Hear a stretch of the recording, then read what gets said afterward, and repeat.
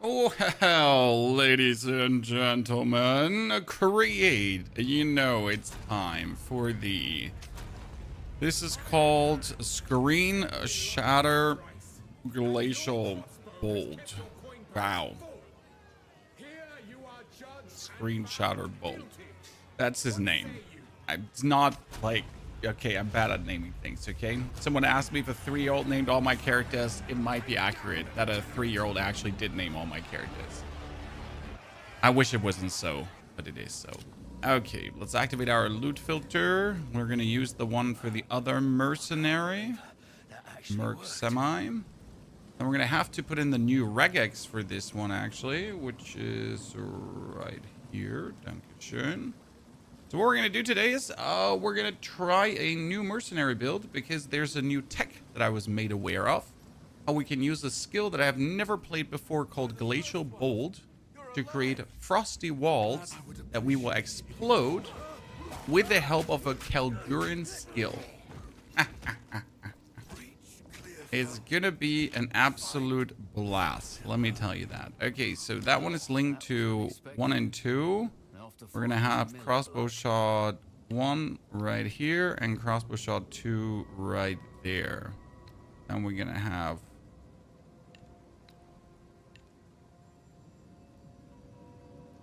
That's 1 and 2. Okay. Looks a bit complicated. Isn't complicated at all. Actually, you know what? That needs to be 1. That needs to be 2.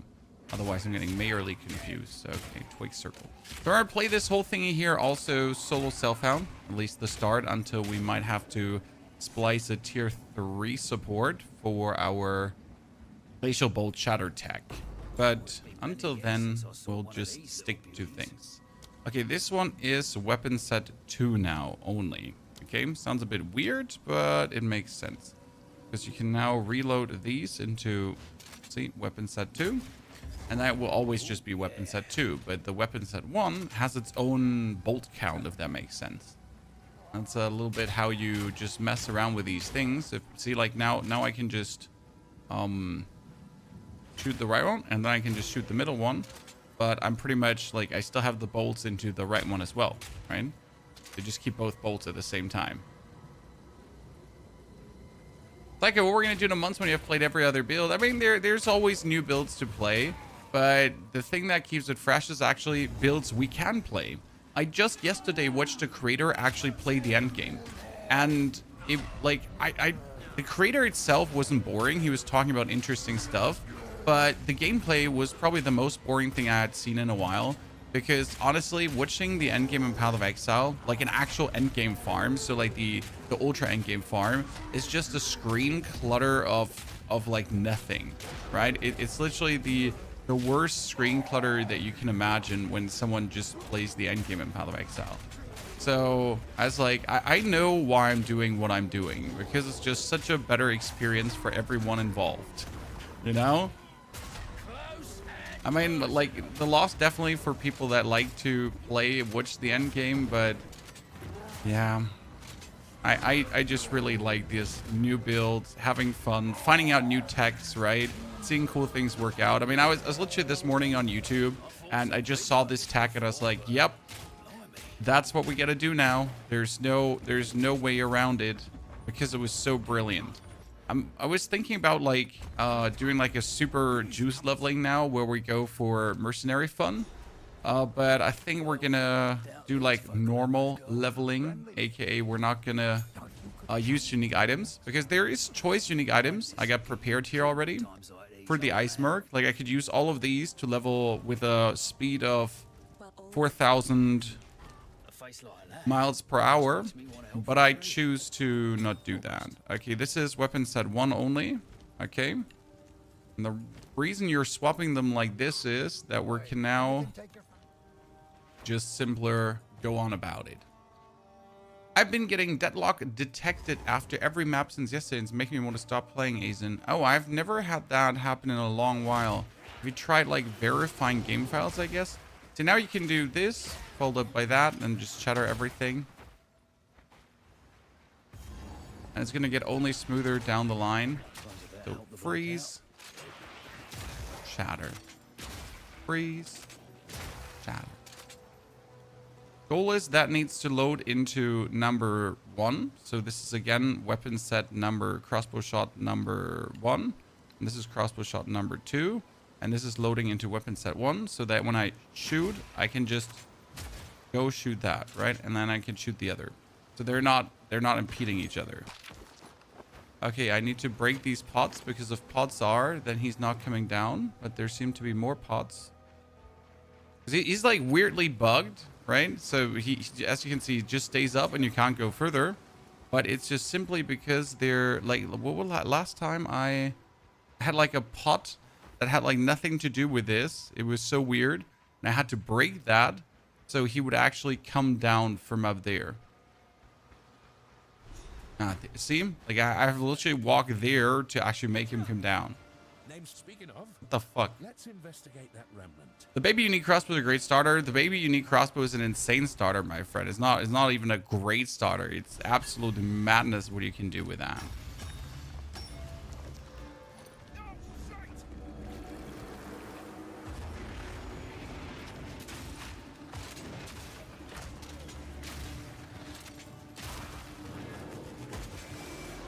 And since you get like these 2 weapon sets now, it's a bit easier to do the Shatter combo. Superior Withered Wand. Let's take the 1 orb we earned here and put it 1 to 8 lightning damage. Let's go. I mean, lightning is obviously not what we're looking for. We'd like to have cold attunement rather, but hey, it is what it is. We're going to take what we can here and then shatter everyone. Rampant Raptor is good leveling if you aren't planning on doing some grenades. No, we're not using the Raptor and we're not doing grenades. However, that's just simply to have like the OG experience, if that makes sense. So we could use the Rampant Raptor, but we decide today to actually try this a bit more solo self-hunt style. It has a reason that I want to test something solo self-hunt related, right? Because we want to see how it plays. Not sure. No, we're not going to do armor piercing rounds. I was thinking about like adding explosive grenades to the fray in general, because it's just like stupid to not add explosive grenades. So we want to only use this tech here, right? But not adding the explosive grenades always seems like a silly, like I don't want to. You know, it seems like just being different for the sake of being different. However, we're not going to be focusing on grenades. We're going to focus like on the glacial stuff this time. And then we're going to use Glacial Bolts down the line. So this is right now the Permafrost Bolts, right? But what we actually want to use is Glacial Bolt, which is a different thingy. And it's super cool.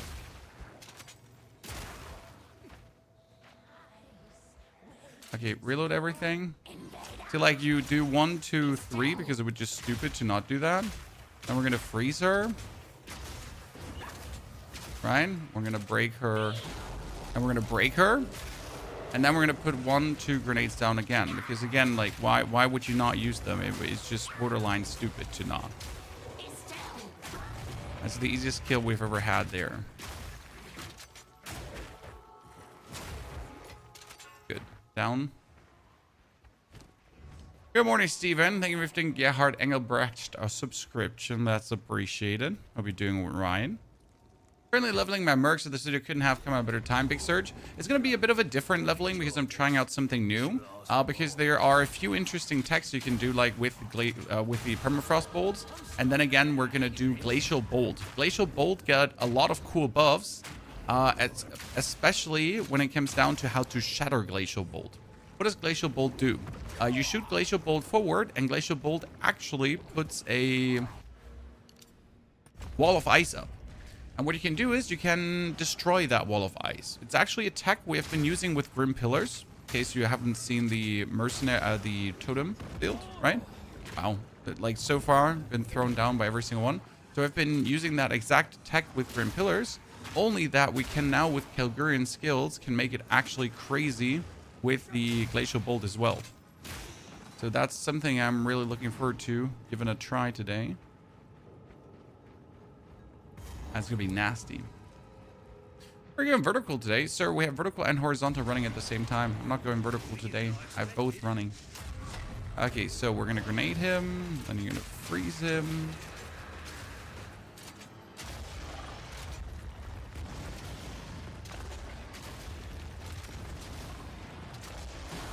Good. And we can break him again and then grenades. He's probably going to go in the middle now. We got 1, 2, 3. Our supports are all going to go into the frost though, right? 1, 2, 3, and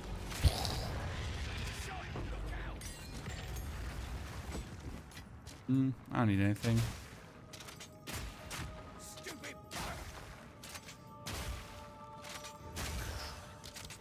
This is random, but after running other people's builds, and I'm finally going to take the leap and start my own. Very good. It's not random rage through. Hopefully you're having a good time. You want to make a bear rampage build without calamity. Any tips? Well, without walking calamity would be a mistake, because walking calamity is just the only reason to play bear. I mean, you know, like, I understand you might want to make a rampage bear without walking calamity, but that's like, I would like to, I don't know, like, go skiing, but instead of skis, I'm just going to use my feet, right? And like, it's like, okay, you can do that, like, right? Congratulations. However, that might not be the smartest thing.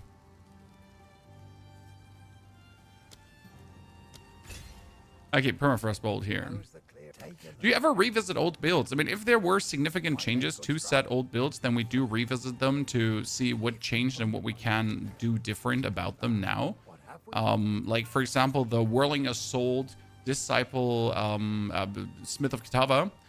I think we have to revisit that one, because it is definitely going to be quite something. Like, I think there were some significant changes that will actually make that even cooler. How do I get to the Arbiter of Ash? I go left on the side. You have to go to the fortress area, my friend, and then start doing the fortress. There's a ginormous fortress, sir. You can pretty much not miss it.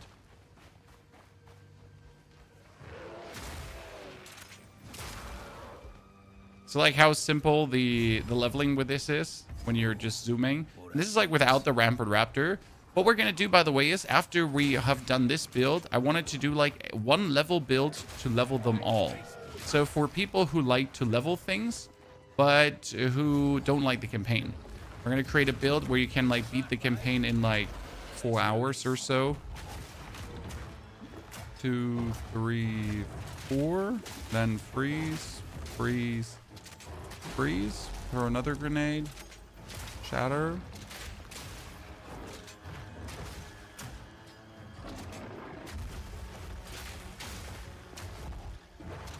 Oh, he lost an arm. Poor guy.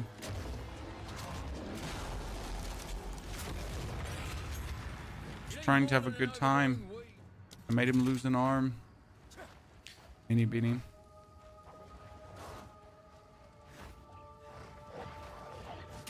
How did you solve the intelligence issues later on? Rings emulate for more intelligence, sir. You also don't need that much strength later anymore. So during leveling, you needed some strength to actually put the equipment on. But the further you go into the game, the less strength you actually need, and the easier it is to solve the attribute issues. Right now, I would recommend you during leveling to put just sockets into your gear, and then just put something in for int, right? Like, but just put a +12 int rune in. That's the easiest way to actually solve like any kind of stat issue early on. By just socketing like gems that help you, right? What's your strongest build so far, mate? Honestly, the monk might be very close to it. So we get a monk. We already get a merc, a different merc than this one.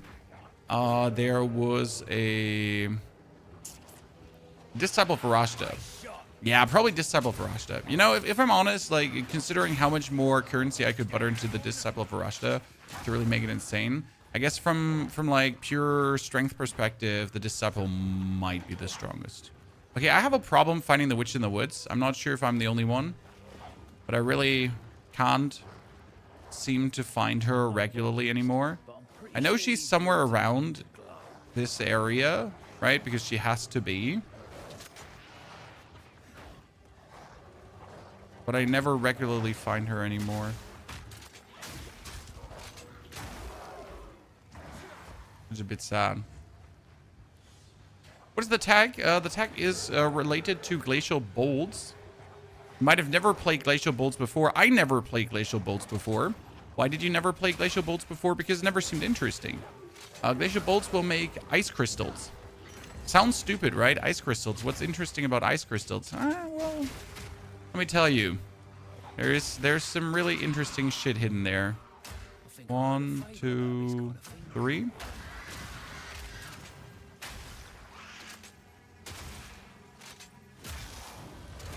So we're gonna make ice crystals, ice walls. Then we're gonna consume that frost to instantly explode it. And that will be aided by a Kelgurin tech. Because we can summon Kelgurin minions by hitting something. They're called Verisium manifestations. And these Verisium manifestations are actually quite insane. Okay, explosive, permafrost. Permafrost gets elemental armament, so we just freeze faster.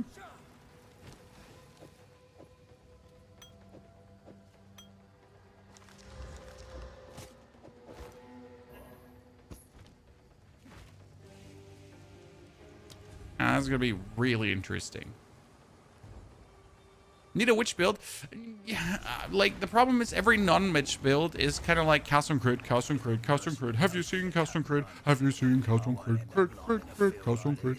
If there was a witch build, where I could actually play Ignite, for example, you got my attention, right? Finally, can we please play Ignite?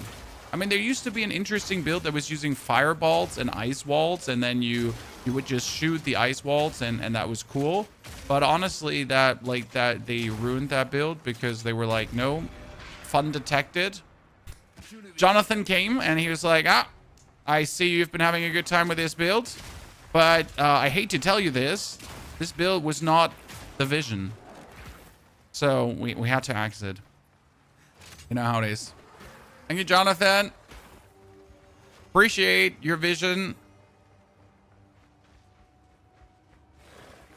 I wonder how often that's actually debate in the offices. You know, there's something cool coming out and Jonathan's like, the vision. And Mark is like, Jonathan, listen.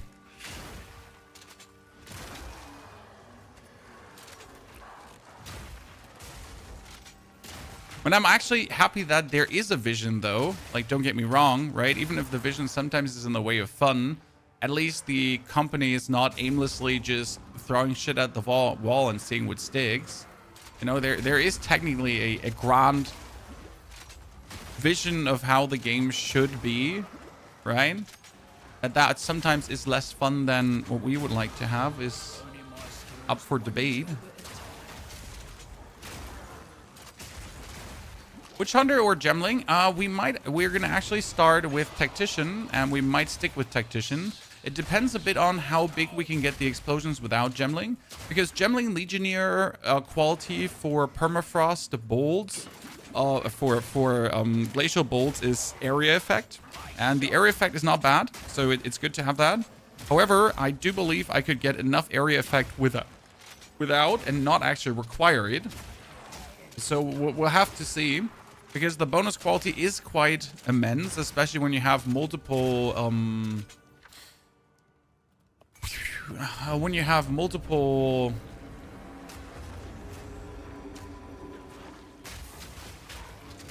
heralds running and that kind of stuff. That's where the bonus quality kind of gets absurd at times. I actually have to look into that, how much we might need Tactician or not.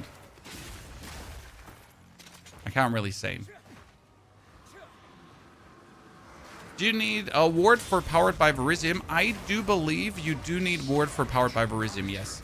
Some ward, not a lot. And honestly, since the ward calculation is nowadays vastly better than it used to be, you should be able to get the ward rolling. Let's actually freeze these so we can do the bonus Shatter versus him.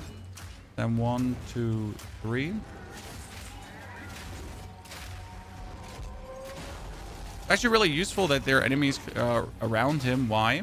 Because whenever I kill one dude with my frost, then I'm actually getting the ice bite to trigger.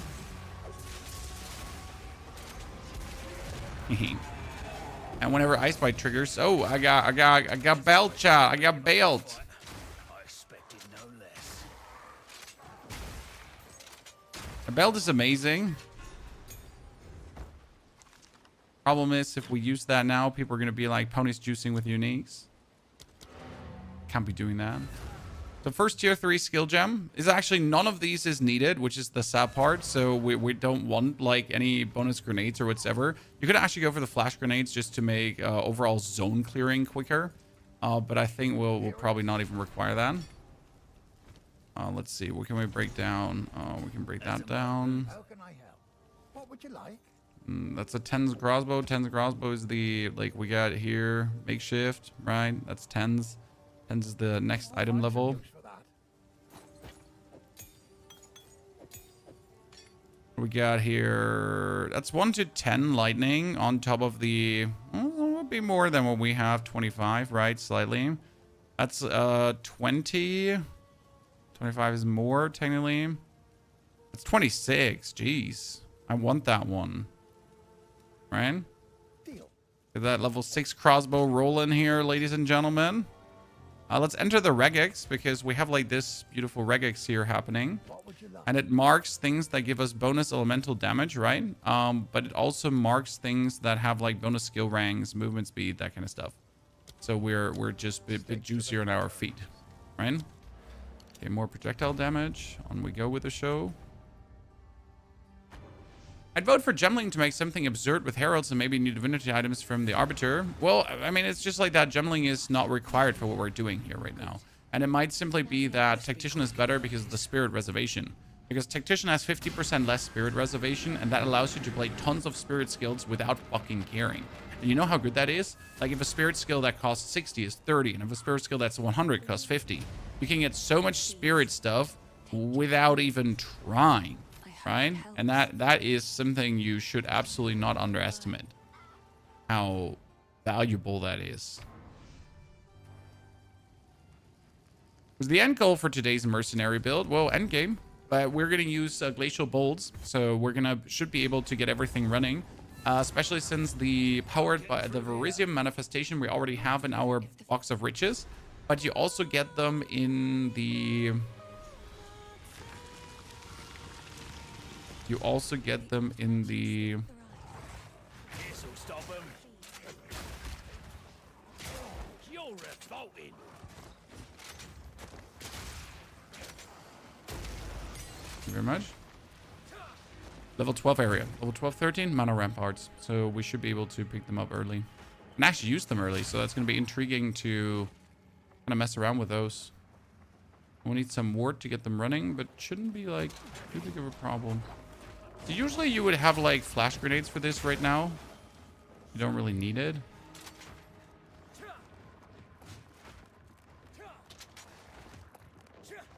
Oh wow, dead end? No, not dead end. Made it.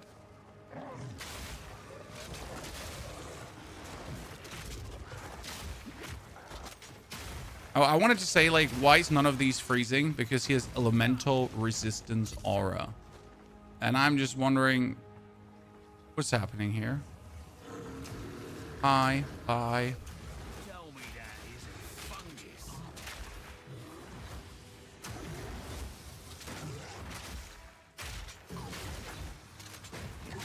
Boop, boop, boop, boop, boop, boop, boop, boop, boop. Nope. Okay, listen, that was hyper uncool.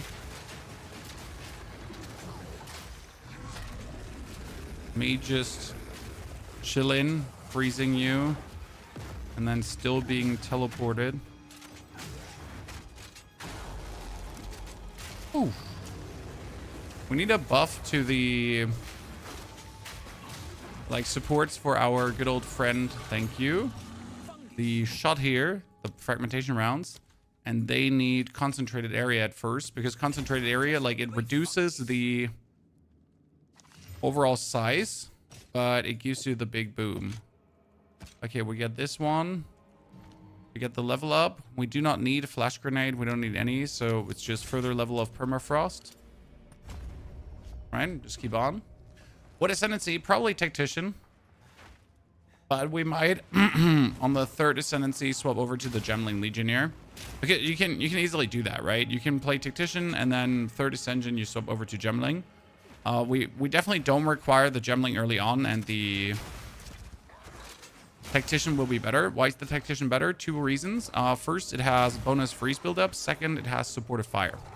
Support of Fire is an absolute mental skill that will like allow you to just clear screens easier as you're leveling. So generally speaking, Support of Fire actually surprisingly strong to use.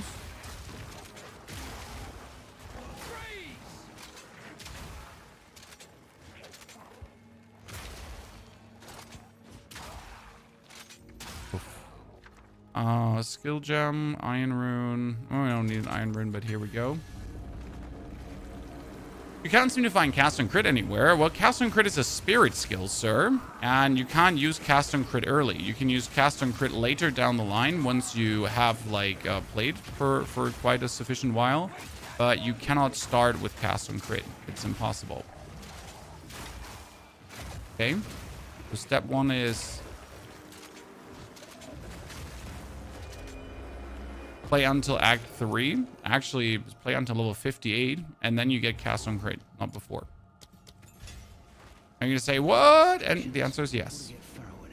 It's the way it is.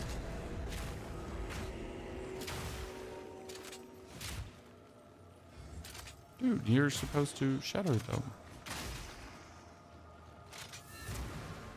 I know. But it is what it is. Okay, we get this little bad boy. Well, we can at least put like a magic on him, right? 4 life per enemy kill. Why not? Just casting crit in Act 2 onwards. That is impossible.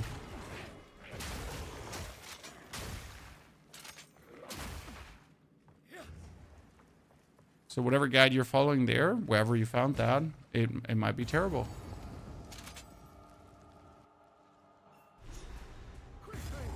Demoling Merc is insane with grenades, Monto.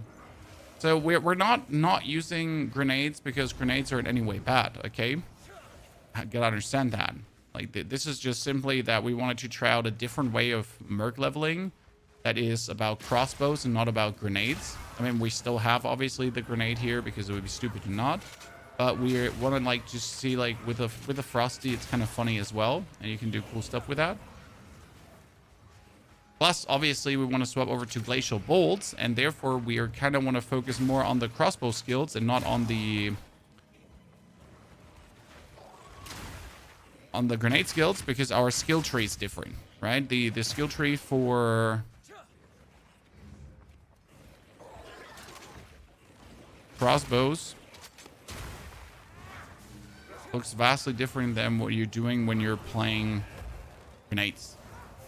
And I don't want to do like a full swap later on, which will cost you money and only confuse you. So we're going to keep it simple.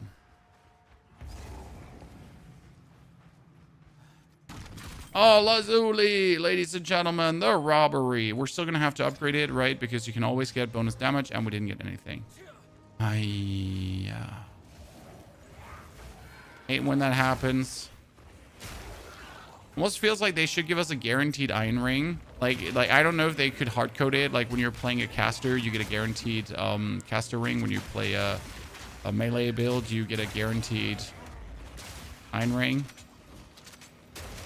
It's probably the biggest scam in business, not getting what you're looking for there. Support gem, so we can get our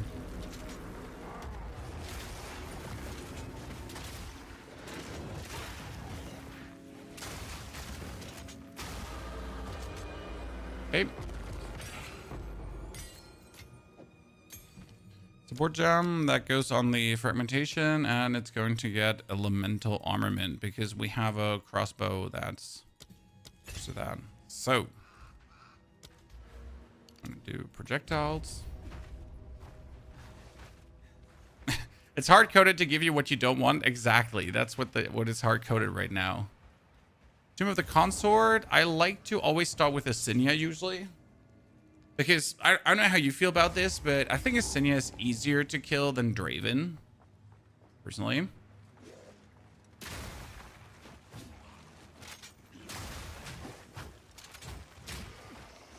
Oh my goodness, why do you keep putting the wrong bolts in?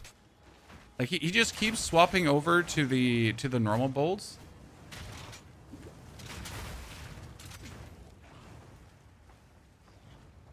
Checkpoint, treasure. If they can't hardcode it, they should allow us to respawn a checkpoint to just reset that. It just makes such a difference in your journey, right? If you have this one or not. I mean, it's not even like a minimal thingy. It's like an actual big, like, ginormous, chungus difference if you have it or not. Okay, we got an uncut skill gem too, so let's actually use that for the explosive grenade because we're still keeping the explosive grenade for the time being. We won't need it down the line, and we won't also invest points into grenade skills, so we're not gonna do anything passive-wise for grenade skills, right? Oh, look at that distance. Easy.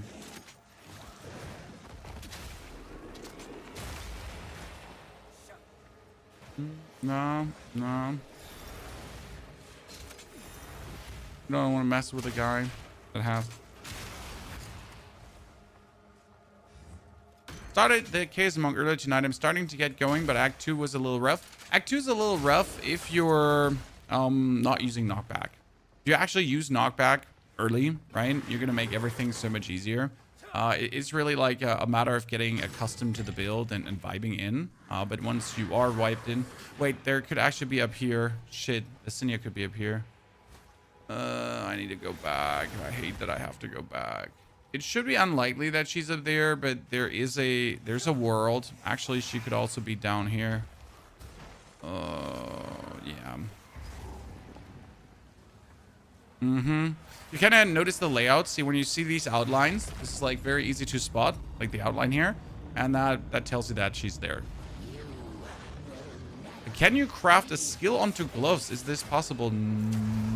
What do you mean a skill? Like that you like get like like Eternal Rage or Spirit skill or so on gloves? No. However, there is there are skill ranks on gloves, so you can do that.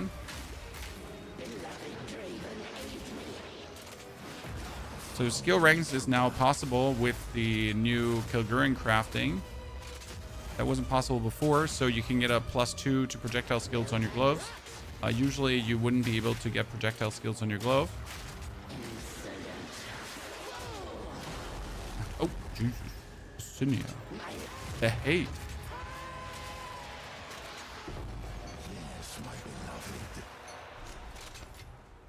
So I finally got myself a new helmet, which is a new twig circle. Buy something else.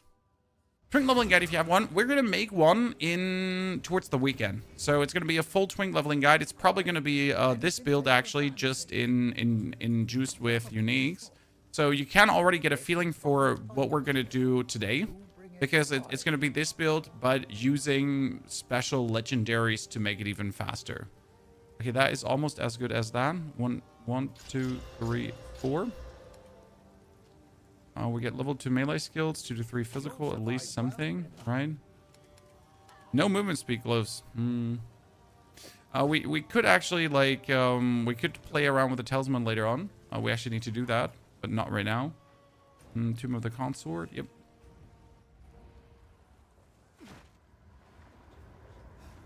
It's funny they said they wanted to lower skill gem levels and now they're higher than ever. Nah, I mean, skill gem levels are definitely lower because people used to have like 40, 45. The max I see sometimes is like in the 30 range, GD. And I do believe that the crafting changes were also necessary because let's be fair, it was way too easy to get skill ranks and damage and perfect. Like, it was way too easy to make good weapons. I mean, it's still not hard to make good weapons. But it was like, it was way too easy. Like essences are like, I'm still sad because I love essence crafting and I'm sad they kind of like put it down that much, but it is what it is. Okay, what do we have? These are gonna get still multi-shot. Yeah, feels like stupid to not do that. I mean, again, not that we're planning to use them, but to have or not to have. Aha, die. Stupid witch.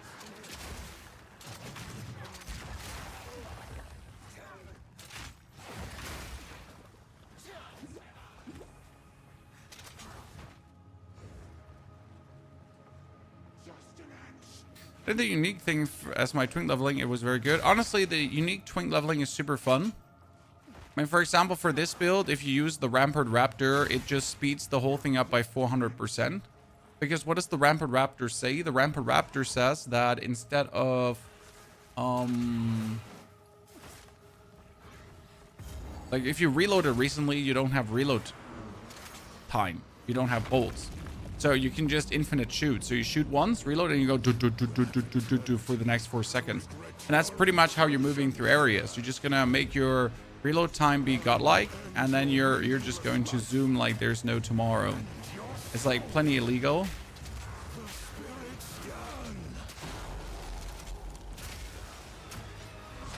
So that's why I'm saying, like, not using grenades is stupid, because you see how much damage grenades are doing, even if we're not juicing them, even if we're not trying to like send it for grenades, and if we're just focusing on the frosty shots. It's just stupid to not go with grenades as well. Bloody Eternals. Never did know when to quit. Maybe glows with more damage? Dude, I just want to have glows with more damage. It's not that hard.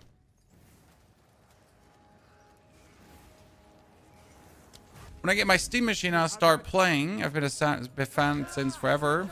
I was wondering how many Steam machines are really going to be sold and who's going to buy them. Because I wasn't really convinced by the Steam machine, I'm gonna be honest with you.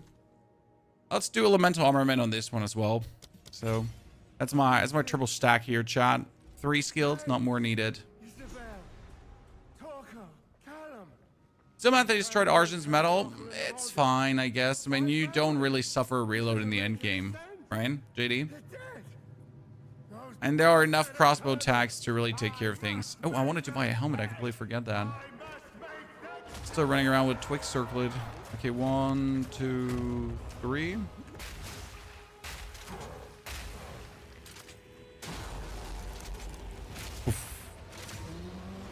Honestly, that freeze break might just be one of the most satisfying things still on a mercenary.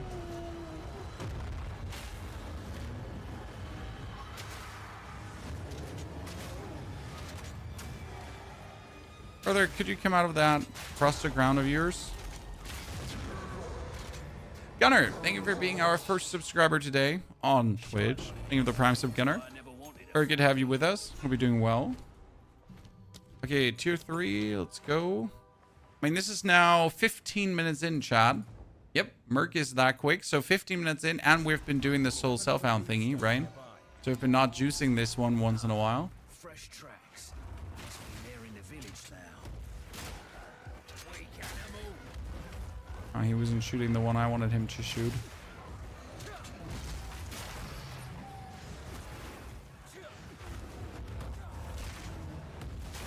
With freeze, and then shatter. And then freeze. And then shatter. Oh, skill channel 4. Now you could do like the whole grenade thing, right? Still, like roll forward and just have your grenades also take care of things if you want to. And that's also like with the mob pack here that's following me, for example, with the Rampart Raptor, it would absolutely not be an issue because you would just go for the no reload and just go dot dot dot dot dot, take him out, dot dot dot dot dot, take him out. Oh no, I have fallen and I can't get up. So you do this with grenades as you're moving through areas. Look at this loot filter. I link my loot filters in all my build guides. We're currently using a loot filter from the Merc guide that we already uploaded from the Gemling Legionnaire. You can make them on Filter Blade. It's super easy. Filter Blade is a website where you click like, I want to play Merc, I want to look for crossbows. So like you literally check like 1, 2, 3, 4, and then it just pops everything up you'd be looking for.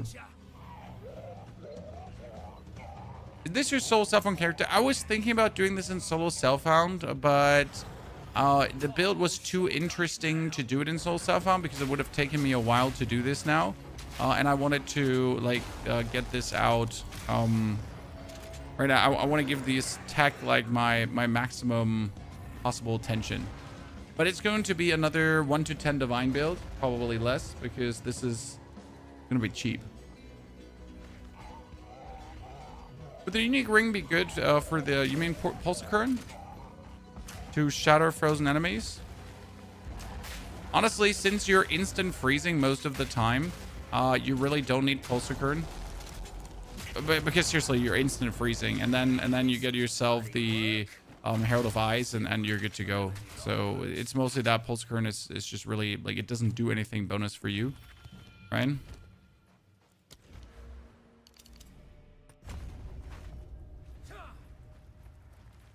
We're always getting divs to drop. Like when you're playing maps, you want to alchemy orb a map. That enhances the div drop chance tremendously. Because if you're playing maps in blue, bad, right? So you want to definitely alchemy orbit, and preferable also play then 2 tablets. Like right now, when I usually get into the end game, I instantly do that on every character, because usually my characters are strong enough to do that. But yeah, that's what I would recommend. Might help you to actually find more divine orbs. Charge Scavenger, we're probably not going to use Charge Scavenger, no. Also, you don't actually, this year's just leveling, my friend. Nothing else but leveling.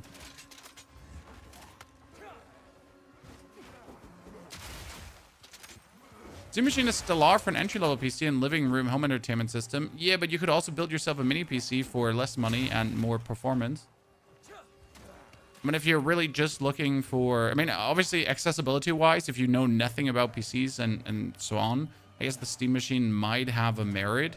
However, if you can know, like 2 things about PCs, right? Then you could just get yourself a mini PC and hook that up to your TV. Stop them in their tracks. Now, I would definitely buy a Steam Machine over a console, though. That's for sure. Simply because the Steam Machine is an actual PC, while a console is just a console. Right?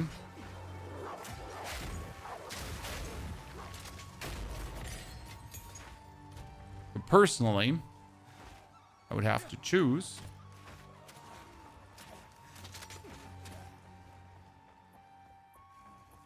And again, you could also just buy yourself a very high-performing laptop for the same price plus a monitor, right? So the hooded one was right. It's a bit weird spot for the Steam Machine. Well, you pay them a bit by then. A swindler and a thief. I mean, each to their own, right? I mean, whatever's you would like to roll with. What have we got? Anything take your fancy?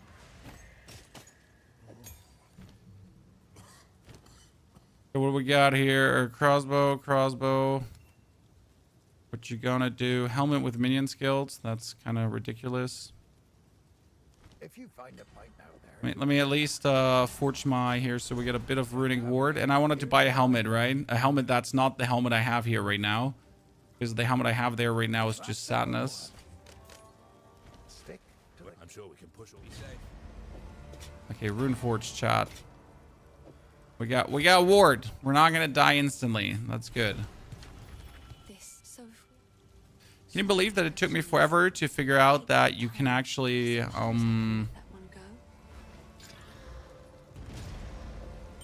press escape on every dialogue to speed things up? Yeah, I know. Crucify me if you must. Took me way too long. Ogden Village, back to the hunting grounds. You're playing Crossbow Blood Mage Witch. Sure.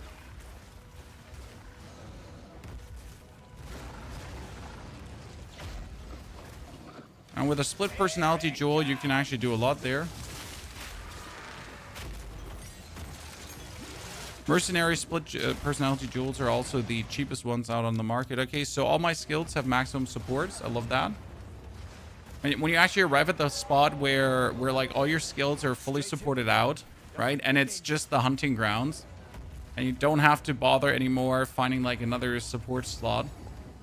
Ta-da. You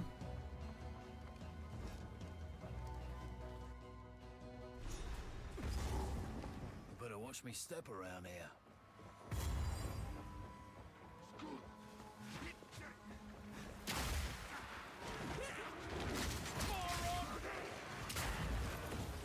area might be annoying with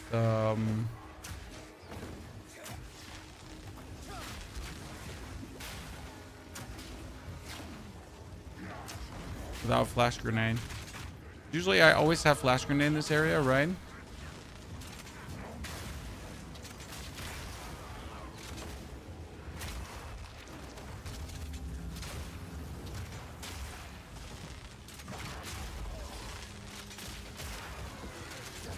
Flash grenade is king.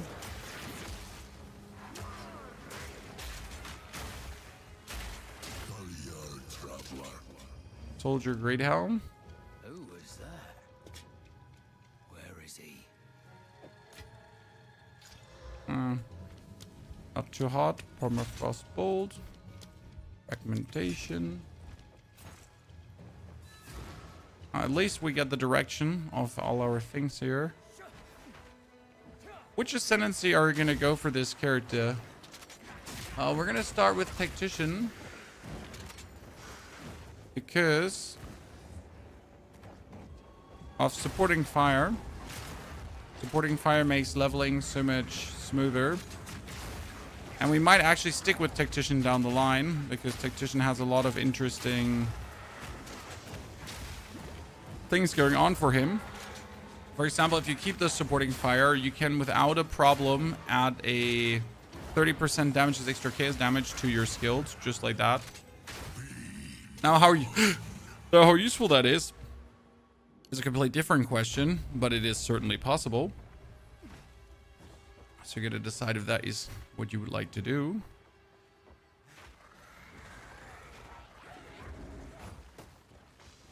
Really enjoying the poison auto bomber. I was playing Fubgum's Ice Shot before, but the auto bomber is amazing. I mean, the Ice Shot is also really good, right? But it's just a brute force build, if that makes sense. So as much as I enjoy playing brute force builds, when a build has a specific trick to it, it's often so much more enjoyable to play, right? And poison is like, when it comes down to tricks, poison is like the ultimate build. So I personally would always prefer that over just playing something that's just effortlessly strong, you know? The same with like Grenade Merc. Grenade Merc is really, really fun to play, right? It's really powerful. However, it's sometimes lacking that trick potential. However, with the new cluster grenade gemling tech, you added at least some feeling of I'm doing something cool to it, right? Because now you get like the instant explosion tech happening.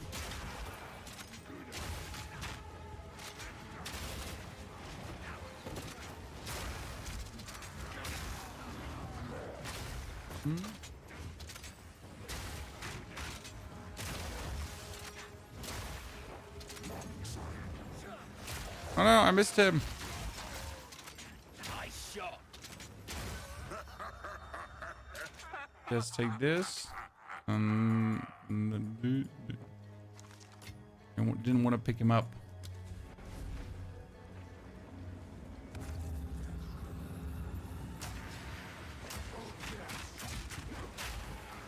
Is this solo self-found? This is not solo self-found.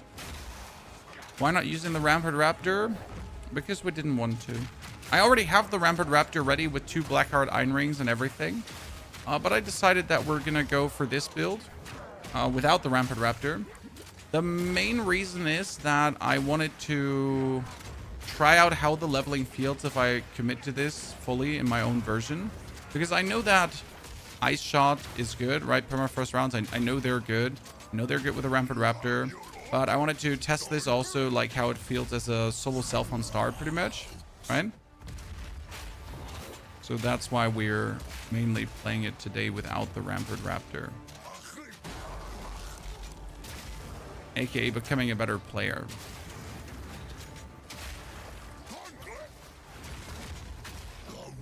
Okay. Isn't the Raptor 35? No, Raptor 0. And then you can upgrade it. So you can use the Raptor from level 0, and then you can Runeforge it if you wish to.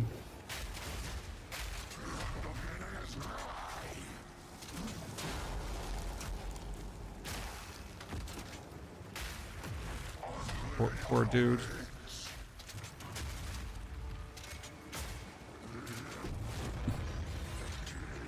So I guess we're gonna go for Herald of Ice. Bugger off. We got enough problems. Let's see how much quicker we can now shatter things. Any support for Herald of Ice? Cold Attunement? Magnified Area? Ice Crystals? Ice Crystals, I think, Crystals is tier 2, right? There is Frostbite, yeah, Frostbite is tier 2. So, we could go for Elemental Armament, just juicing it further. It's fine. I can't believe.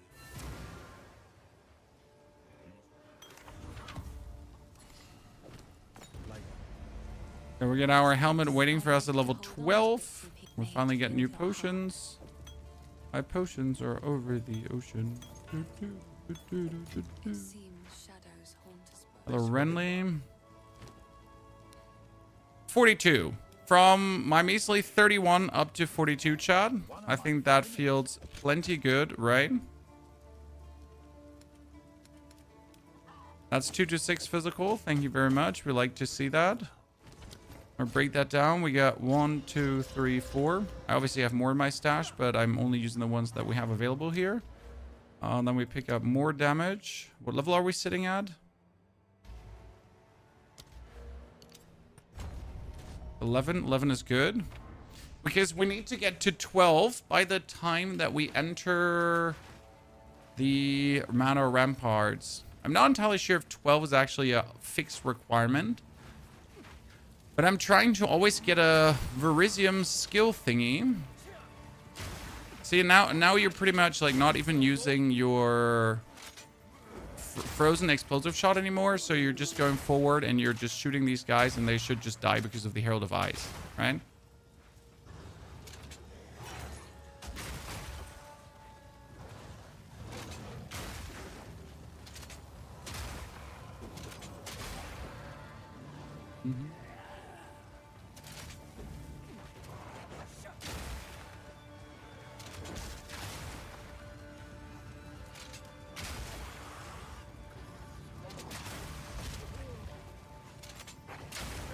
Which is super simple, right?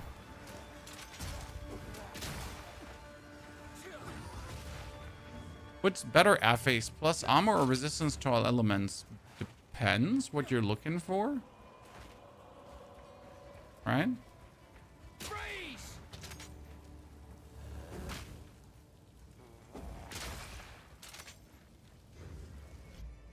Give me a moment, chat. Sorry, ladies and gentlemen. It took me a while to notice the weirdo.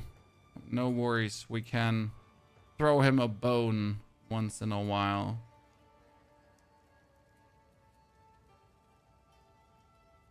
It's funny that, you know, so there's a person that was previously subbed for a month, and he came now here to whine that our builds can't do 200% delirium, right? He has sent 142 messages in the channel. So for some reason, he's like mad at us, despite just posting yesterday a build that was actually doing 200% delirium with ease, right? So I'm not entirely sure why the person shit in his panties this morning. But Mr. Shitty Wizard 69, I hope you find help. You know, I mean, like all my builds can do 200% delirium. It's just that I don't necessarily play until that point with my builds. But yeah, for some reason, someone got a twist in his panties this morning. It's always funny to meet these people once in a while again. I mean, 142 messages sent in the channel, and the last two were me for some reason.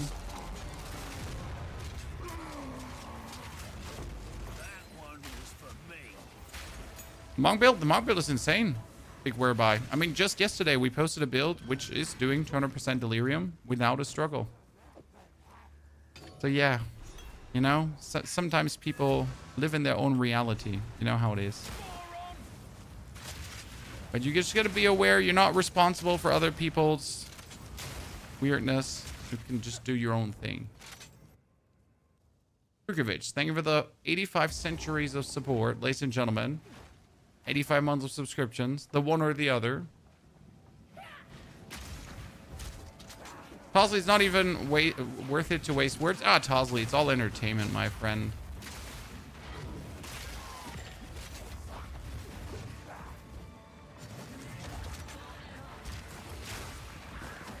Sometimes you're allowed to shoot down people.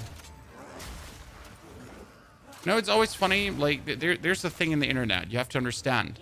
Like, you can never interact with people, and they might still hate you for no reason, right? You might like never have talked to a person and suddenly find a Reddit article about you, how you're the worst person in the world, and how you ruined that person's life. And you're like, I don't know what I did to you, but upload YouTube videos. You know, I'm sorry I exist, I guess. In my 12 years of content creation, I have a fairly interesting experiences there.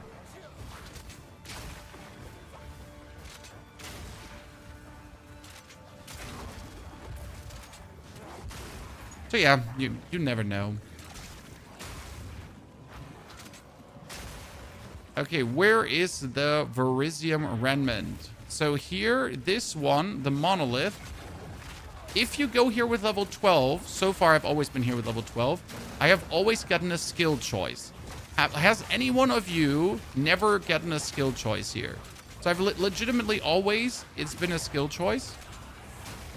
But I wonder if that's just my experience, if I've just been lucky, if it's down to being level 12 or something, but it's always been a choice of a skill, right?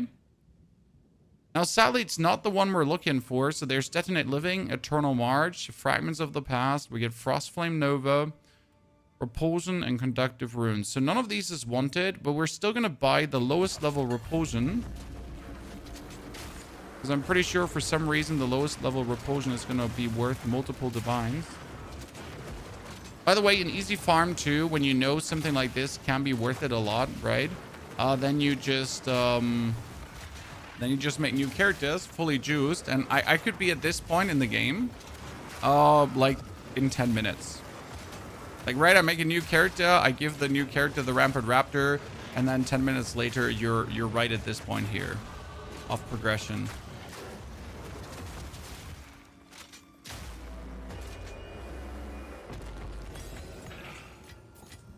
And just recently, Repulsion was worth quite a lot. Let's see on the market for a second. When you enter now Repulsion, right? And then you're searching for the lowest level available. See 119 Exalted Orbs. Why ever, Chad?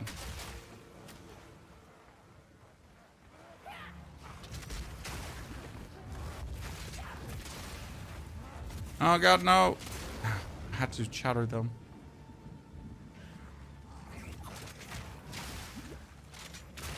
You're able to reset the instance and do the skill over and over again. Yes, but it's always that skill. So I don't think there are other skill choices there. I have now in every single playthrough gotten these skill choices. Now again, don't know if I'm just unlucky or if there are actually no other skill choices at that point in the game, right? Is it possible for PoE 2 endgame to be more casual friendly? I mean, the new endgame is actually more casual friendly. The way they have designed it, because you now have fixed quests that you can work down, right? So they have certainly made it vastly more casual friendly. This place is right. I'd still not be enough. Okay, do we want a level 5 skill? What do you think, Chad? Is there anything we want? Technically, we could go for Gas Grenade, but none of these is like interesting in any way. Why is it worth so much, Burfo? Why are low level versions of a skill gem worth so much? Because people want to use it for their leveling characters. It makes no sense why it's worth. Okay, so like, listen. Let me explain. Why is it worth so much? Because people made builds, and these builds are using that skill. So other people are now in their brain saying, hey, if that skill is being used in a build and that build is popular, what I'm going to do is I'm just going to now sell said item for value X, hoping that people buy this and you know, make me rich, essentially. So people are just trying to profiteer off popular builds. It literally doesn't matter if the skill, like, it's stupid to buy a repulsion in a low level. There's no reason, like, if you buy a repulsion in a low level, you're an idiot. Actually, like, I'm sorry, right? There's no help there. Like, it doesn't do anything for your build. But still, these people that try to profiteer of it, they're obviously going to sell it at a low level, and people are going to buy it at a low level because I don't know why. But yeah, in all reality, like having repulsion below level 36, so you need a repulsion that you can equip with level 36, doesn't make any sense. I mean, like, for example, we just made the monk build, okay, and the diamond that we're using on the monk build just rose in price from 10 exalted to 10 divine. Now the funny part is that the +1 gem is still dirt cheap. It's still 1 exalted, so like you have no reason to buy yourself the 10 divine one. But the 10 divine one is also not worth 10 divine. There's never a reason to, again, spend that money on that jewel. Like, it's not giving you the amount of power where it will really matter to buy that. You could rather buy yourself a poison magnitude jewel and be happier about it. That's him. Soon. Very soon. Okay, where is Candlemas, my friend? Dodge this.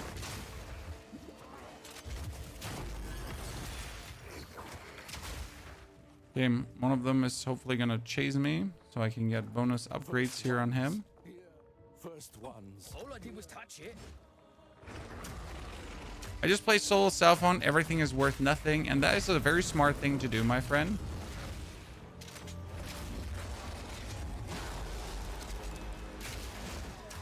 Solo cell phone is just you versus the game, and it's often so much more relaxed than caring about trade. Sad is just that there are certain builds that require certain items, and if you don't have certain items, you can't play certain builds. And since farming items has always been a bit shitty in Path of Exile, you might just literally not be able to do specific builds in Soul Cellfound. Like, a lot of the builds that we have done this season are sadly like that. They would work in Solo Cellfound, like the Disciple of Rashta, but some of these are very specific tech builds that require very specific items, where then, like, playing that in Soul Cellfound would be possible, but it would require, like, a lot more fanciful grind to get it basically running. Whereas you could have it up and running and trade way faster, right?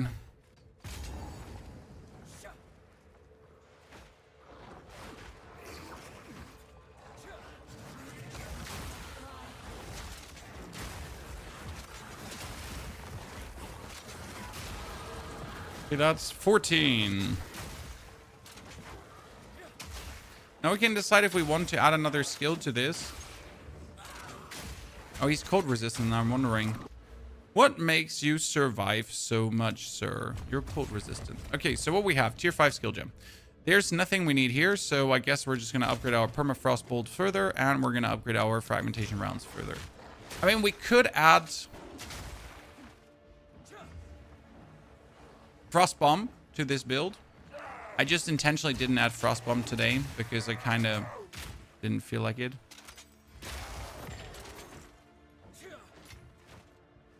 I chaosed your wolfhood, broke him, brought another one from one divine, cased him, and now I can put 2 gems in my wolf helmet. That's a banger.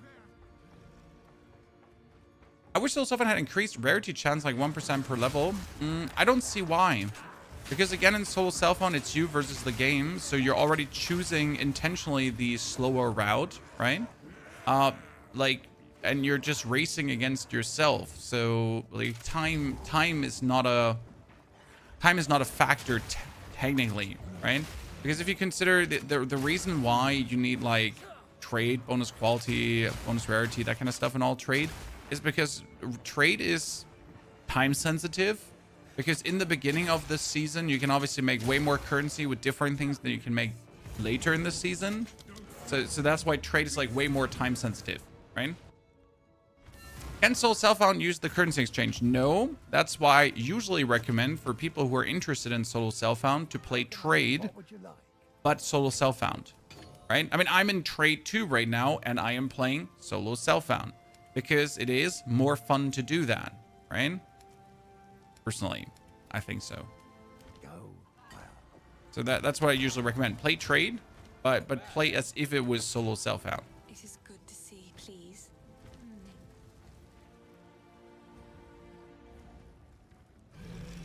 Crafting is too random to be enjoyable in solo self-found.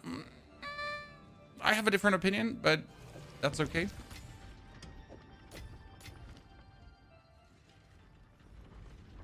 The game looks laggy. Give me a second.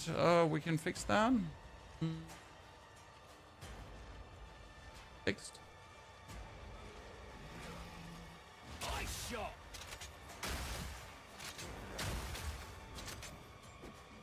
That has not to do with tapped out again. It's like, it's simply a capture card issue. A recurring one. This time, I'll remove your head myself. You can bloody well try.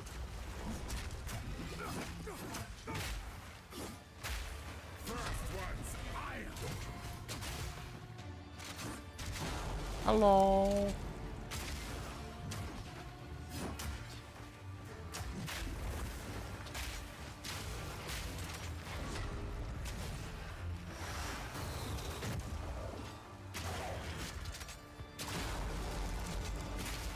Okay, that should be it, right?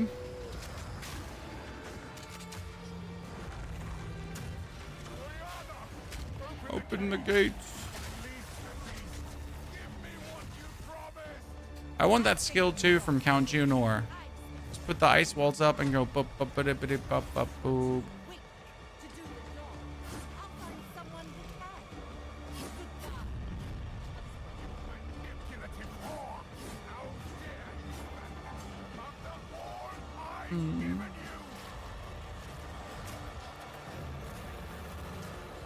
Desolation.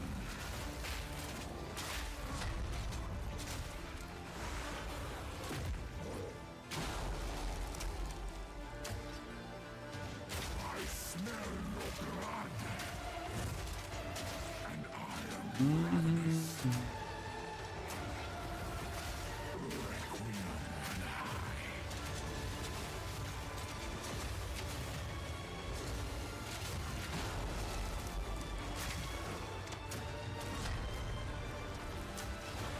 Haha. No. No. Yes. Very good, very good, very good. We didn't want him to get away. Okay, let's save this up for Act 1. So we're creating the planner as we speak again, Chad, right? Where we're getting everything in. This one is called the Glacial Tradition Wolf. Oriana. Screen Shatter Bolt. What a name. Where has she taken the beast? I found messages from the desert. Act 1. Very simple. So this was now Act 1 in 45 minutes. Actually, less than 45 minutes because the stream started. So 40 minutes, Act 1 chat. Solo self-found. Please. With the Merc. That's how OP Merc is. Just to give you a feeling for this, right? Just like Frostbolt, that super zooming, no questions asked. And if you actually would juice this, then we're cutting this down to 30 minutes and below, right? Count, go well. Take a look. Could do it even faster. If you find a pint out there. To Act 2. What's the best class in the game? Depends from season to season, sir. And depends also how much you want to juice, how much budget you want to invest, and all that kind of stuff. So the answer is... What? Kind of want to just like... See, this is accuracy and lightning resistant, which is shitty. So we're going to alchemy orb it, getting fire damage, for example. Same. Because alchemy orb revives the current thingies that already is on an item. Right? Potentially... Oh, wait. I gotta unequip, re-equip the crossbow. Because otherwise your shots are broken. So weird that this is not fixed right after all this time. Because literally, if you never played Path of Exile before and you play Merc for the first time, you're fucked. You would swap the axe and you're just like, my skills are not scaling anymore.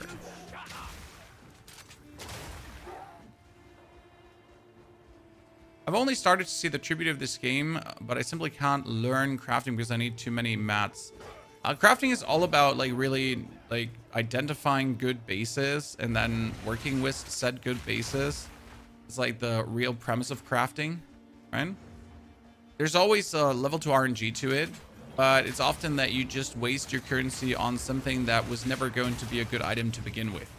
That makes sense. So that's like the best way how I can say it.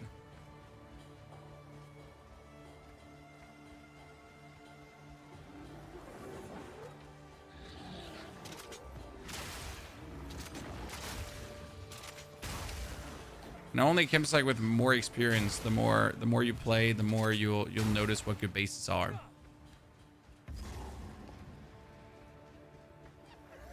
Oh, like endgame crafting is ridiculous. I mean, okay, so when I say crafting, I'm talking about basic shit. Okay, so using like making yourself a high evasion rating, energy shield, whatever, chest piece, helmet, blah, that kind of stuff. Making yourself a weapon with good damage. But we're not talking about the fracturing orb and that kind of stuff, because endgame crafting in this build is ridiculous beyond belief. Yes, I'm with you. So like, let's say basic crafting, yep, makes sense. But the actual endgame crafting, like you pretty much have to get an item that or multiple items, right? Then you have to fracture orb them, hope that you fracture the right stat. Then you need to add another stat, and afterwards chaos orbit up to 100 times to get like the other desirable stat. And then you're maybe have like something good, and then after you did this, then there's still like an RNG of the other stats, right? And like if they turn out like mediocre, like and then you, yeah. Another day, another coin. So endgame crafting is silly. Then again, you just don't require endgame crafting. Like the craziest part is that endgame crafting is silly, but it's absolutely unnecessary. So basic endgame crafting, yes, helps a lot to kill every single pinnacle boss. But this endgame crafting with fracturing orbs and whatsoever and all that kind of stuff, the crazy part is that it's completely not needed. It is, yeah, like you don't have to interact with it a single time to have any success in the game, which is quite funny to me. Who goes there? My wares are renowned. That is 56 damage, just like that. It's fire, which would be a bit shitty, because I'd rather look for frost. But man, I guess I could use this. I mean, it's definitely not the one we've been looking for. It's 1 to 14 lightning damage, so let's get that one. Take care. Speak up. I've got some treat. Okay, 40 damage bonus. Let's go. I am Let's giggity go.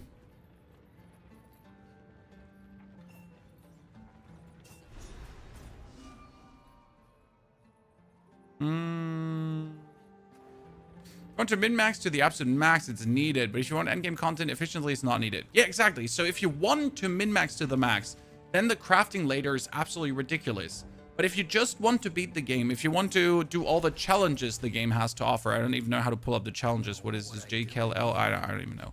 So yeah, if you want to do the challenges the game has, like to get all the free skins, like that kind of stuff, right? If you want to beat this season, endgame crafting is not needed.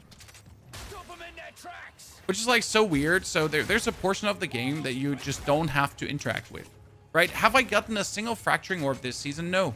Have I cared about getting a single fracturing orb? No. Will I care? No. Right? Do I want to even interact with? No, I don't want to interact with fracturing orbs. I mean, the same as, so you can craft jewels. Okay, like you might not know this, Chad, but you can craft jewels that you put into your slots with 5 stats on it. Now, is that required? Absolutely not. Can you craft some absolute mad jewels with that? Yeah, you can. But again, not even remotely needed to do anything in the game. Right?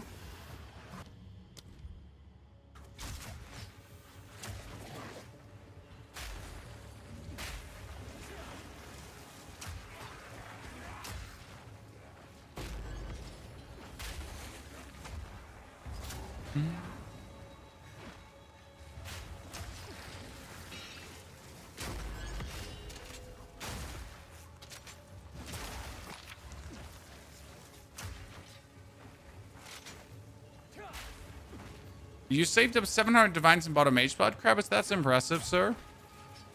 I think the most divines I've had this season was like 100 at any given point, right? And then I obviously just like spend on all my different builds. I mean, this is build number 8 this season.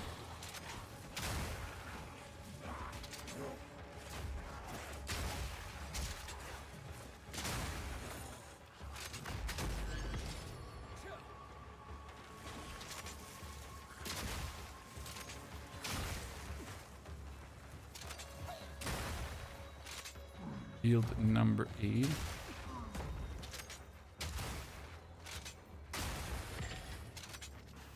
We're planning on Gemling or Tactician. For this one, we are going to start with Tactician and might swap to Gemling if it is required. The thing is, for the Glacial Bolts, Tactician gives you bonus area damage, bonus area, 2 meters bonus area, 2 meters, chat. 2 meters is a lot. The usual explosion range of Glacial Bolts is 2 meters. So with the bonus quality, you would double that. And then with bonus quality, you could almost triple that. And that's like, oh boy. Maybe we might have to bother with this. I would prefer to play Tactician because Tactician makes juicing your damage easier, vastly easier. So I would really, really like to rather play that if it's possible, right? Because that bonus explosion range, ooh, is quite juicy.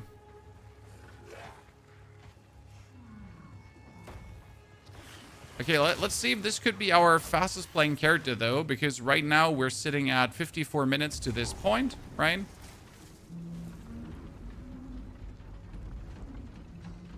I'm trying to farm belts. Do you reckon 23 divines for a 3-roll tablet is okay? I have not tried to farm belts myself, so I would probably be not in the position to give you a good answer in that one. You're doing Whirling Assault for the first time. It's way too OP. I mean, Whirling Assault does everything. It does range. It does damage. It is crowd control. It's like bonus defense because it kills everything before it can touch you. It's not even a melee skill. I mean, Whirling Assault is like a jack of all trades. Yeah, that's how you say it. You know, at least with Ice Strike, when you played Ice Strike Monk, you had to get close to your opponents, and then your opponents could retaliate if you didn't freeze them instantly. So it was like, freeze them before they kill you. With Whirling Assault, you're like, here's my 20-meter attack range. Get fucked. Is Bitter Debt any good? Yes, there's a full Bitter Debt possible build, user.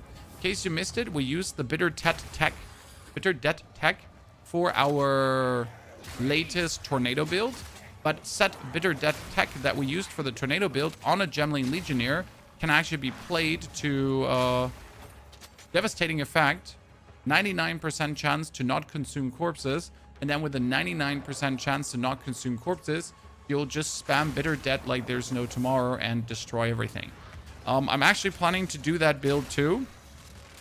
There's one creator who did a similar build already.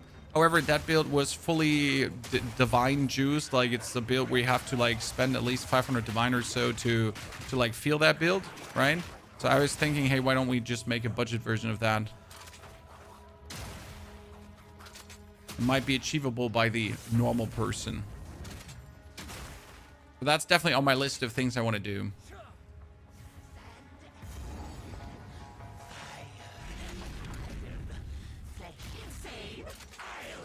One, two, three.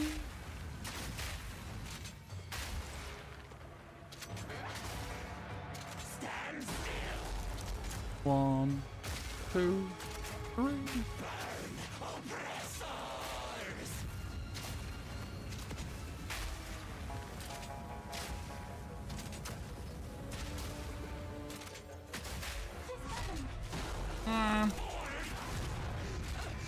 It's so simple. I should charge for this. There's also budget version. Well, you know, when I say budget version, I understand different things than some of the creators. Because, like, how do I say this now? No offense against other Path of Exile creators, but the amount of times I have seen budget versions of build, and the budget version was literally like, this only costs 200 divine. It's my budget version. And you're like, no, sir. That's not how it works. That's not a budget version. We appreciate you trying though, but it's not. You know?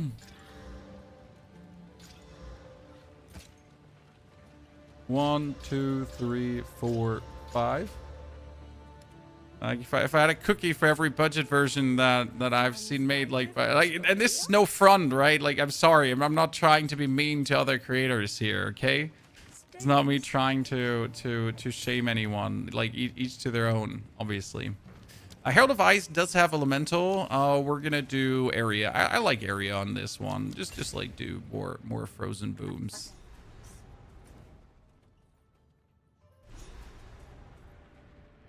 I have 150 divines now, and it's still pretty much nothing. Exactly, Jimmy. I mean, 150 divines is nothing if you're trying to perfect something. I mean, partially, some of these jewels that you would need for +3 skill ranks, they cost 40 to 50 divines. And that would be just one part of your build, right? I mean, obviously, for my tornado build, for example, getting a jewel that gives me +3 skill ranks would be insane. Because every skill rank for tornado is actually... how much damage? Every skill rank for tornado was round about like 15 to 20,000 bonus DPS, because tornado just thrives from skill ranks so much, right? Okay, we get 1, 2, 3. I usually don't go for the increased AC rating because I absolutely don't like the increased AC rating. So we're gonna just straight up pass for the crossbow skills, a quicker reload and that kind of stuff.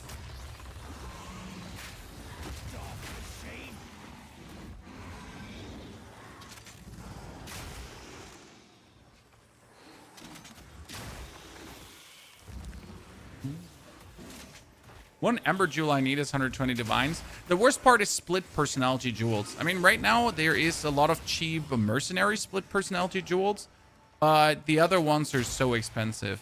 What is a split personality jewel? A split personality jewel allows you to put in points from the other side of the passive tree. So you could, for example, be a sorceress, and then with a split personality jewel of the Templar, it's actually called of the Templar. Yeah, I know, crazy. You could put in points from the Druid side of things, because the Druid side of things is the Templar side of things. Do you know how you can fast swap between apps? So like, how do I fast swap between these two? Very simple. So you have like weapon set 1 and weapon set 2. You take your crossbow, you lock it to both weapon sets, okay? And then you have like here, this is the basic bolt 1, basic bolt 2.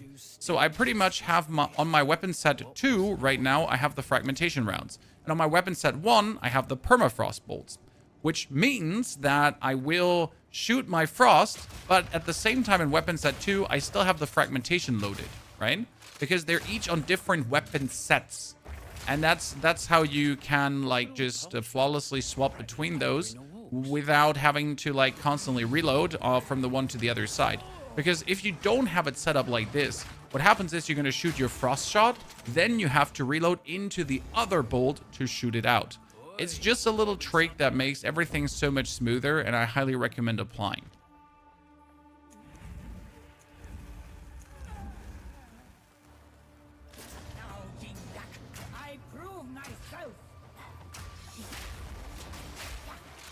So right now I'm pretty much shooting like here my weapon set 1, right? And we're freezing her.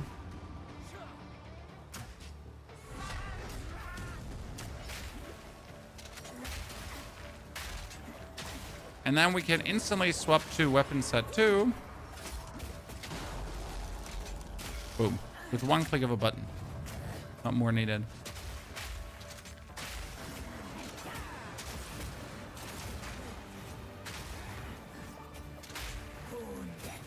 And that's how you can simply use these two without consistently reloading. And that's also like honestly the only way how I would play this. Because otherwise it's just really annoying to play the swap tech, right? Because you just have like stupid reload happening. Yes, Ice Herald not working for it says it won't work weapon configure when they're both quarterstaff. What? I mean, you have to make sure that your Ice Herald is set to both weapon sets, and you have to make sure that it didn't bug. Because sometimes Herald bug and they're not set to both weapon sets. So, step 1, make sure they're set to both weapon sets, and then step 2, use it.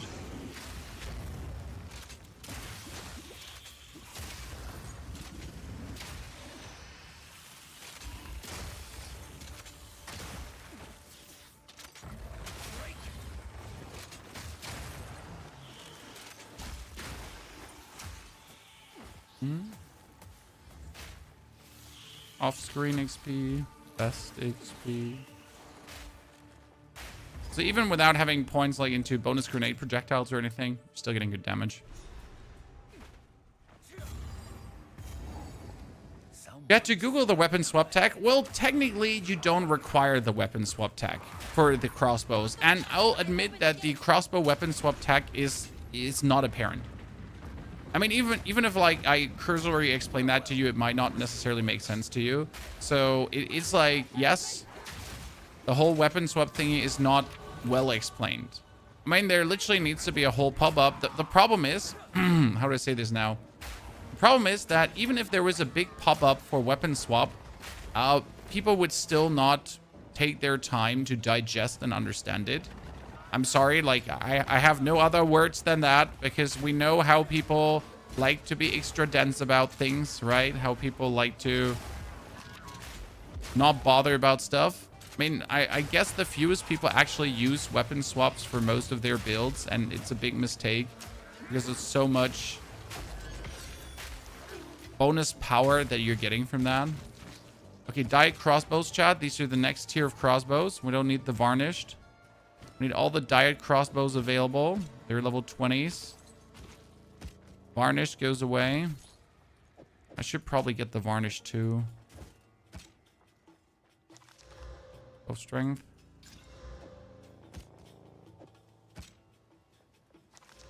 $71 to physical. Damn. It's stronger than the one I have right now. That's crazy. I mean, this one was like 62 as well, but it has 18% quality already. And so I draw Fear Fun. If so, no need to rush. Okay, let's see what my crossbows here have, chat.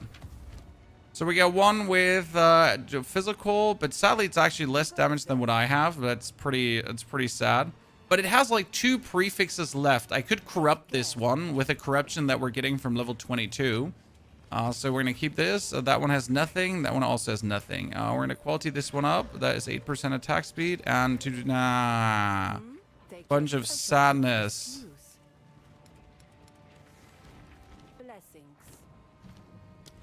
Okay, tier 6. Tier 6. Tier 6. Again, no tier 7 needed. Let's get the skill point in for dexterity. The German translation is so frustrating. True. That's why you never play games in German. Hold them back while I open the gate.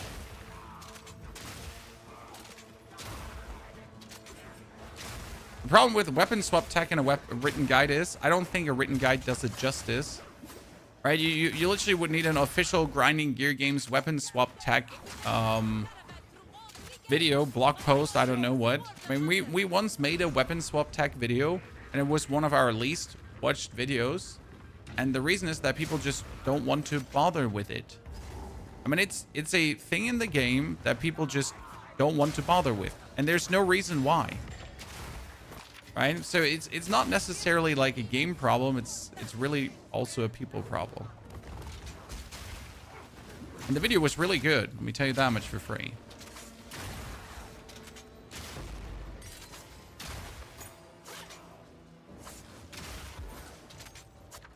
Gemcutter's Prism. You can never have enough Gemcutter Prisms.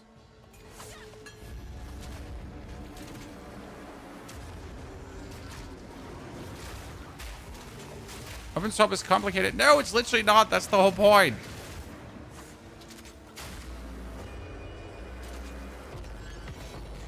it used to be complicated because of the delay.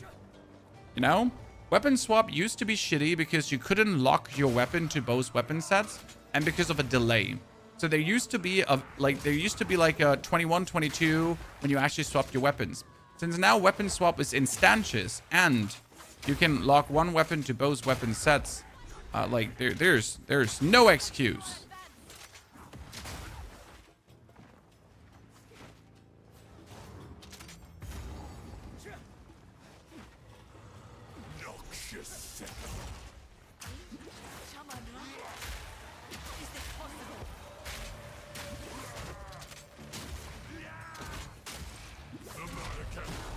I wonder if we wanted to add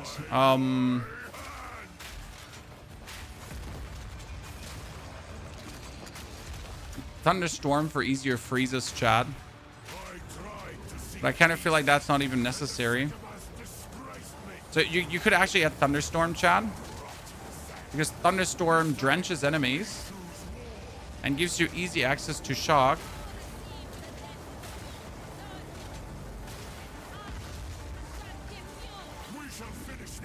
Would be an interesting tier 5 skill to put in. So you get here primal.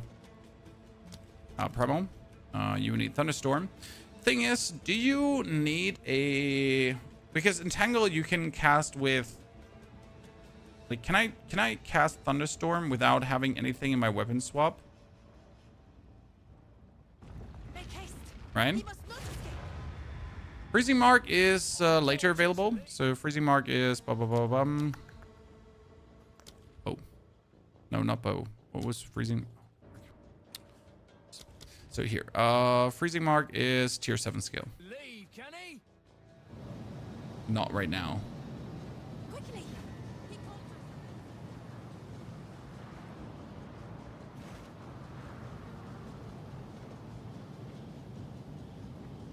The unique crossbow wouldn't be less damage, no. You would need you would use the unique crossbow for the freezing, and then you would use the normal crossbow for the exploding. That's the trick for the unique crossbow. I hear no need to rush. Warm nights. Your 7 skill jam, but we need to be higher level. Then we're gonna go for. So let me actually put a point into intelligence from our strength to see if we can actually start using Thunderstorm for the YOLOs. I think it's a worthy endeavor to kind of test this out.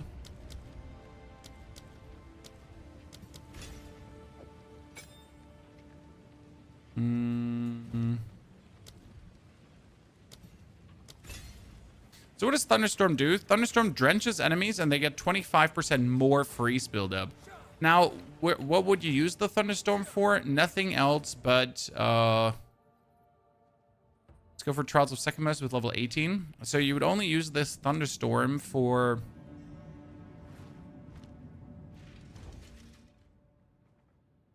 bosses. Right? And the interesting part is here, you can just cast this. So you don't actually need to have any like spell damage or anything. The drenching just happens.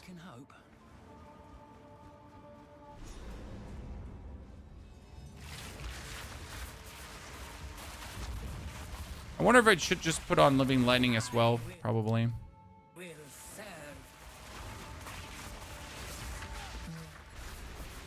What do we have here, ladies and gentlemen? We got 4% increased movement speed. Oh my goodness.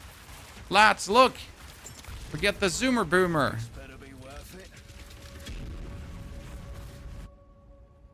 Been playing this till 93, but I can't do much in late with 5 divine budget, so I can't level past 93 without dying. Everything is too expensive, and Bratis. If dying is your problem, you just need to buy cheaper items. I mean, you can be extremely tanky on a 1 divine budget. There are exalted items that are really, really good. Obviously, they might not necessarily fit your build perfectly, right? So you're going to be happy with 90% of the result. But yes, like the super endgame items are expensive. For example, for my monk, my poison monk, to become more tanky, I would now need a pair of boots, but that pair of boots costs 25 divine.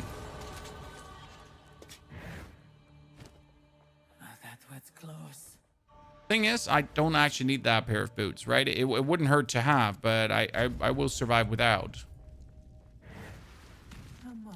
Yeah, we could probably use Living Lightning. It would be very simple. Oh, Pounds instead of some Thunderstorm. It's impossible to use Pounds, and I'll tell you why. Because I am using my... I'm using my crossbow on both weapon sets. So I can't actually use...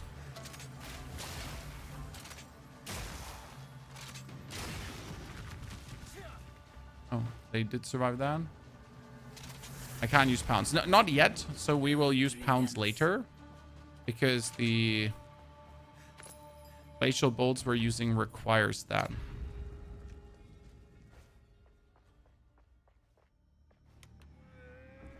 Oh, would Living Lightning be good? I heard it does not like no damage. It does a minimal damage.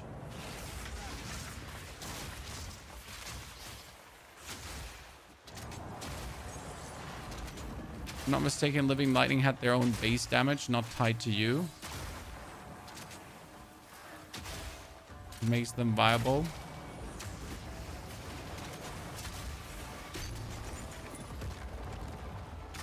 Exactly, you would need a talisman to... So he just got blasted, poor guy. Restore honor. No, ain't nobody get time for that.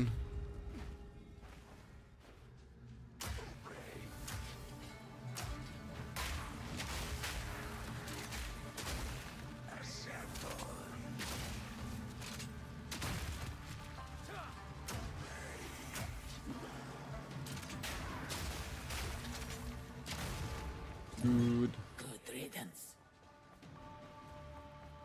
Gain a random minor affliction. How about no? We are not gaining a random minor affliction, Chan. So we're gonna become Tactician now, and then we're gonna choose supporting fire. Okay.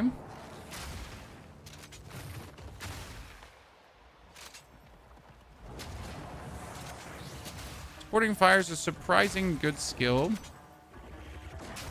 that I've personally only messed around with in the end game. Because in the end game, it gives you... Oh, it's up here. I was already wondering where the elite is.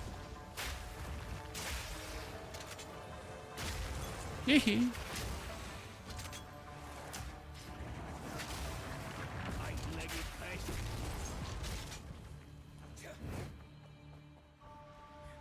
Swift magnificence. A moment. You have no evasion. Sacred water loss on room completion. Oh no, chat! Sacred water loss on room completion. What should we possibly do? This'll stop him.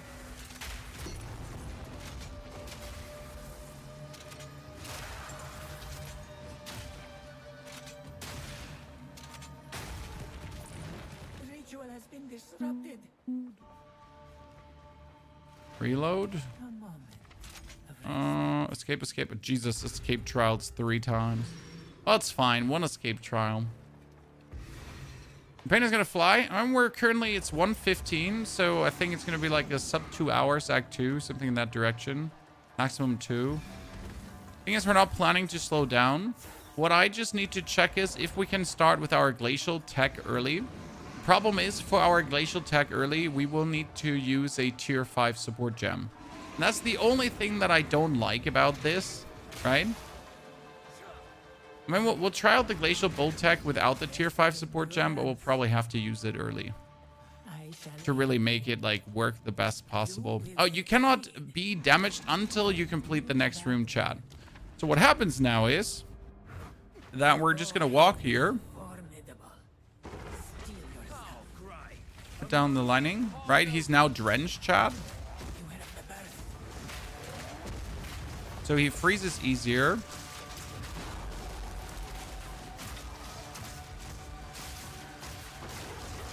And that Lightning Storm is just up forever, right? And just keeps him drenched. Beware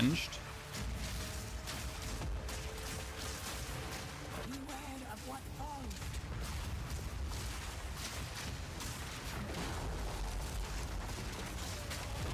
Good.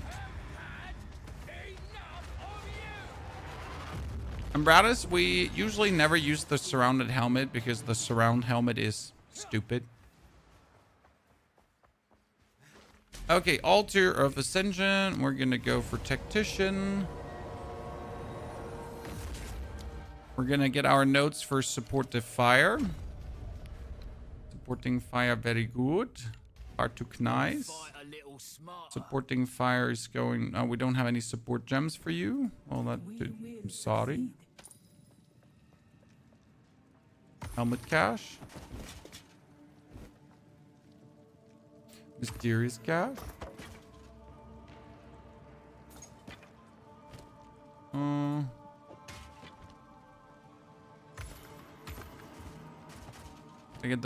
get those boots here.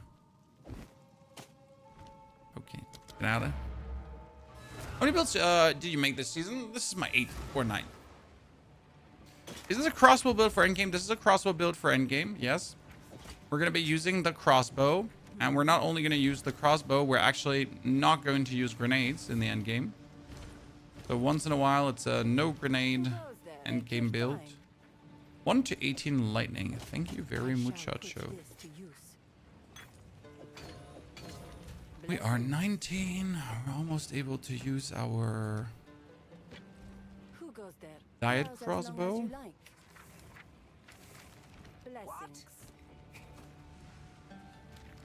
Drink and be healed. Good. So we have Ascended, chat. We have the supporting fire now. Let me show you the supporting fire. It's a nifty skill. We do the Theft of Ivory first because we need the desecration materials. So we're going to use the Kelguran skill of Verisium Manifestations together with Glacial Bolts to create some interesting... Like this is supportive fire. As you can see, it just killed all the small minions. Every single small minion just died. You see how useful this is? Imagine not using that, Chan.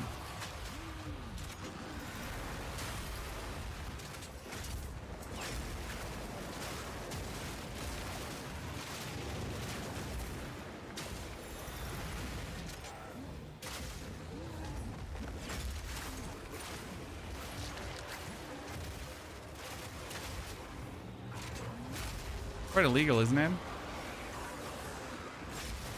Well, and the support you need now is bidding, because with bidding you would actually reduce the cooldown of this to shoot out even more. I feel like I'm just walking forward.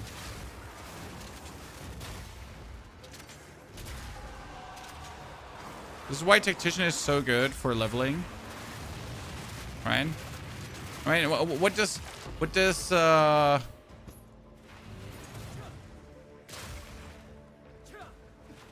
our friend the Gemling Legionnaire get in comparison? Nothing.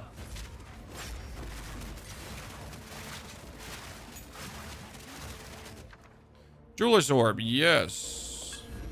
Very good.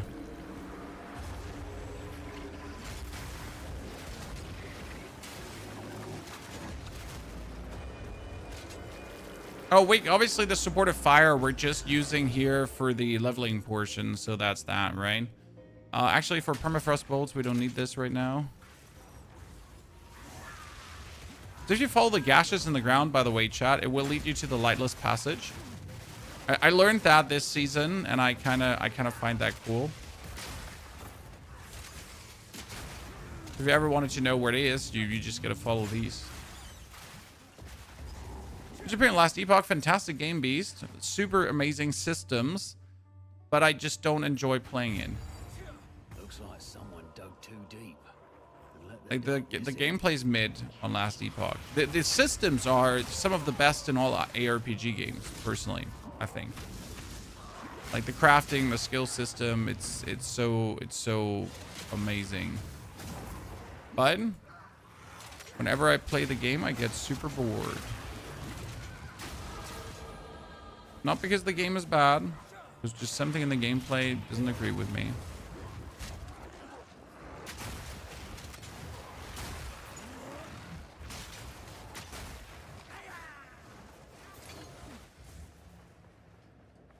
Sounds weird, but it is what it is. Ready the artillery. Just aborted my artillery shot. Whee! That's why you want to have bidding as a support as soon as possible, because getting that bonus cooldown reduction is just king, right?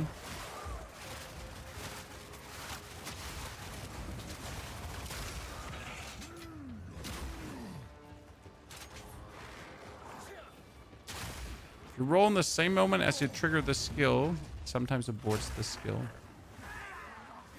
So make sure you actually cast the skill and then start rolling.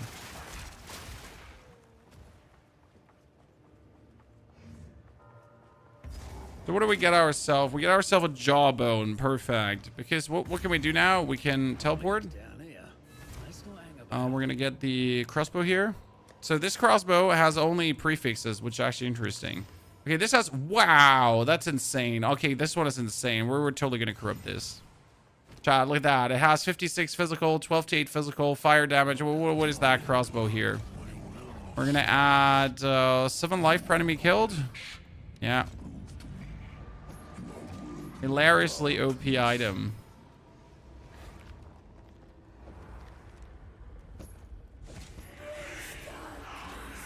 So our damage is sitting at 60 and now at 81. Good.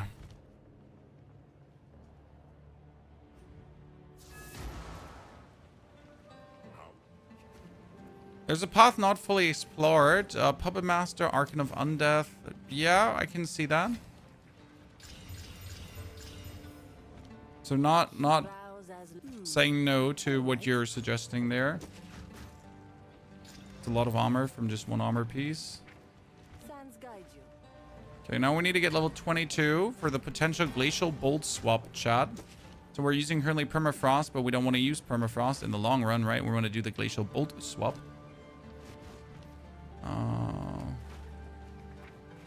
How low of a level can you corrupt at? You can always corrupt. Unless I'm drunk. I mean, it's like, what, 11 p.m. Might as well be, right? What's the rain? The rain is called Support of Fire, and it's only available for the Tactician Ascendancy. But as you notice here, it's absolutely insane. This is also one of the best solo self-found starter builds. Even not only starter builds, also into the end game. Tactician is just mental for solo self-found. I was actually thinking about doing like this build completely in solo self-found, so not in the trade league. But hey, we're playing currently solo self-found, so that's fine.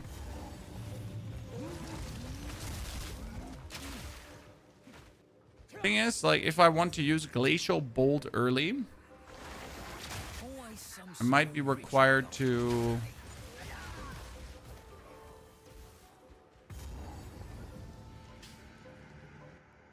use this. Picking up a signature.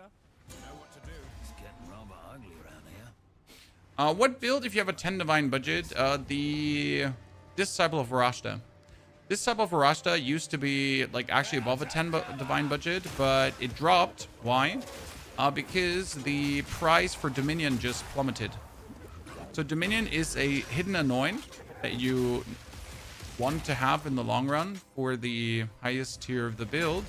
But due to the Delirium changes, it is actually way cheaper now to get that. And that's actually amazing. Because that just simply means that the actual changes to the mechanic did something. Right? It helped the game to become better. Uncut Sword Gems, thank you. Finally can get bidding. Because before, like, due to how rare it was to get certain emotions, it cost like 12 divines to get yourself Dominion. And now it's like way cheaper. Okay, we got the Supporting Fire and Bidding 1. Bidding 1 is 20% more damage, but also 20% cooldown. And as you can see, like, we don't always have the Supporting Fire up. So now, like, I use the Supporting Fire, right? And, like, it goes, it destroys. But it's like with that 20% cooldown recovery also faster up. It's also why it's like good to like get this node, because it's increased cooldown recovery rate, and that increased cooldown recovery rate also works for supporting fire, right? But in the long run, if you had now the cooldown recovery rate and everything happening, you could pretty much just run around, spam this skill, and have it just be your main clear.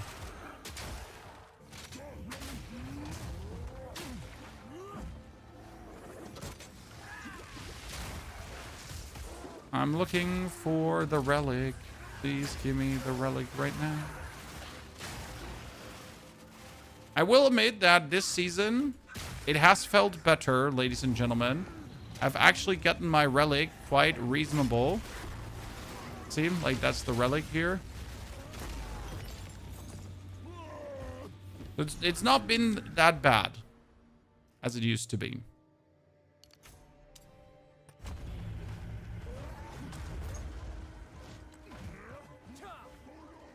Ready the artillery!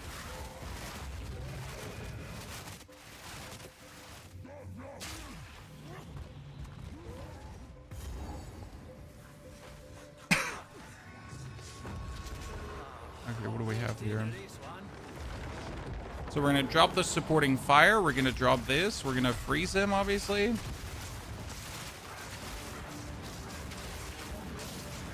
Then shatter the whole thing. Freeze the whole thing again. Shatter the whole thing again. And then supporting fire another time, and that's it. Right? That's just... I didn't even need the grenades, but you could still use the grenades because they're insane, obviously. Mm-hmm.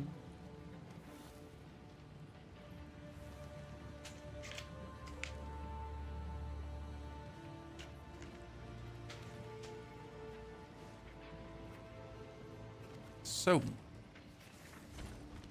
with that out of the way, we get another tier 2 support that we could use on our friend the...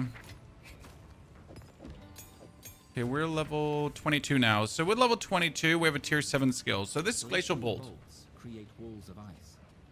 These ice crystals will explode if they take enough damage or are pushed hard enough. Yeah. Okay. Glacial bolts create walls of ice. But this is technically your main skill that you want to use instead of the permafrost bolts, right?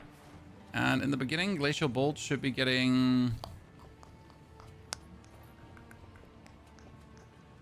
When I get the Ice Bite, Elemental, I'm gonna have to load Glacial Bolts.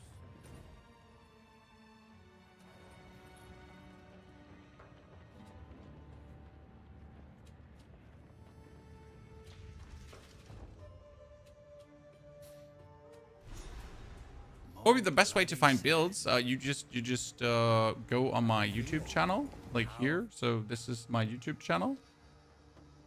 And then you have like all the builds you could ever ask for.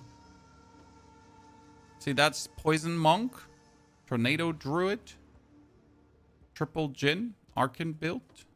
We got Grim Pillars. We got Mercenary, Spirit Walker, Mercenary, Monk. You know? So like what you get now is you shoot this. Oh, Wayne, let's reload. So you shoot this and you put these frost walls down. Now the problem is that if you're not destroying these frost walls, it wouldn't do a lot of damage. How would you now get these frost walls regularly destroyed? I mean, you could do this, right? And this would instantly destroy the frost walls. So like a combination of these two would actually be like, see, I just put this down and then I just activate this and it just destroys everything, right? I mean, anyways, destroys everything. But there's a better way to actually get this destroyed, and that way will involve the Verisium manifestation, which is a new Helgurin skill, right?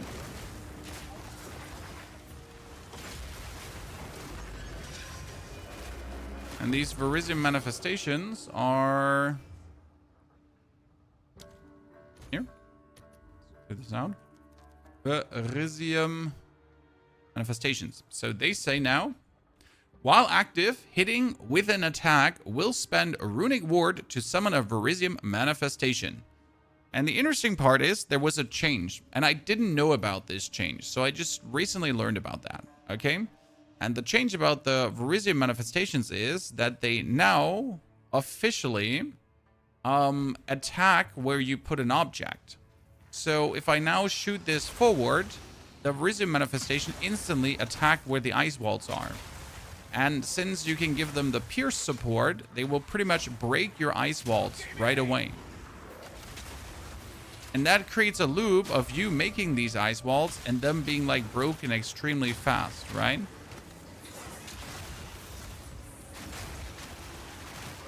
So that's the plan. Especially if you then give your Verisium manifestation the skill called Biting Frost, it will just destroy everything, right? Now the thing is, in order to use the Glacial Bolts, we would either now have to put on a Biting Frost support early, and I think that is not it, personally. I don't want to do that. Or we wait for Act 3 to get Elemental Discharge, right?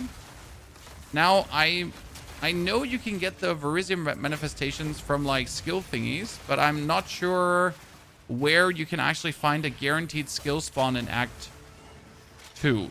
Does any one of you know that? Because I know there, like in Act 1, you have a forced Verisium monolith in like at a certain point that will 100% get you a skill, right?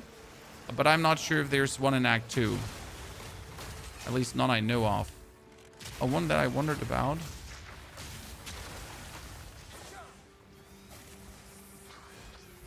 Wouldn't it be best to drop... I mean, like, we can pop these with Hailstorm rounds as well. So, I mean, it's not like we need anything else. I'll just, like, freeze enemies currently with this. And then just pop it with Hailstorm rounds.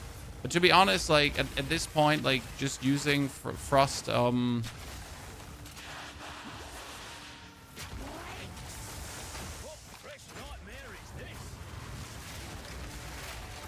like, you wouldn't actually, like, hurt her with this one. Or you wouldn't even freeze her with this one right now. I'd have to like shatter these, like, and now it works obviously because I put them down and they instantly get shattered. So like it works obviously in a boss fight as well, but only if we choose supporting fire. They like destroyed, absolutely. So it does work already, but obviously like Verisium manifestations would make this even faster. There's one in it's in this map. Okay, so where's one big search in this map? You mean in the next part of this area? Let's go for Dex, and then let's choose the crossbow reload speed. I wonder if I could do a weapon set 2 for supportive fire for a bit faster reload. Probably. Okay, so in the next part of this map, or where is it, Surge? Like when I go for the second part of this map, or somewhere on this area.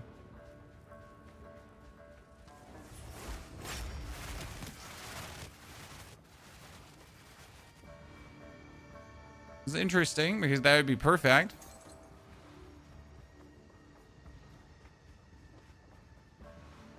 Let's keep trying. So I like the supporting fire with this, but my basic thought was with the supporting fire right now that I would like to have the cooldown reduction, right? So I'm thinking about doing like a level 22 update here, where we go for the hooded one, identify refund, and we're going to put these here on weapon set 1 right now, so I get my frost shots reloaded quickly. And then we would do weapon set 2, and we would take cooldown recovery rate. And that cooldown recovery rate would then be like here. So the supporting fire, right, is only weapon set 2. So that now when I actually use the supporting fire, it's just like 15% faster up. So I can use it more. Is Triple Gin easy for leveling? Triple Gin is the easiest leveling you'll ever have.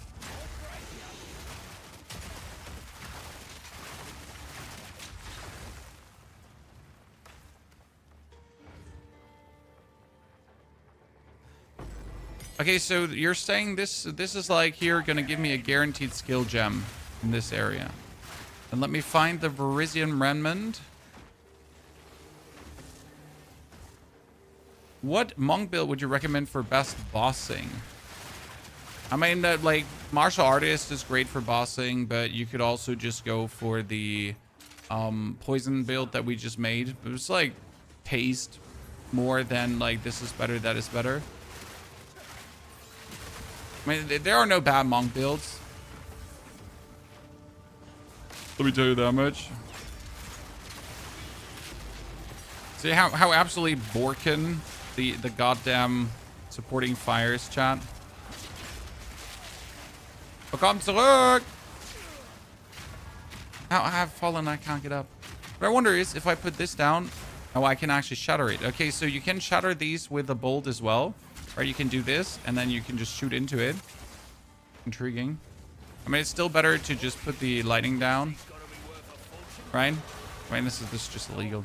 Seriously. I'm coming back for you later.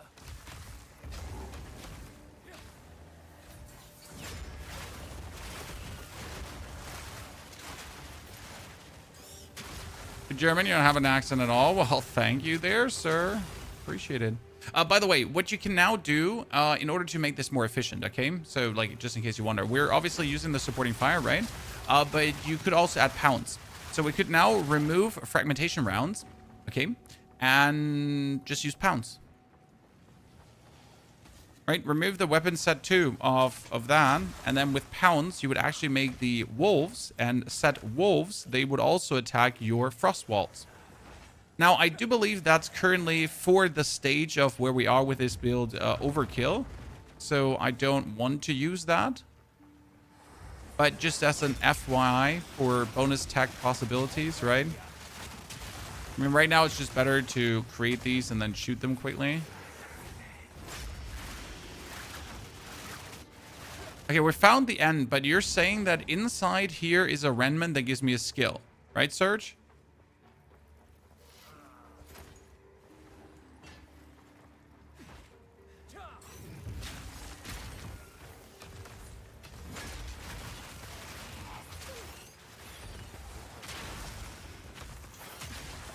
Crush the whole campaign with permafrost rounds. You can definitely do that.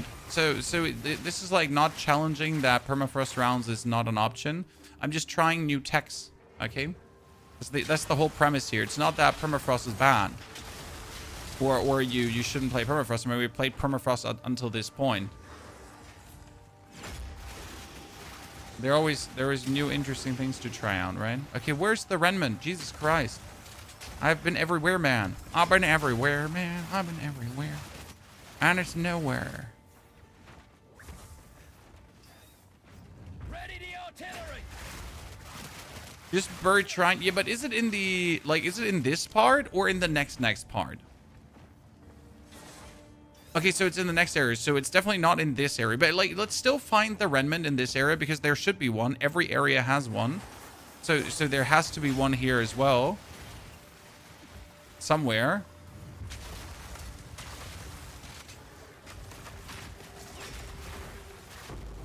Oh, skill gem level 7. Let me take that. It was in the area with the statue trap. Yeah, that's where, like, I assumed it would be. But again, there should be one statue in this area as well. So just to make sure. We want to double check.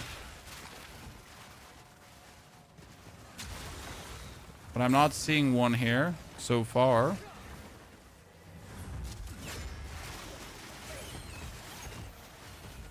This area is, by the way, bigger than you think it is. Ah, here. Finally. Finally, ladies and gentlemen, we found it.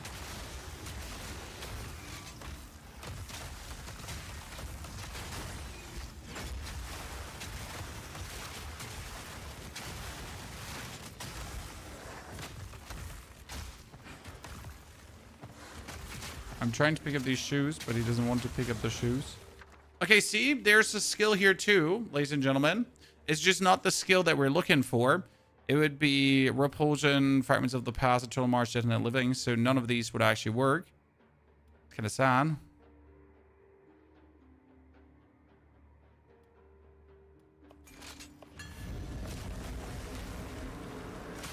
I wonder if repulsion could be used to trigger the ice too. Because repulsion is a physical explosion, right? But if I put biting frost on repulsion, okay? and I would shoot someone with this, and I would trigger the repulsion on them, would they trigger the ice shards? What do you think, Chan?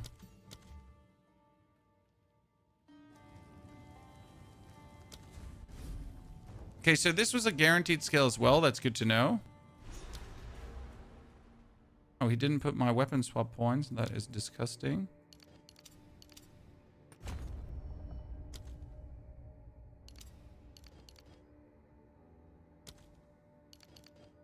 No, you were supposed to... We're supposed to unite them, Anakin.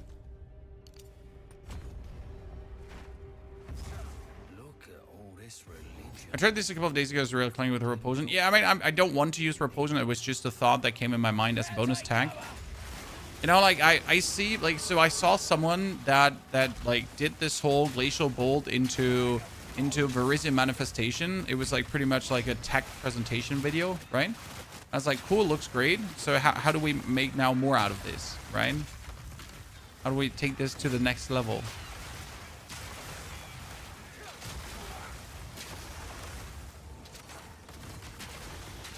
So isn't the remnant here in this area always where the statues are? Someone correct me if I'm wrong. Okay, we get another level 2 support gem, chat, that we could use for supporting fire. But what would it be for supporting fire? So supporting fire is doing minions skill, increase area of effect per dex, damage per strength. And then we get death from above, right? That's attack damage. So if I do brutality...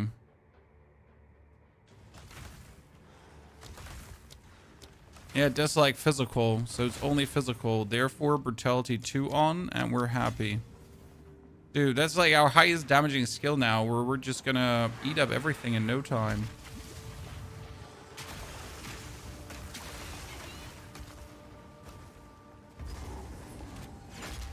Look at that. Easy leveling. So what happens with these ice thingies, guys? They instantly get broken by the supporting fire right now. And when the glacial bolts get broken, they actually do quite some damage. That's why you can also shatter them, right? You can just also shoot and shatter and shoot and shatter. It's a bit, right? You can just do that all day long. Lightning. Always choose lightning here because it gives you a Tobis ring. Tobis ring good. Yeah, it's always at the statues. I feel that.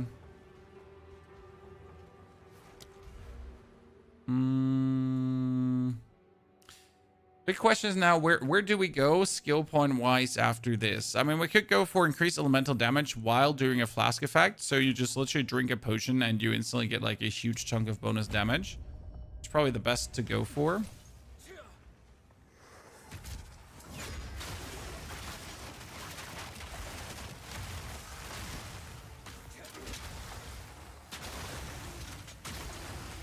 What if I can't find the statues, guys?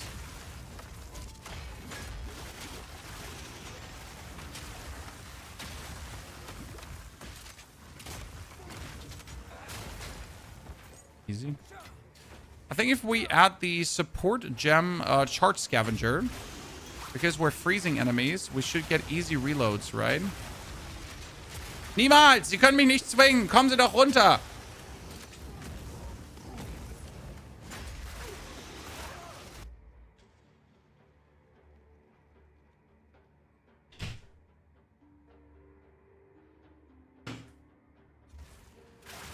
My wife asked me to close the door. Unacceptable, obviously.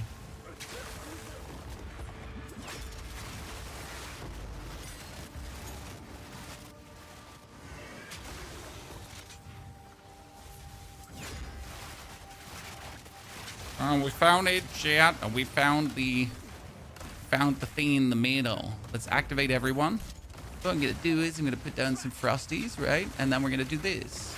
And ba-boom, ba-boom, ba-boom. I hope I'm selling supportive fire on you. Verisium manifestations, chat. Let's go. So you can actually get it for real at this point already. Aha. Very interesting.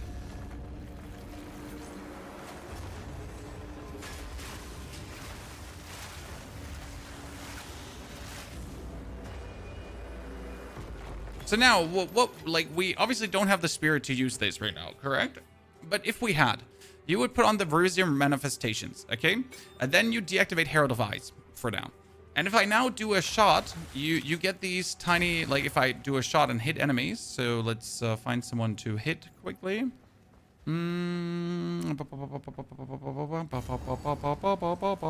So, like, you would get these. Do I have them activated? Oh, I forgot to activate them here. So you shoot and you get these dudes, right? And they instantly attack where your dude thingies are. Now they don't have the damage to break this, right? So they're not breaking this. However, that's where the supports come in. So there are 2 support gems. One is called Biting Frost. What does Biting Frost do? Biting Frost supported skills cannot cause freeze buildup, and they will consume freeze to deal 40% more damage. And that consume freeze will instantly consume the walls and go for bam, right? And the thing is, like, if I now give this pierce support, it will do this. However, I have to wait for a tier 3 gem. So I think we're not going to force this. We're going to keep playing the Glacial Bolt together with the supporting fire now. Because it's working, right? Glacial Bolt, supporting fire, it's super powerful. It just does what I want it to do. Yeah, we're not gonna force the thing. It's just like trying to tell you how it would work, that you understand what you could do at this point, right?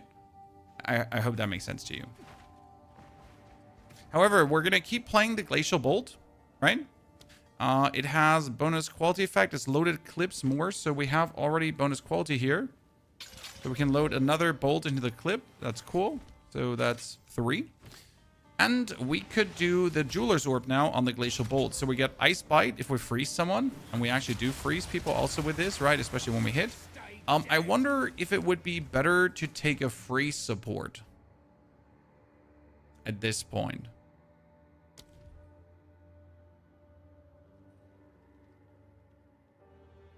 I mean, we could have the ice crystals have less life, so we actually shatter them faster, but I don't think we need that, right? I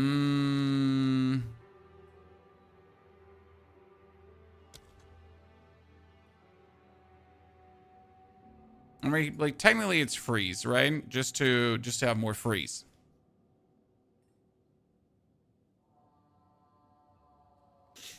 So we got multi-shot. No, multi-shot isn't. No. Multi-shot's not gonna do it. Let's try it freeze and see how that plays. But actually get ourselves here the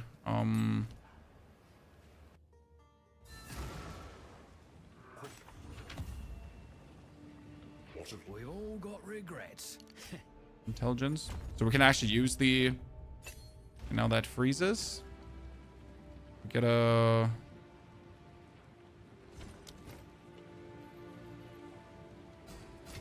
Who goes there? No need to rush. I'll unburden you. Activating.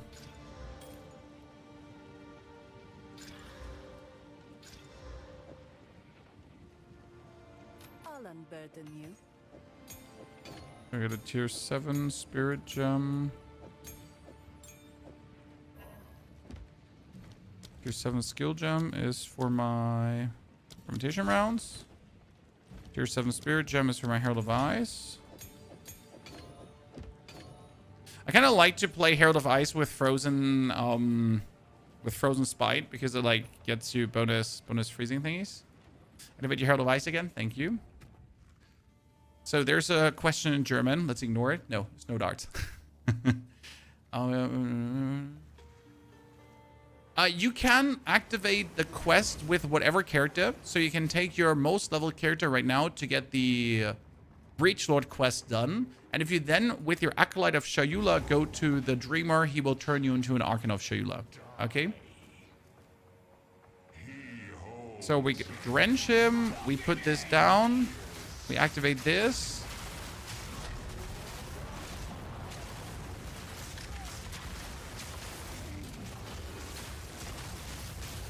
And we activate this again. So like he gets frozen, and then we shatter him still.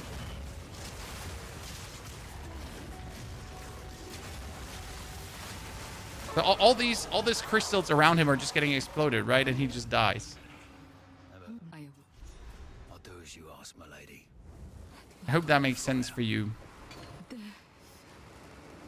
You need at least level 50 for Akin. Thank you, Khalud, for telling. I wasn't aware of, like, if there was a level requirement. Honestly, the bonus freeze from the storm seems useful. I'm gonna just keep this up. Are you having fun? No, I hate life. Wait, what? No, am I having fun? Yes. Okay, so we get the cooldown recovery. That's good. We could have taken the cooldown recovery. No, that's useless. We could have actually taken this cooldown recovery instead. Wait a second. No, this is more, right? No, this is 10, 5, 5. But this is 5, 5. No, okay, so this is better because it's area of effect. Good. Strength. And we're going to go for the elemental damage for the frost. However,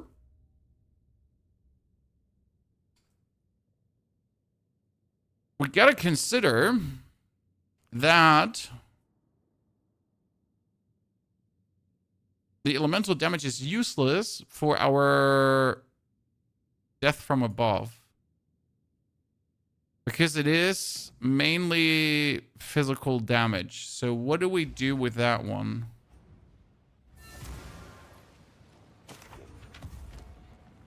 Who goes there? Take your time. Take care. Okay, I got so many support gems. I'm really happy fella here. I mean, usually we're out of support gems at any given point, right? Need something. My wares. So what do we got? Better crossbow, 63. Minus that, like, I have a 100 DPS crossbow, which is actually crazy when you think about it, right? I mean, that's a 100 damage crossbow, Chan. Like, don't kid ourselves, but it's mental. Take care. What's happening to the totem build? Which totem build? Tell me.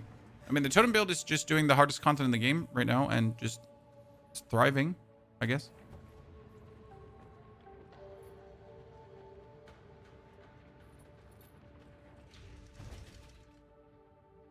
Yeah, SF only scales on strength and minion levels, exactly. So we just need to get more strength and then we do more boom. Because it's like, it's a minion skill, but that's it, right? It's a minion skill. Nothing else. So I don't even know if I have like a single minion node close by that I could use for this. So like that all explode shot, that was funny, wasn't it? I have to admit, I've never used Glacial Bolts because I just never thought Glacial Bolts is actually useful. Right? But here we are now, and I might have been just simply wrong. I mean, the combination of Glacial Bolts and the rain is definitely beautiful. I love that.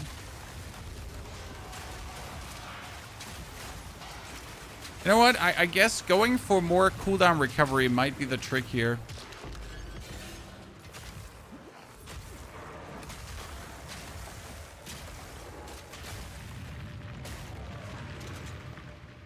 So I can just really always have the death from above up. An iron buckler. Oh. 'Cause right now I have it like most of the time up.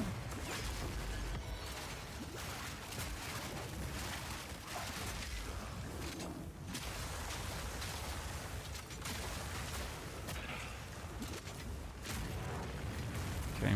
Gemcutter's Prism. We're gonna load that into the Glacial Bolt more.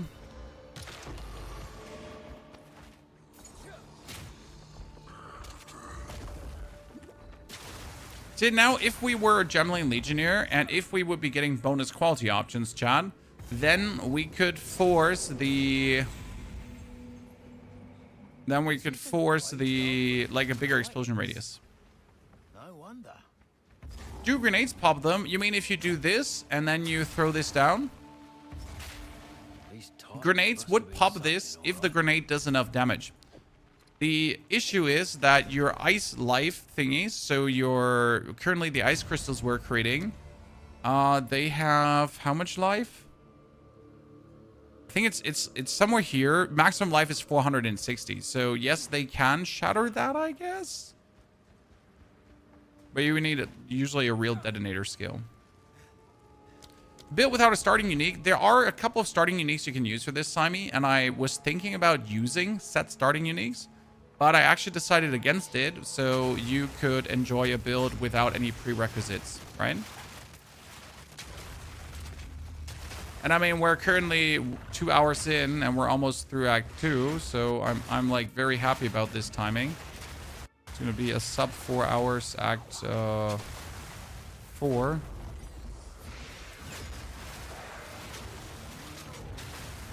Like absolute leak star demon. Wait, I kind of want to teleport out, but at the same time, I want to check where the essence is. Because, I mean, you get essences here, right, Chan? Oh, God. My hentai dreams are coming true. There's always an essence around here somewhere, usually. Usually, always, usually. See, that's what I said.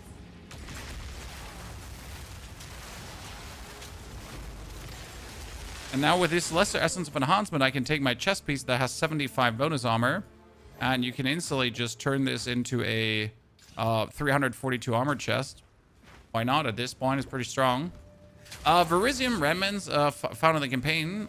You can get the Verisium remnants everywhere, but we need, like for this build, we needed Verisium manifestations. These ones here. And you can actually get them guaranteed in Act... guaranteed in the bird shrine. Okay, what is happening here in the name of like my wife watching I don't know what in the internet? I mean, seriously.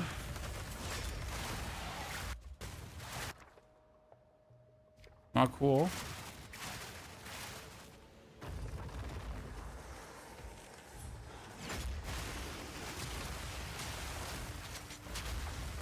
Where can I find the coin for the Trials of Second Mess? There are maps in the end game. I mean, first and foremost, for your third ascension, you get one, and for your fourth ascension, there are maps in the end game with a Jin barrier symbol, and they will show you when you're ready. Okay, so we're gonna log out. Back to character select. Swap servers over to Frankfurt.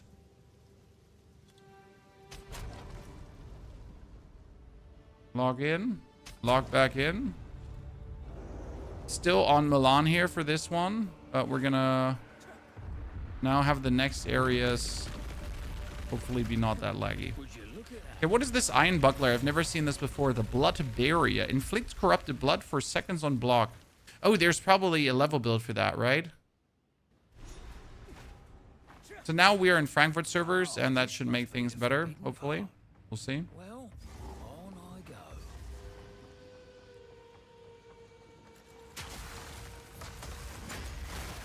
Meta spreading builds? Well, I'm the only one that's willing to give you actually level 1 to end game builds, right? Because every tech that I find, so I find quite some tech builds in the internet, right? But it's like, here's my level 90 tech build. And it's like, yeah, but how do I get to that point? You know, it's like, great. Thank you, sir. We don't hate you, but appreciate it if you gave us more info.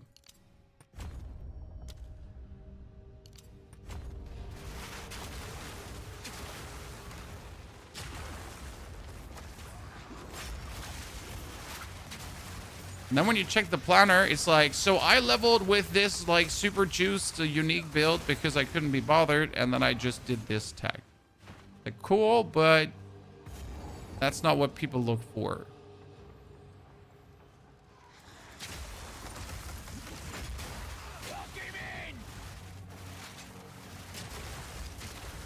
Oh, you can just obviously level everything with Twister. That is completely true. Like, so you don't need to do any specific leveling builds. That's just might be me who actually enjoys doing that. Right?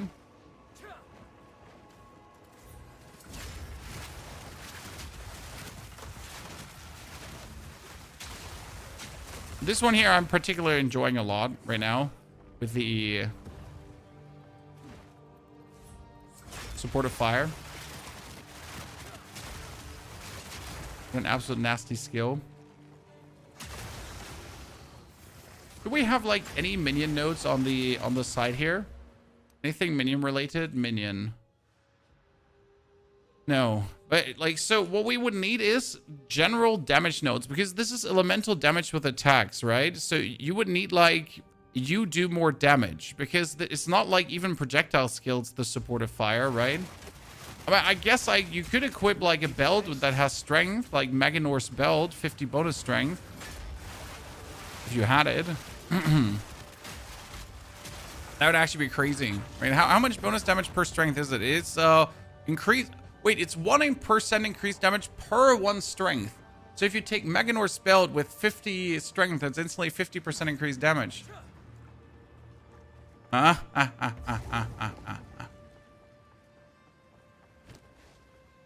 let's see how good the armor break-in will actually work in this case scenario here, because enemy is obviously annoying.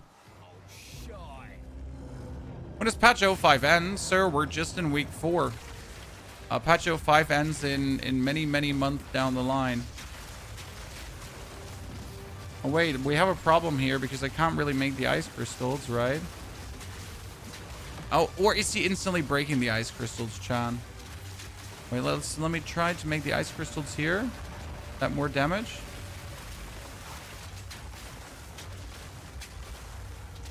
The ice crystals just like instantly shatter when they come in contact with him.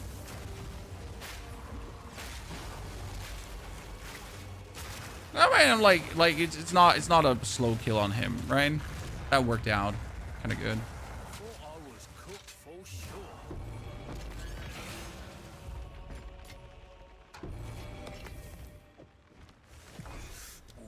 Still quick. Yeah, so 1.0 is in December, exactly. And before December, there might be a challenge league coming with maybe another class. However, that is all just a big maybe, baby. And it could be completely that we don't actually see any kind of new content until the actual release. So, like, 1.0 is, like, 0.5 is not ending anytime soon. This is like your forever league for quite a while now. By the way, we finally get this, and we had one lightning socket here. That was level 15, right? Where's lightning? Lightning is here. So yeah, this is your forever league for quite a bit now. So by the way, what we need on the Verisium is also Piers. Here's one. No, we need Piers 2. No, we need Piers 3. All targets, yeah. Here's 3 all targets. Yeah, there will be an economy reset between 05. Exactly. So they promised some kind of challenge league, some kind of economy reset. However, like, it's nice that they promised that, right? I'll believe it when I see it. Because in all reality, they're focusing on the 1.0 release. They're trying to do their best to actually get their game out. So if they're now going to say, oh, sorry, we don't actually have the resources. Yeah, then boo-hoo, right? 1.0 release now the most important thing.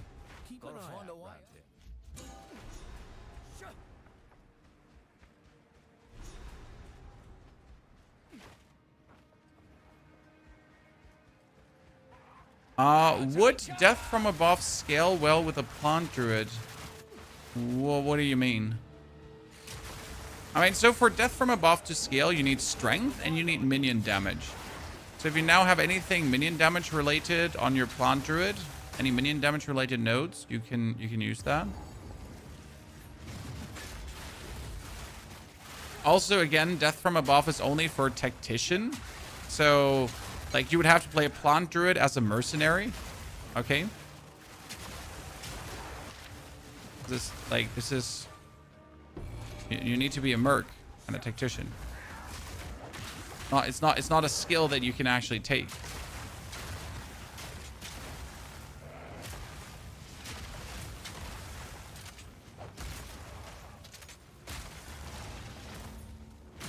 He was just shattering my thingies, and he was being evasive on top with a meanie.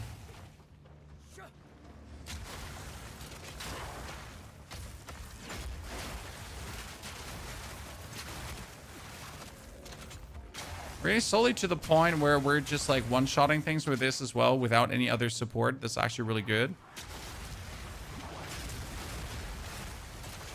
But when we like really hit them, that's nice. I 100% want and like to use skills as soon as possible. Yes, absolutely. I mean, why would you want to wait for the late game? Why would you want to level with twisters and whatsoever to then use the skill you actually want to use later? I mean, I personally, in all my builds, I would like to use the skills as quick as possible when it's allowed to be used, and then only level with other stuff until then. I mean, that I'm pretty much able to use this now extremely efficient. This is not inefficient. I mean, I beg you to tell me this is like not smooth. The only unsmooth part right now is probably that I still have a slight cooldown on death from above. So I'll just have to make sure that my death from above gets a better cooldown. But as soon as that is packed in dry towels, life's good. Okay, where is the next area? I would have guessed that the next area is right here. Okay, we're currently doing...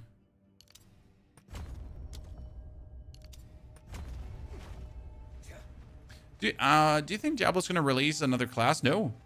I mean, yes, but no. Not anytime soon. I mean, you're going to wait until next year before you see another class. Next year... Christmas, probably. Then we're going to get the next Diablo's DLC. So not in 2026. Ready the artillery! Next, we got Season 14 coming. For Season 14 is also tonight the campfire chat, where they talk about the updates, upgrades, and different things with Season 14. Gonna be interesting to look at. I've played Diablo. It's a downgrade from PoE. I'd beg to differ, sir. Both games are great in their own right. And I do actually play more of the Diablo endgame than I play of the PoE endgame. Now, do with that information what you will.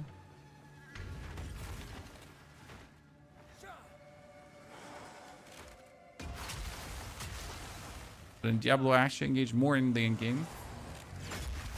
Mainly because it's target farm. Target farm is great. I like target farm. When is Season 14? On the 30th. In 7 days is actually Season 14. So we're going to probably have a little break from Path of Exile when Season 14 releases to cover Season 14. And as soon as Season 14 has run its course in Diablo, we'll do more Path of Exile builds. We've then done like a whole month of Path of Exile. A whole beautiful month. 30 plus days of nothing but Path of Exile build blasting. We do some D4. And then even more Path of Exile.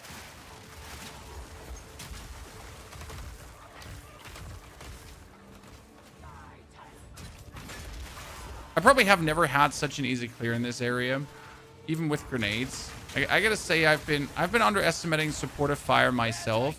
I knew it's good, but I've definitely not been using it to its full extent as I should.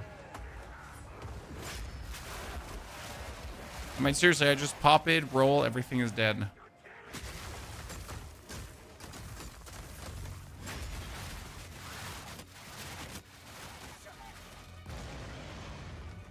For dude beans.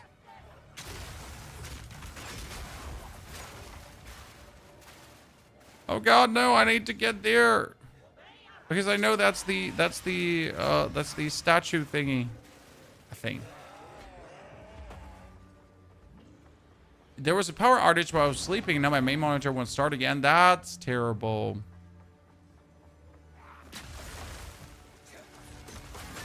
Both games tickle different parts of your brain. Exactly.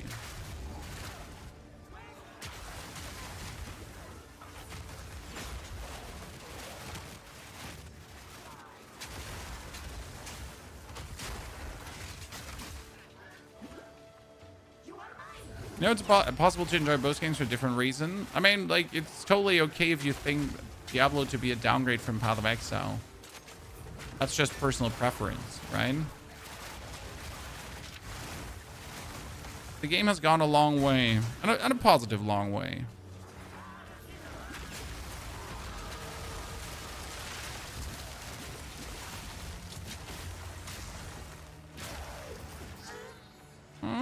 Are we in the... I think we're going the wrong direction. Maybe not. Maybe yes. I think I'm going the wrong direction, but I hope I'm not. I wasn't, ladies and gentlemen. Okay, so next weapon swap point is here now. During flask effect, more elemental damage and reduce cooldown again. You are relentless, but that makes you predictable. The time of the Faradin is nigh.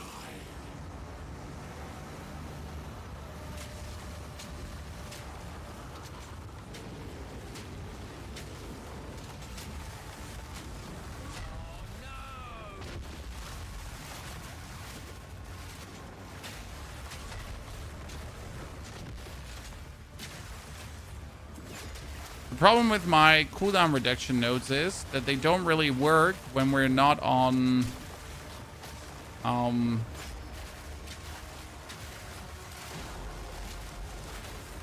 we actually froze him. Usually we don't get to freeze him. So the cooldown reduction nodes, I don't think they snapshot on. No, we did a bad but big oopsie there, Chad.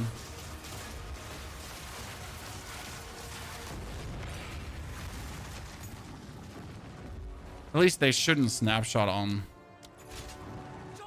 Because right now when we're sitting here, our supporting fire has a cooldown of 8.33 seconds, right? When we shoot him, it has a cooldown of 8.33. If I now shoot, but does it actually snapshot it on? Huh. I thought it wouldn't.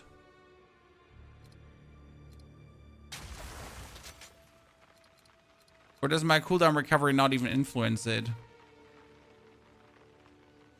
It's a command skill. 8.33 seconds cooldown. It does not seem to be influenced by cooldown nodes, right?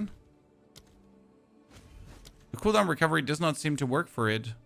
But why?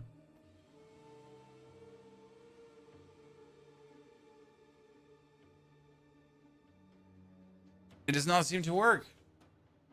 No, but it doesn't seem to influence it at all, which is weird.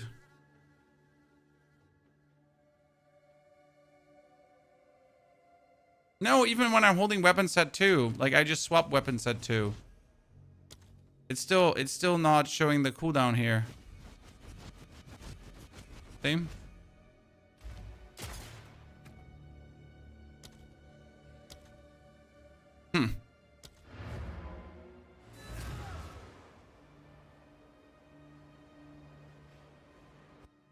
That's weird. I thought this would influence it, but it doesn't. Always thinking. Which makes me wonder if there are other skill nodes I could take still.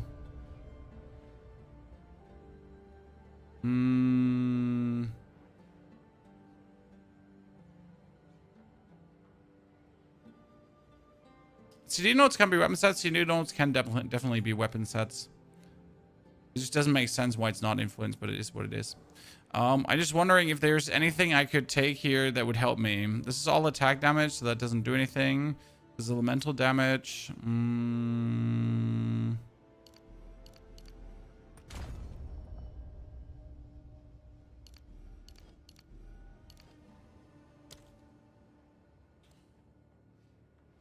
There's nothing really...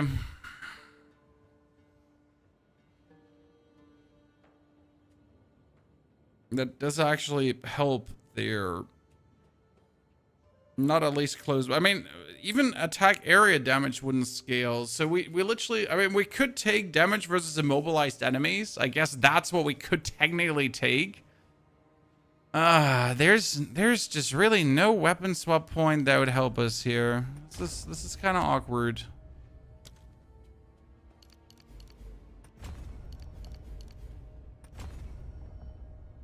Attack speed could technically help. Phantom. When I have the But to be fair, it might just as well not be worth it to mess with it. Right? So what do we got here? We got attack damage, penetrates elemental resistance. Yeah, we're definitely going to take that. Do we have a better crossbow? 79 damage. We're still sitting at way more. I mean, that has to go a long way before it even comes close to us. 290. We have way more as well than that. We got a new helmet, 175, but even that is worse than what we have there right now, which is kind of intriguing. take care. Okay, give me this, give me that. 1, 2, fully leveled up. I've got some trinkets. There's ward on that. There's no ward on that. Giant life flask. Small oasis. I will tell your tale.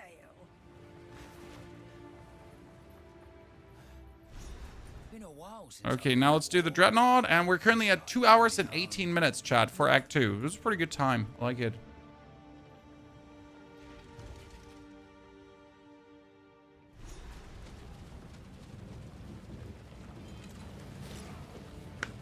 You're paying. Whatever you say, boss.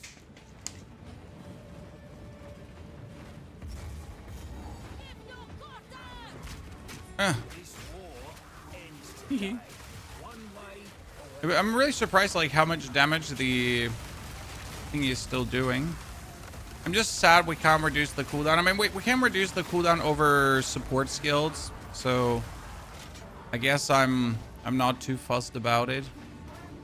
At the end of the day, you just rush into your opponents, and then you just...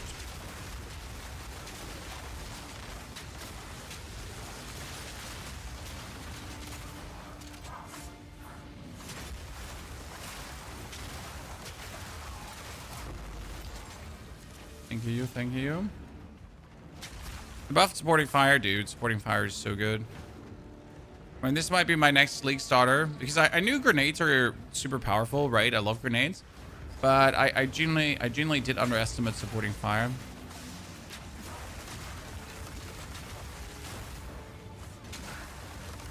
Also, glacial bolts are just super fun to use. I wonder how I never just literally thought about using glacial bolts. See, like, we're over 1,000 hours in the game, right? In total, and I've never played glacial bolts before because I just never felt they were worth it for a build. And here we are sitting now and just enjoying ourselves and having like interesting build ideas up and coming.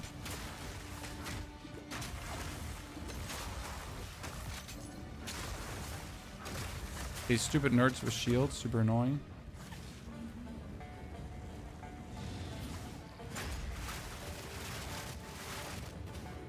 Focusing on attack speed maces. Yeah, I don't like attack speed maces, personally. Really against the idea. It's so weird.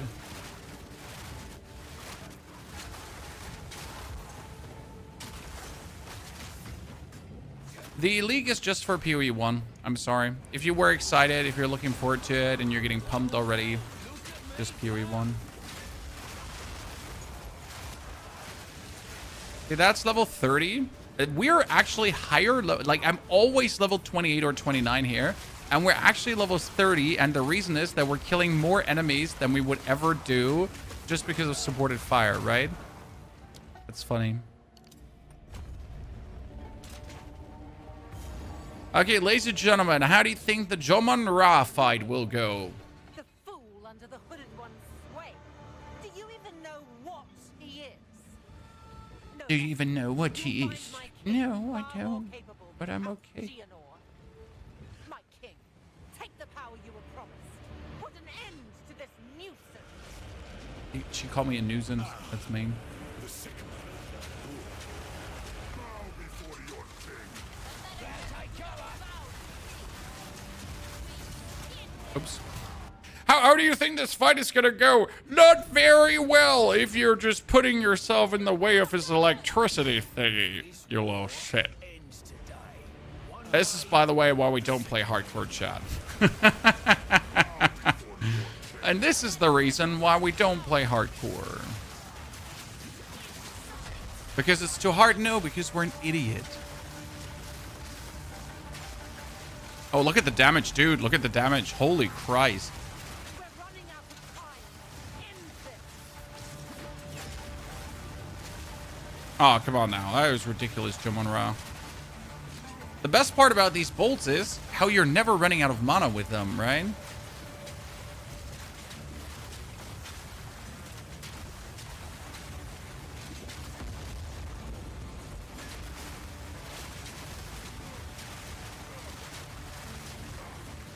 Oh, I need to put magnified area on them to really like hit Jomon-Ra better. So I feel like the explosions are not big enough right now. Like sometimes we're not hitting him.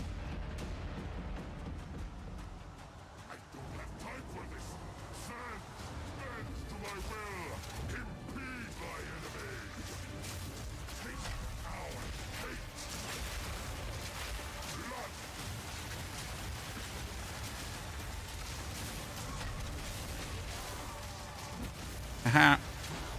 Thought you had me, Jomon-Ra? No, you don't. Boom, boosted. Get wrecked.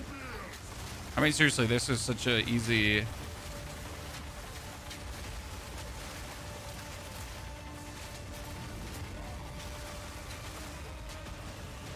Done. Boss lady. This is not over. Not yet. Issus, we don't need ice shards. We're gonna do Biting Frost in Act 3 now. So we got Verisium Manifestations. Verisium Manifestations are going to get Biting Frost. They're going to get Pierce. And they're going to essentially break our ice crystals in the moment where they get created. Okay, listen, chat. The ice crystals are getting created. Okay, I shoot. I create them. And in that moment, the Verisium Manifestations are being spawned. And in that moment, as they're getting spawned, they're going to eat up the crystals. And that leads to like a vrap, vrap, vrap, vrap, like instant playstyle. Very good. Okay, we're going to talk to him. Quickly, right back. I'd like to know who I'm working for. You're right. I have not been entirely forthcoming. It is time I told you who I truly am.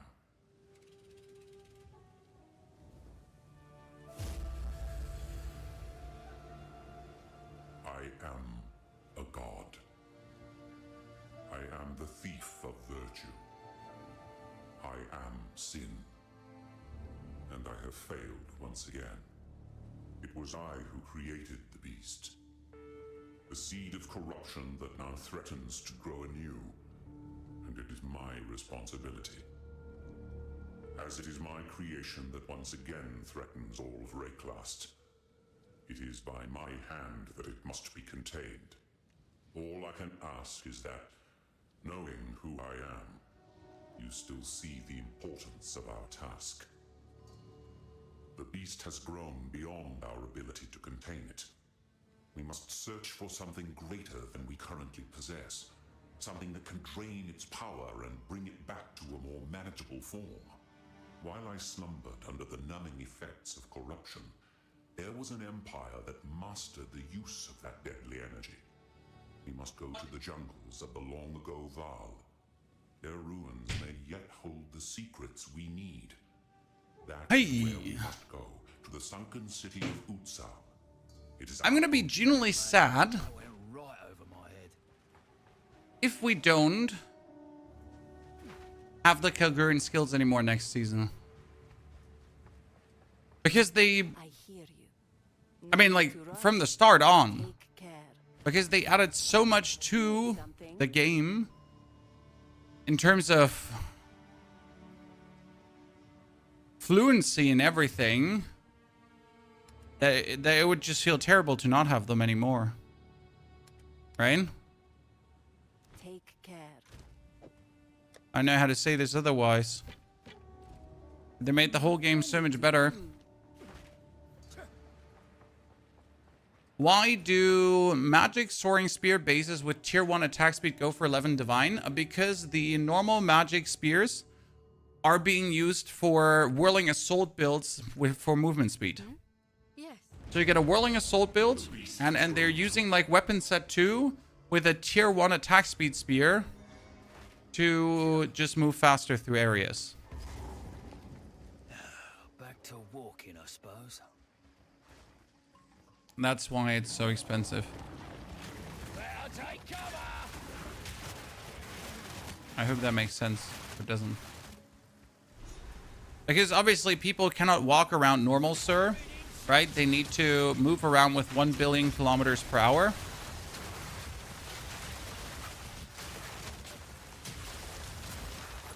And that's why that is what it is. Never ends!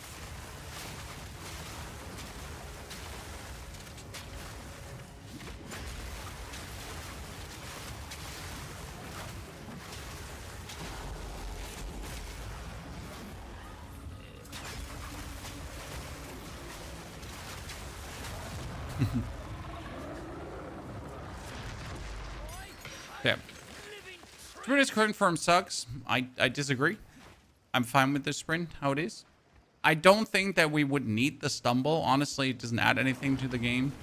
So we could get rid of the stumble, sure. However, like all these movement speed tags, like there's a reason I don't watch endgame streamers, because like I get just sick of watching the movement speed, right? I mean, I was just yesterday watching someone play an endgame twister build, and I was like, it was the most boring thing ever. Because you didn't see anything on the screen. It was only twisters, and they were everywhere twisting and so on. Like, just from a viewing experience, like, it was a 0.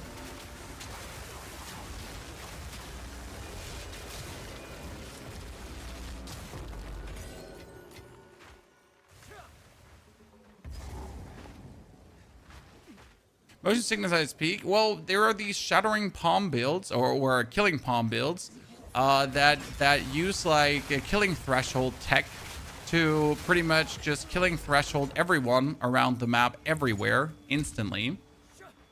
Yeah, same there. It's just bop, bop, bop, bop, bop, and your whole screen just wibble wobbles around, and it can't be fun to play. I mean, I refuse to believe that that is fun to play.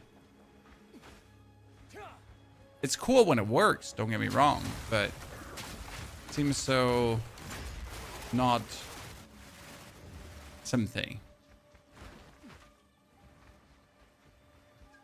But Twister kills everything 2 screens away. That is absolutely correct, sir.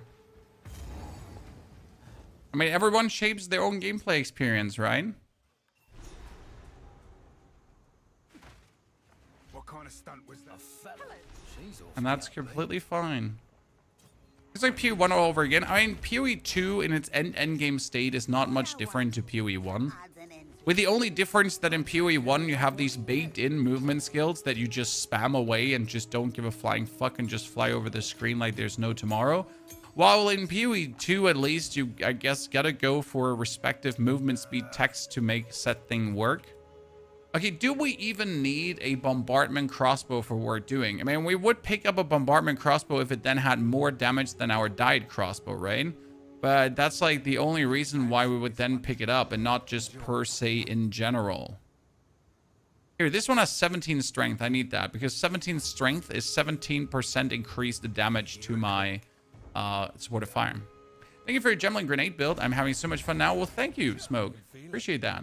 Happy you're enjoying yourself. And that's why we create these builds. For fame and honor in the internet. No, to have people have more fun with the game. And fame and honor in the internet.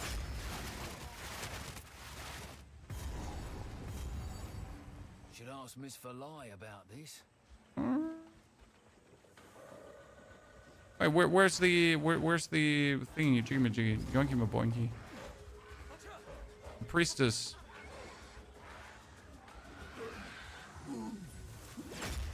Ding dang. It's usually around here. Hee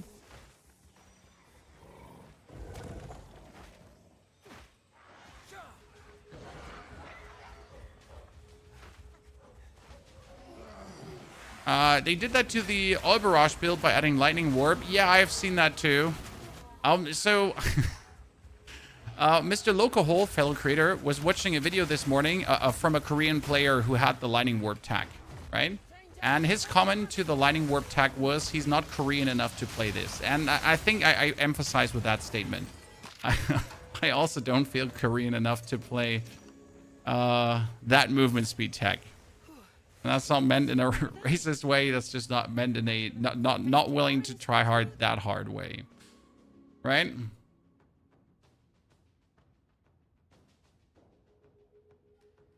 So now let's see what can we do to further boost our things. With the movement here, we could actually go for increased attack damage while moving, right? To zoom harder. Now the reality is that we need to get to these nodes to make things better.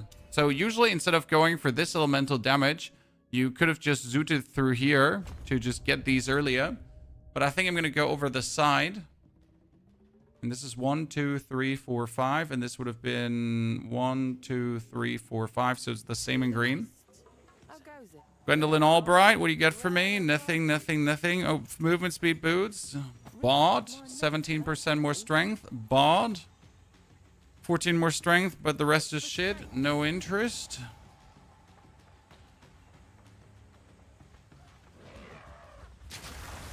Okay, where's the damn priestess, chat?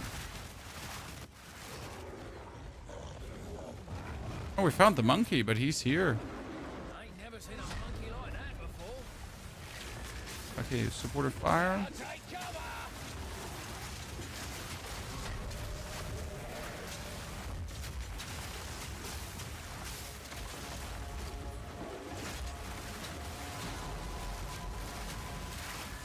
Oh, wow, he just got absolutely murked. Murked, chat! Yeet! Yeet! Oh, it's big around here. Good riddance.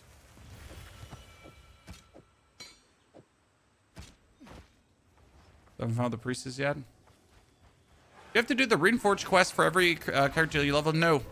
You can if you want to, but I pretty much just... I do the parts that you need to do to advance the story, but not the ones that I want. Oh, support gem 3. This is exactly what we're looking for, chat. This is what we need. Okay, support gem 3, super important.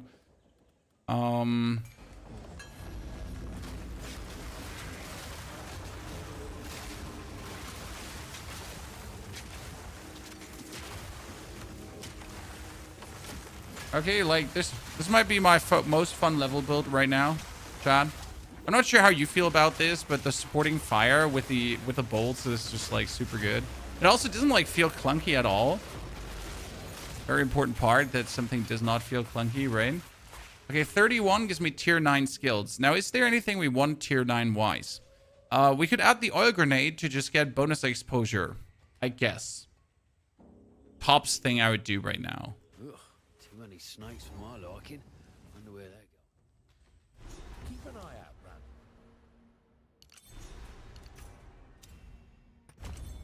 I mean, we're not really playing the explosive grenade anymore, but kind of like just adding the oil grenade here so we can remove the explosive. Can have the elemental armament on... Doesn't matter. Then we can have the... Put an exposure, technically. I just put an exposure even... We get... Okay, that was our first tier 3 skill gem. First tier 3 skill gem needs to be... Biting Frost.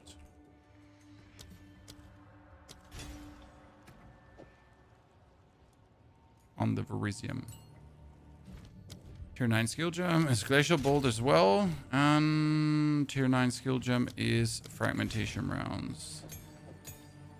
Then we get the oil grenade right here. My inventory's full. Like oil grenade, you pretty much put down and they have 20% exposure. Why wouldn't you? Like it would seem silly to just not use that for the sake of not using it, right? Because you're, I don't know, against it. Has anyone else tried like navigating through this map by just going to the marker from Pharaoh? Because that's what I currently do, right? Like, so Pharaoh marks where the thingy is, and usually the priestess is like right next to it. This has at least been my experience, right? So I always just try to get to that part. And then I usually find the priestess right adjacent.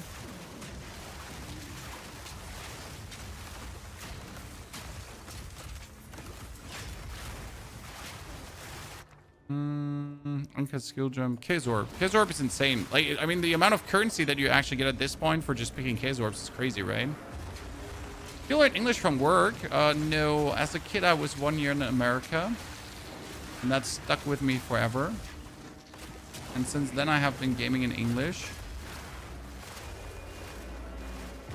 But I'm also doing this streaming thingy now for 12 years full time.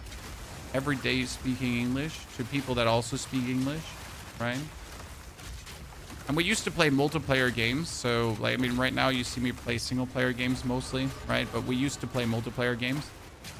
Ergo, we were actually talking to native speakers on the daily from different countries.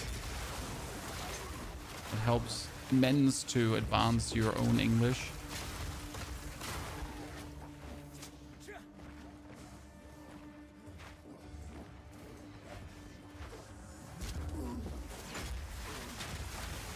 The interlude sold you a +7 cold spell stuff. Love to see it, sir. So you could also just put the crystals down and then just shoot him with the fragmentation, right? See, like this. Okay, here. Damn, we found the priestess again. See, this is what I meant, chat. Easiest way to find the priestess regularly. Your auto bomber build is so fun in Act 3, but damage seems low. Spamming Speedfold and Plate Bearer. Which should I focus on to get more damage? Knockback? Knockback is one of the main ways how you will get more damage. Also, like, high elemental damage ring, high elemental damage gloves help tremendously.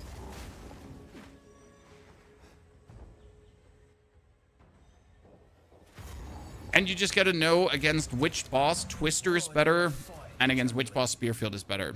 That's like the best way how I can tell you that, Echo. Maybe you want to look into the live stream where we leveled the build to kind of feel like which boss is now easier to kill with which, right?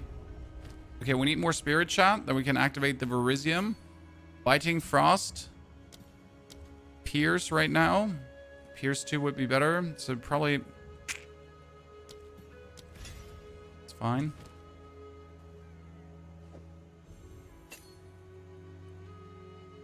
Tier 9 support gem. Tier 9 spirit gem.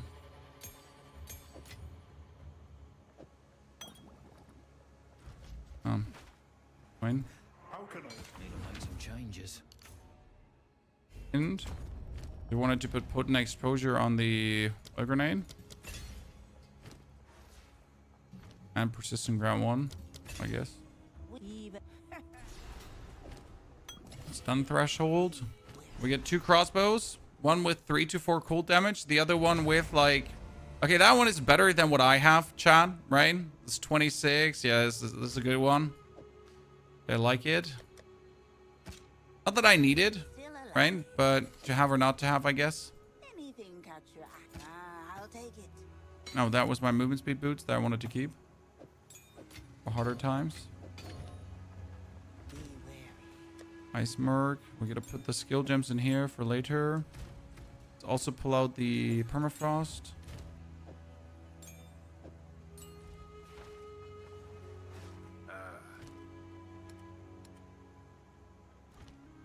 don't get eaten? How would attack speed on crossbow work since you're limited by reload speed? Attack speed makes reload speed faster / smoother. So right now the attack speed makes the overall crossbow handling better. Ready the artillery! Doesn't state that anywhere specifically, but it actually is the case.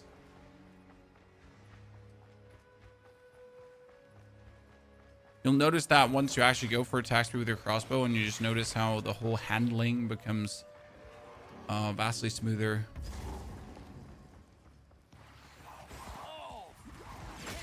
What do you do if I'm bored of Fury 2? You could try out Diablo's next season, which is happening in 7 days. You could also try a game called Frostpunk 1 and 2. It's an RTS game, but it will probably be the best RTS experience that you'll ever have had, and you'll get super addicted, and then you'll lose your job. Also, sub to Ponyhoff, thank you. Don't forget to use your Prime Gaming support, thank you. Before you lose your job, okay? Because of my game suggestions. Also, don't lose your job, please. We need those Prime Gaming subs. Thank you.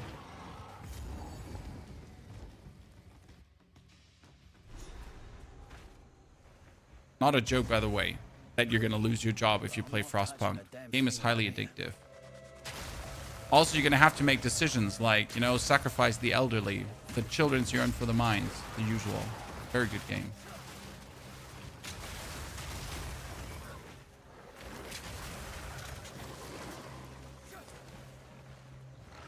Frostpunk, the board game, is brutal. Oh, no, don't tell me about cool board games. I have no one to play board games with. Absolutely not a single one. My wife is sadly not a board game enthusiast. And finding people of my age that are board game interested can be harsh. If I wanted to play golf, I could ask my neighbor, but I kind of want to play board games instead of golf.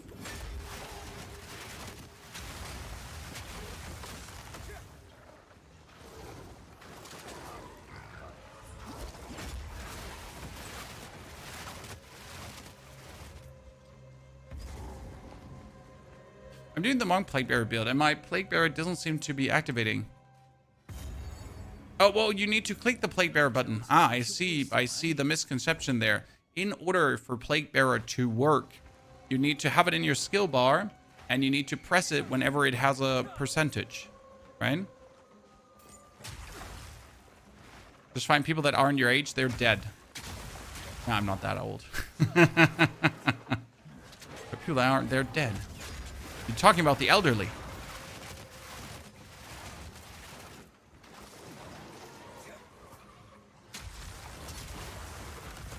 Guys, this is the mercenary, and we're playing it as a tactician because tactician gives us cool things to do at this stage of the game, like play the death from above here. Oh, a beast, chat. So exposure thingies, freeze him.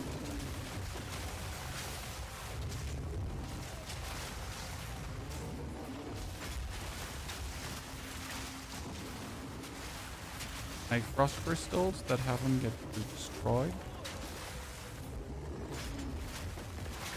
Okay, sir, you like I just spent all my time making these frost crystals here. And you just waltz through them. Mini-chan. Mini. This one seems to be particularly not wanting to get frozen. You took a long time to get frozen from all the enemies we've fought.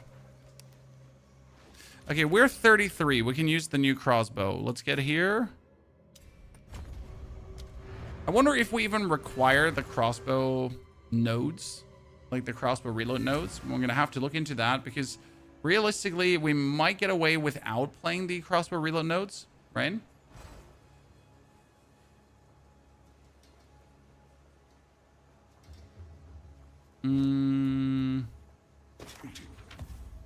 Okay, helmet. Boots are better. Chest is worse. Gloves are shitty. We get our cross BB bow. Come here, you little shit. Yes. What we got here? 17 cold, light radius. The 45 physical. This has 48 physical. Oh, we could still desecrate that. Shit. I want to. I want to desecrate it, Chan. I cannot resist. It's too fun to do it. But in Brosian build, you have some damage. You have more than enough damage, sir.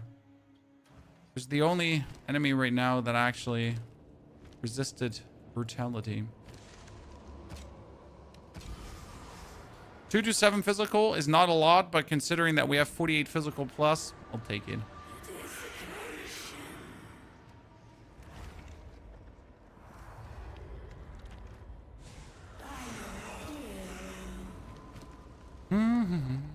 Crafted beast crossbow. No worries, sir. We have crossbows for days.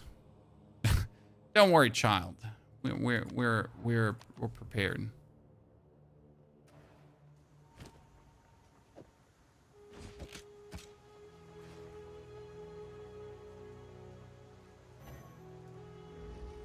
Why did I wanted to put a jeweler's orb inside there, Chan? Explain that like I'm 12, by the way. More physical. Should have added lightning. Went for the physical. Will regret it. 1, 2, 3, 4.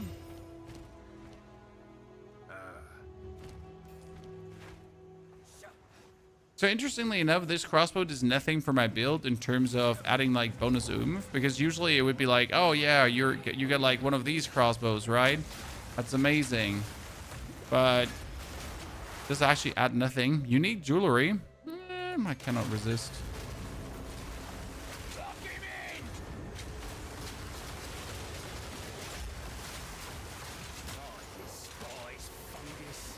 I gotta look out where I put like my glacial bolts, I think, against large enemies, because large enemies, oops, they break glacial bolts with their bodies, right? I gotta look into that.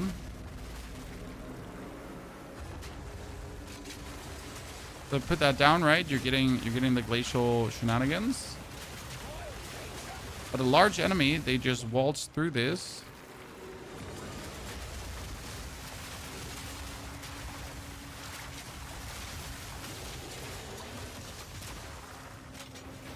And destroy your crystals.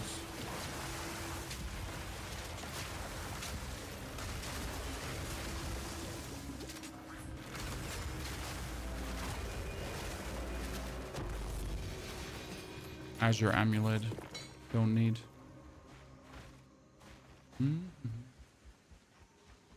What level do you have to be? So for the death from above, you only need to ascend. That was level 18 when we ascended. And for the glacial bolts, you need to be level 22. Until then, we just played the permafrost bolt, so we pretty much just swapped permafrost for glacial, and it essentially does the same. I mean, you put the glacial bolts down, and then you can just shatter the ice crystals that you just created, right? So put ice crystals down here, and then I can just shoot them if I want to actually explode them. I mean, obviously, I don't need to do this like with his shattering, because we just summon the death from above, and then we just break these here instantly. And that works just so much better. So here, put this down, right? Put this down, then summon the death from above. And just have these things get destroyed.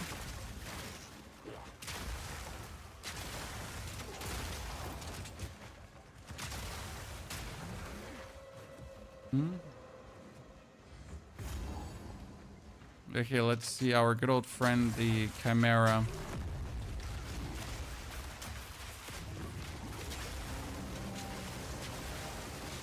See, she gets more frozen than the other dude. I mean, she just actually get frozen.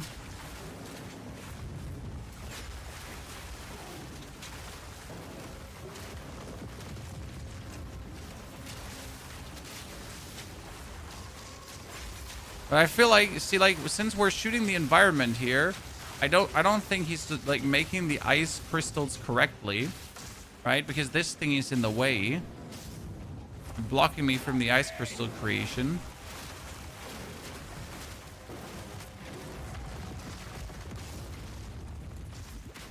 Let's try to make ice crystals here.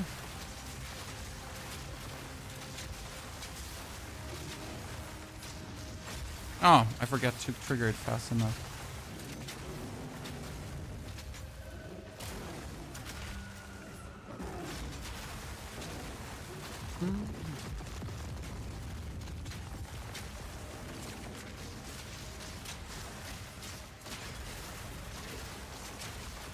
Now we're finally getting somewhere with the freezing. Would I runeforge all my gear or just some pieces? You should runeforge technically all your gear, but you should look what you're losing for that. So helmet, boots, and gloves are always okay. For the chest piece, you really gotta look what is happening to your chest piece. Sometimes you're just losing more than it is in any way worth it. Sometimes it's completely fine. I personally will actually look for a lot of rune forging for this build. So we might go for the 3000 runic ward, because I might want to do this like I might want to have my defense be complete runic ward. I have to look into that. There's a chest piece called the Brass Dome, which works incredibly well for a playstyle like that. So that's currently one idea for this build, especially because if we have all this runic ward, we can then use all this runic ward also to do bonus damage.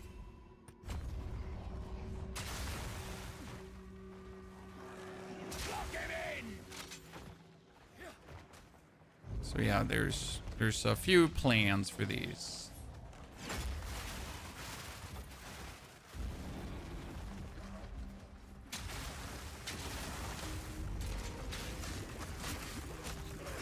Oh my goodness. I'm stuck because I put the crystals in front of my feet. Thanks, Remain. How's your health now? You good? My health was never bad. My voice was just hoarse. But that stood in no way in correlation with my actual health. Okay? Pony just get a hoarse voice sometimes. Because he's a horse. Sorry. No, not funny. You know, Pony Hop means, you know, Pony Farm. No? Tough crowd.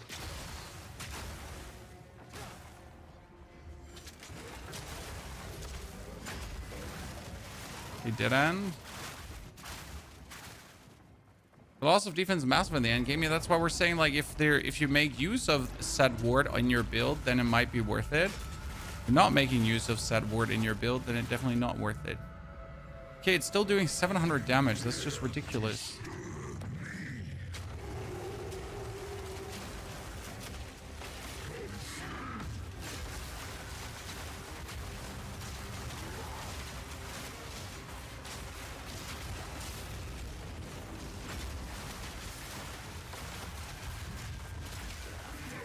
Oh, that did nothing.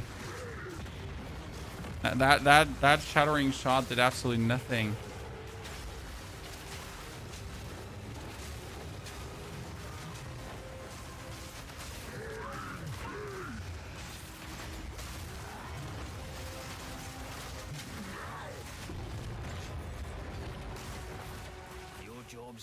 Kind of sad when your fragmentation rounds are not popping off anymore. Maybe still good. Okay, well, we're soon going to get our Verisium manifestations, chat, and then things are going to be absolutely cooking. The problem is, nowadays, in order to get the Verisium manifestations, we have to play all the way until... we have to play all the way until the Madeline Waterways. Right? Because usually I could have it right now already. Same as the second Ascension. What are we actually going to pick with us? Oh, less spirit. Oh, no. Actually, that's insane. Oh, Lord. Tactician is so good for this. Why is Tactician so good for this, chat? Well, think about it for a second. So what is Tactician's second points, chat? What can Tactician do with the second spirit points? You could go for 50% less spirit reservation efficiency right away. It's actually insane. What do you think about it?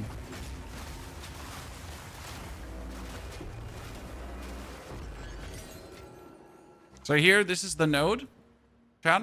So it's called here 50% less spirit reservation. So you could instantly use the Verisian remnants for 50. You could use the you could use charge scavenger right away. You could add so much.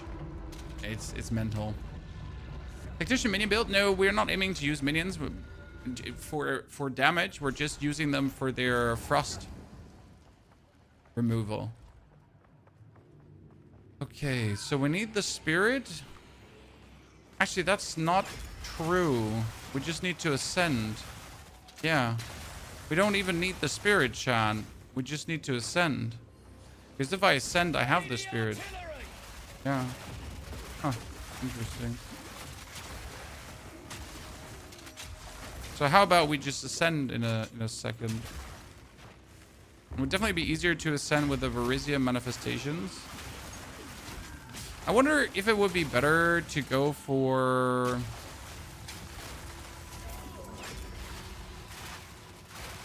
the wolves already. But I couldn't rely on the wolves against bosses. Yeah. Ooh, an iron ring. Ow.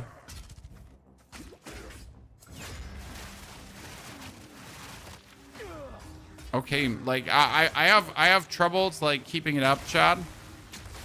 Don't tell the wife.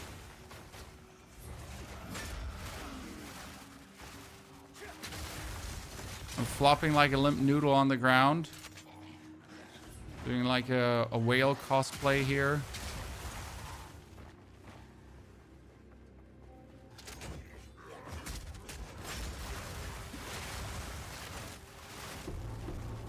Uh-huh. You say? You can get 80 spirit from a Darkness and Throne. Sir, it's not about what we could get. Like, since I haven't gotten a Rune of Blossom, I'm not going to use a Rune of Blossom right now. So we're playing this currently rather solo self-found. Okay. So yes, with a Rune of Blossom, I could instantly get spirit. I could also just use a chest piece for spirit. But I could have used a tier 3 support right away in Act 2 to actually make this work. So yes, you could have done a lot of things to instantly juice this. Not the intention behind this, right? Okay, so crossbow damage.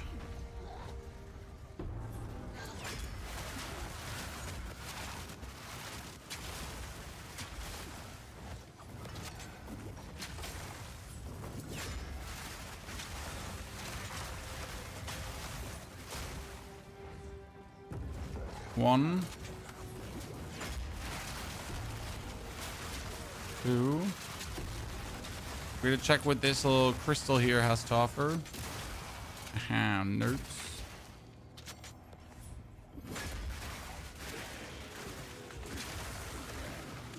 Oh, that's a shoddy one. What's different from the permafrost playstyle?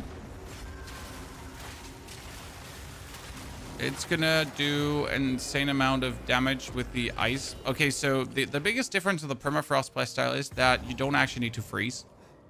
So this build doesn't require the boss to be frozen or enemies to be frozen to do things.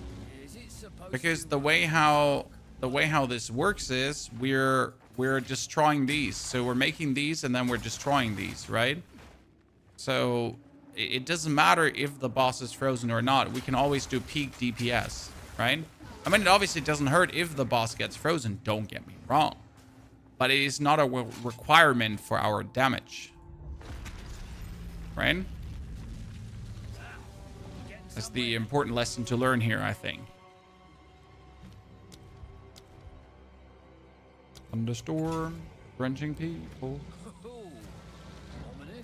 Can you do your 4th Ascendancy trial with another tune and just lock in at the boss and fight? Nope. Why don't you do? Oh dear. Now we just have to remove it from that giant That is not possible. But you can pay someone a couple of divine to pull you through the ascension. If that is what you want to do.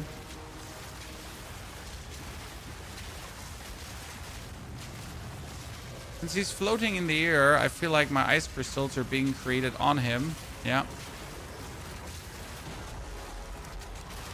Oh yeah, he just took down. Oh Jesus Christ.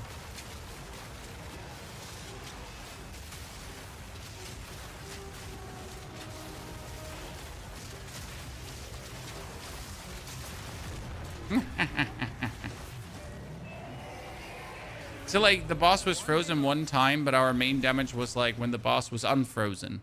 That's what I was saying, like, about we don't need the freeze. The freeze is just a bonus part of what we do, but it's not required for what we do. This needs a soul core. Okay, I guess we'll just ascend now.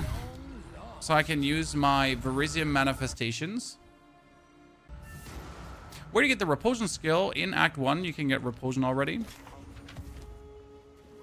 It's also explained in the video. It's explained in the video, sir. It's literally explained in the video. I know sometimes attention slips, but it's explained in the video. I swear. Yes.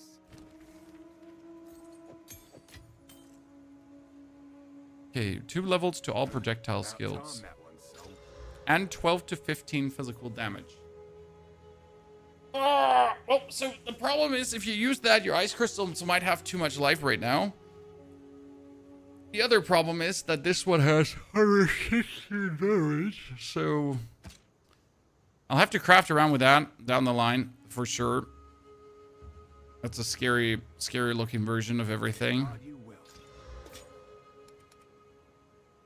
270, nothing. That could potentially be like a big bomber. I mean, we just didn't we get like a low level essence of flame or something to just enchant this one here with like if you use a low level essence here and you just add another fire damage, or what is it? Well, you could like probably use the next essence here to add, well, that's 60 lightning damage, but it would be to a high level, wouldn't it? Like the essence of electricity. We're probably like here, let's do essence of electricity, and you could just upgrade this to a good extent. But first and foremost, let's put that one in here, and then we're gonna stash this one up, and later use our resources to craft on it. Now, before we do anything else, let's go for the Temple of Chaos, shall we?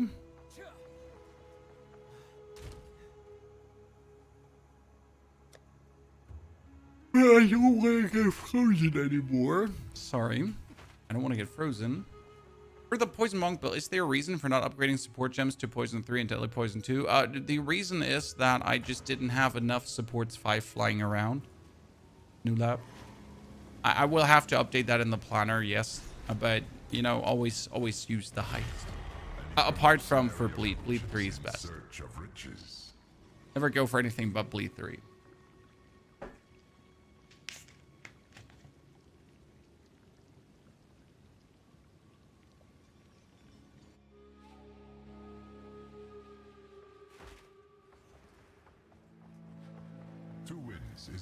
Okay, what do we got?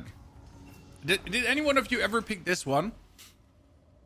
An invulnerable shade stalks you, inflicting ruin with his melee hits. Fail the trial and reaching 7 ruin. Has anyone in their right mind ever picked that up?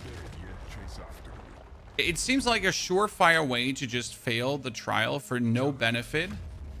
So how bad is it, Haze? Because it felt for me like, why would I take something that could potentially fail my run?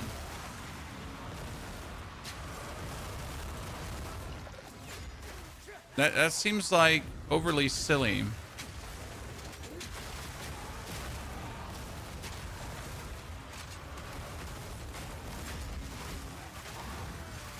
Like, I don't even know why that particular one was created, because I really can't see anyone being like, oh yeah, that's the one I was looking for.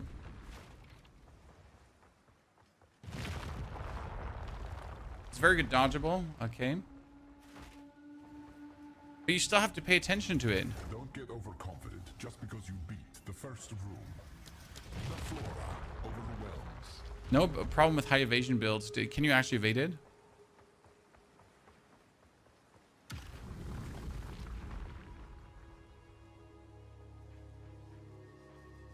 What do you need to double corrupt an amulet? I never double corrupted an item, but I think you needed something from the temple. Right? Temple.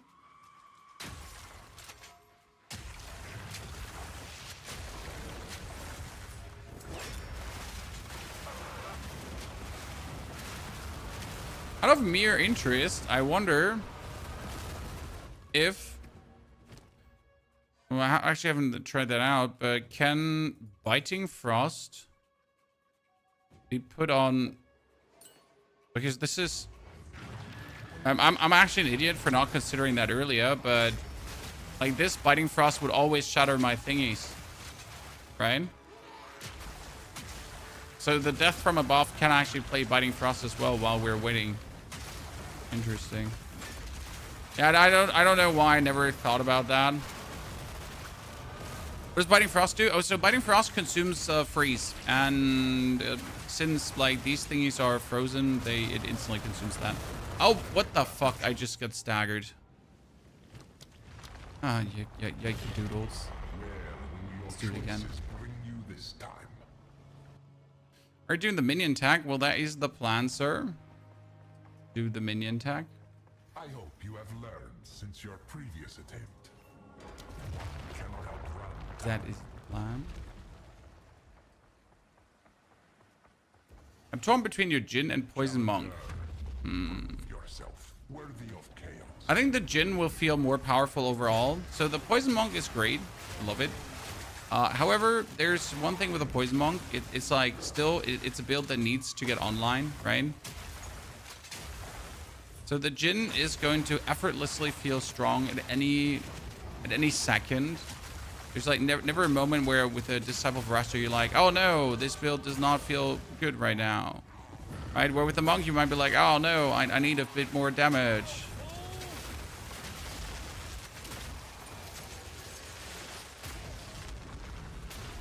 Disciple is just illegal when it comes down to effortlessly feeling strong. Would be that on Death Effect. Oh, I know that I shouldn't pick it, but I sometimes just pick it. Don't give up so early. Let's do it again. What's the worst thing that happened? No flash charges, Chan. Thirsty.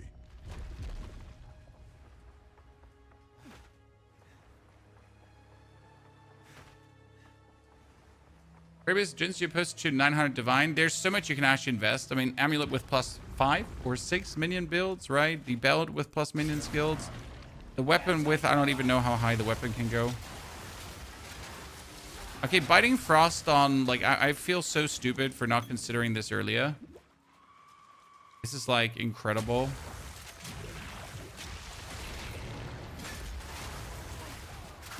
So I need a second Biting Frost, the one for the minions.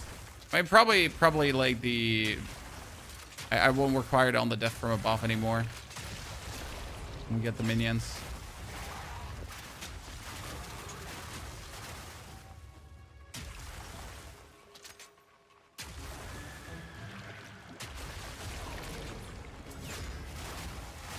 I guess the best thing about amulets after a certain amount of currency is acquired is just crafting it yourself, right?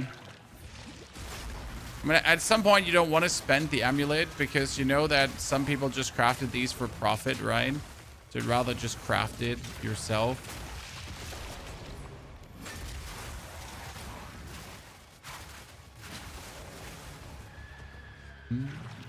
Katie, good morning. How are you doing? Jinx, there's no updated build link yet.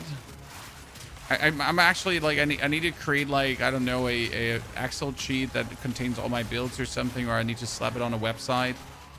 Hello AI, make me website for all my build guides, please. Thank you very much. It'd probably be the easiest way to get everything together that people can just like look up the builds. I should probably do that.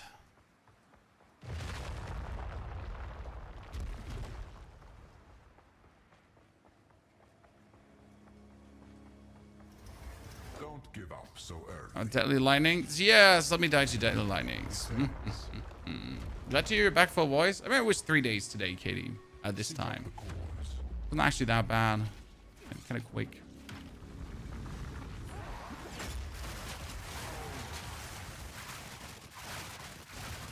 Okay, we got it 3 hours and 11 minutes, chat.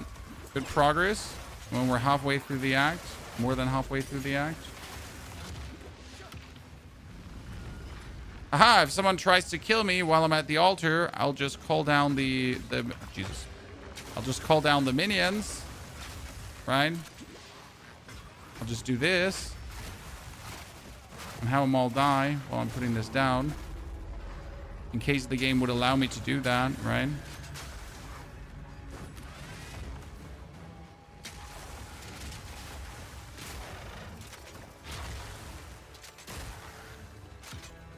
Biggest problem is if you roll while you're casting the supportive fire, it does actually abort the supportive fire. Yes, you heard right. So I have to like stop, right? And I can't just cast it and roll in the moment. So it will be aborted and will be terrible.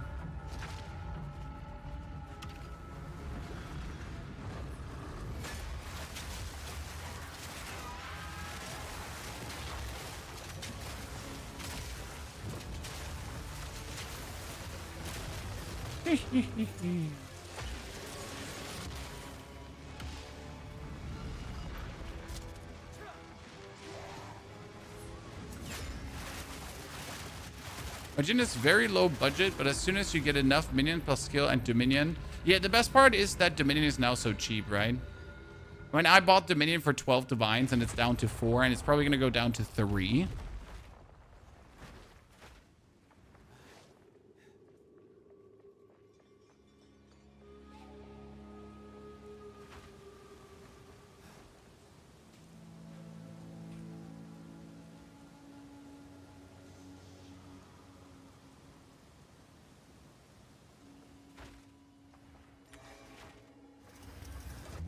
You recommend a build though, Cody? We have like 8 different builds on the channel right now waiting for you.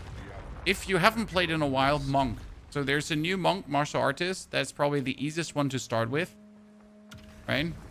Because you're going to be effortlessly powerful. Effortlessly powerful. It is illegal.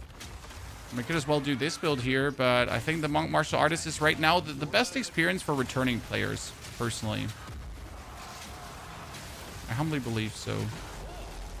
Okay, do you notice the damage difference now, chat, with the actual biting frost that breaks the ice crystals?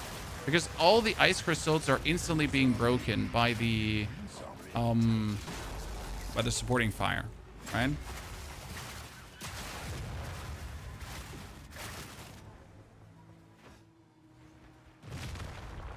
Price of minion getting cheap. There was an update to Delirium, and Delirium is now dropping more emotions than ever. Ergo, since everything is now available more readily and there's more on the market, the price has dropped. Before, it was simply so expensive because there wasn't just enough on the market, and that has changed, and that is good. Okay, we are sending, ladies and gentlemen, our second 2 ascension points are going to go into increased spirit and less reservation efficiency. With that reservation efficiency, I can now activate the Verisium manifestations, and they can get also Biting Frost on the Tibbity top. Now let me show you what then happens when they do actually, you know what? Let me get the Biting Frost from the command Death from Above over here, because then I can use this for... You could use this for bleed, to actually apply bleed with that. That's interesting. Because what other third skill will we put in supporting fire? I mean, we're bidding in there. Magnified area seems so terrible because we have it like covering everything already. Oh, whole screen and more being covered, ladies and gentlemen. That crossbow's useless. It has +3 to all projectile skills, which is nice, but apart from that, useless. So we now get our little dudes. Now let me show you what's gonna happen. How goes it? That's a lot of damage. That's a lot of damage. That could straight be better than my construct crossbow.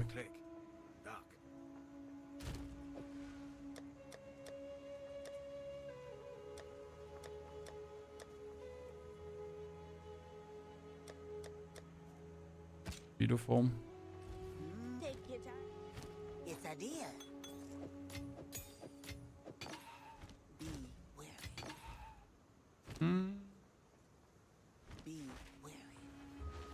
Deadeye Ice Shot viable? Deadeye Ice Shot is still absolutely viable, as it has always been viable. Why are we getting these crossbow bonus projectile bows like left, right, and center, chat? What's happening here? Someone tell me what's happening. Like, we're getting these crossbows here just flying around.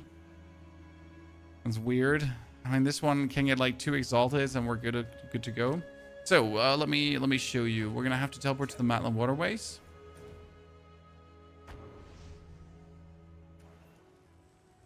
So now with powered Virizion Manifestations active. Virizion Manifestation will spend ward, currently, how much?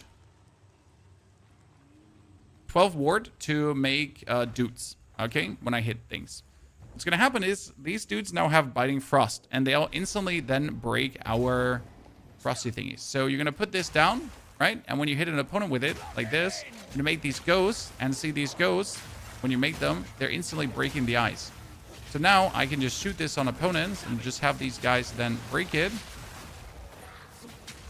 If I then have enough ward, because that's like the problem here right now, right? I need to have enough ward to continuously summon them. And then they would just always be there. So let's quickly go back and get enough ward for this.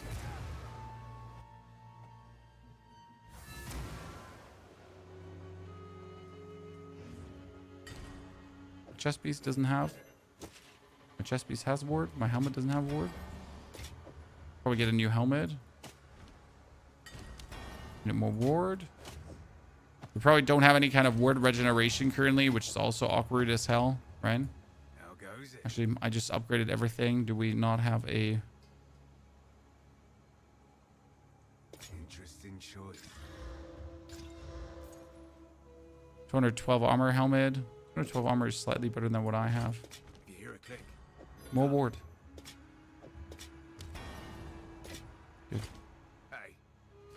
Why not use Verglass? I think Verglass is a later support. Verglass, right? No, Verglass is still here. Destroying an ice crystal grants supported skills 1% damage gained as cold damage for 6 seconds per 2,000 maximum life of the destroyed ice crystal.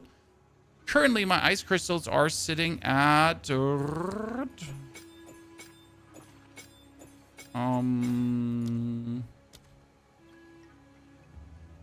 832 max life. So the answer is, why not use Verglass? Because it wouldn't do shit now. But it will do amazing, so that's that.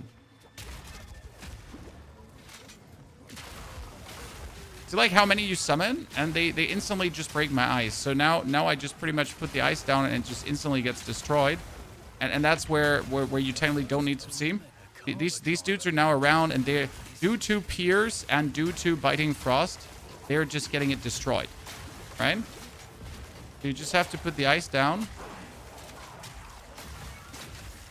And these dudes are going to take care of it.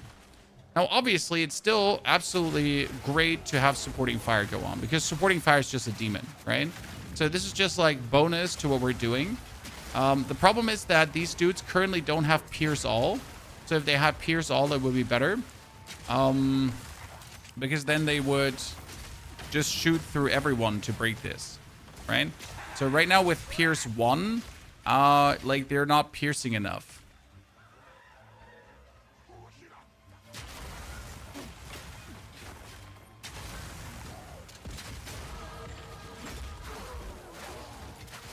Pretty much want to have supportive fire on the Tibbity Tom. Probably with Biting Frost as well. You notice how easy this is. Like, I put this down and they're just being hit and they just instantly die. What rings do you have on your character? Right now, just standard elemental damage stick rings. So there's no unique rings or anything for this.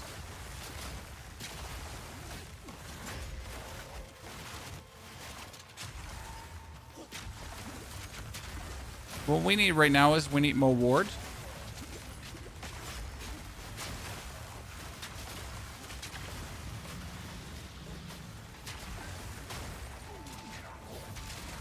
So I can get like maximum of these ghosts. I guess there are a couple of runes that could help me with this that we haven't gotten yet, right? Some ward regeneration runes.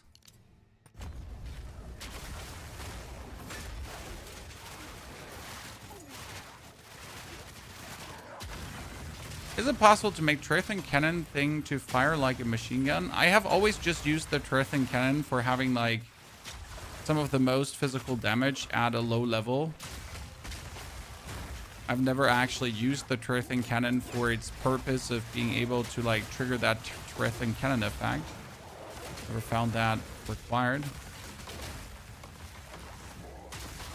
Like this is pretty much the idea behind the build, like the idea behind the tech to make it work like this way.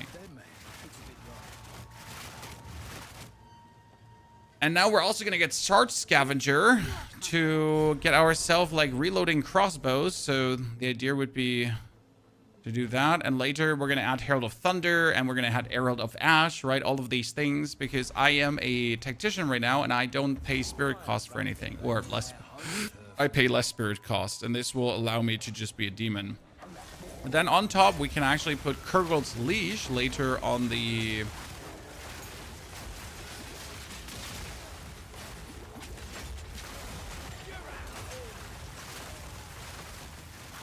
What are you? Essence of Insulation. But Insulation was fire resistance, not fire damage, right?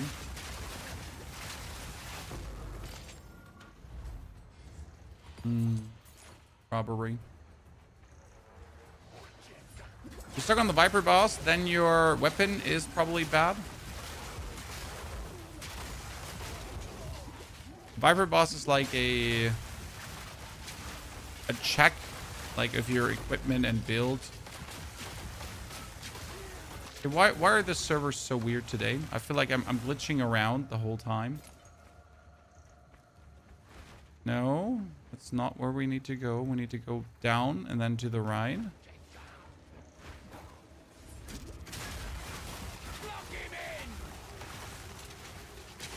Okay, what is this weird iteration of this map? Because usually it's like, it's top left, so we go bottom right. But that doesn't seem to be the case this time.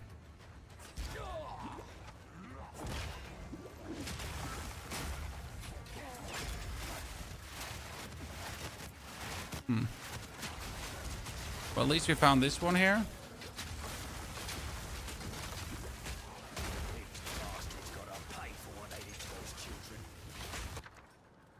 So the basic question currently is if now the explosion radius of my ice crystals is enough, or if we should make it bigger. Because as you can see here currently, I feel like that the explosion radius might not be like what we want it to. Okay, so we get this one. Then we have magnified area 1 on the Herald of Ice. And that magnified area 2 on the Glacial Bolt instead of the bonus freeze, maybe.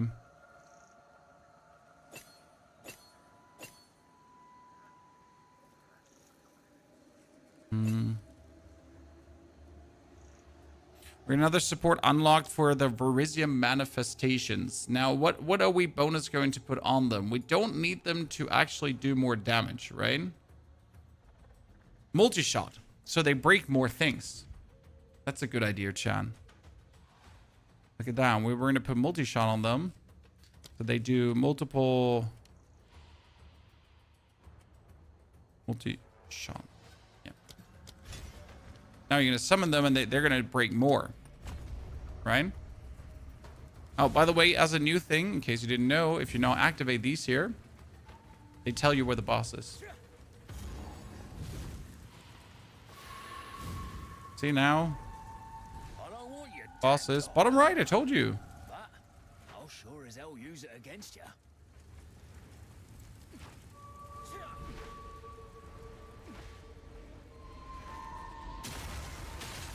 And see now the dudes are shooting multiple beams per dude. So if they have like ice crystals to break, you can break them easier. If I can then make ice crystals because of the enemies standing like clustered up in like a low area here. Almost feels like we can't create the ice crystals we need.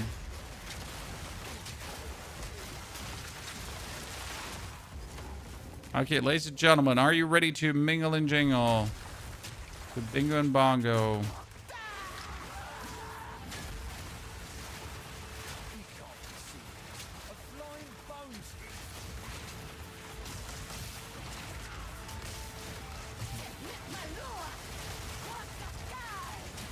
And look at the damage now where the crystals are instantly being destroyed by this. The only problem is that now also the freeze is being removed, right?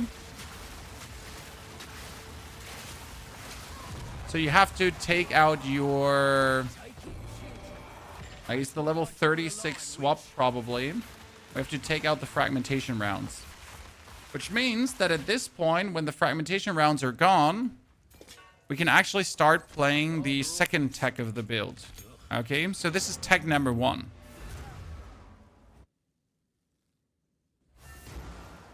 The support gem is not on. Yep, we're missing the multi-shot. It's... Where is it? There it is. So we have a second tech going on, and that would be now in my offhand. We're going to be putting on a... This one. We're going to remove the fragmentation rounds.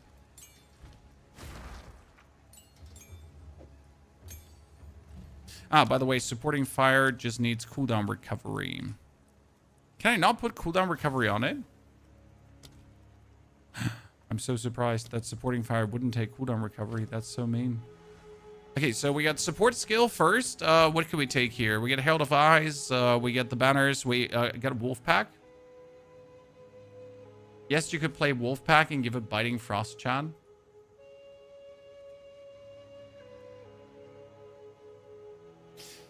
I don't think we want to do that, though. Probably Shard Scavenger. Instantly reloads your crossbow and restores 1 cooldown used for your grenades upon consuming freeze shock or fully broken armor, right? But we kind of do that. We always consume one of them. So I feel like if I get Charge Scavenger right now, that would be good. And when we could instantly also start playing Herald of Ash just to do more damage. But I kind of want to just...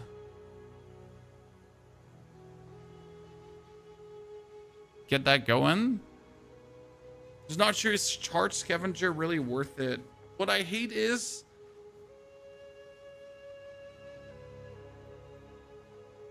you have to put the buff up, right? To get it. I don't think we need Charge Scavenger.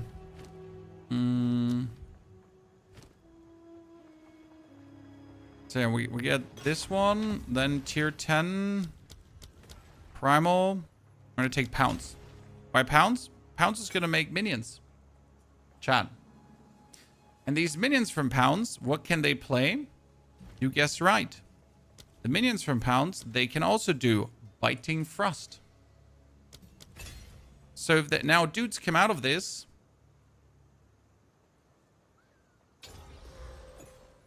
they'll be able to do thingies.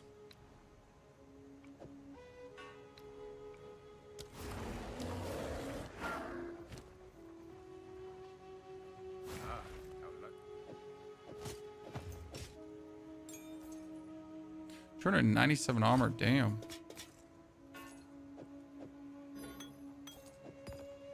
A lot of armor. Physical movement. Don't get eaten. Kind of want a chest piece, a new one, because we have like this old 342. But I really need to get like a better one, and that's they're not growing on trees, it seems. Okay, we get a Dazzling Charm. Congratulations. Okay, we got that on. What else do we want on Pounds? Probably...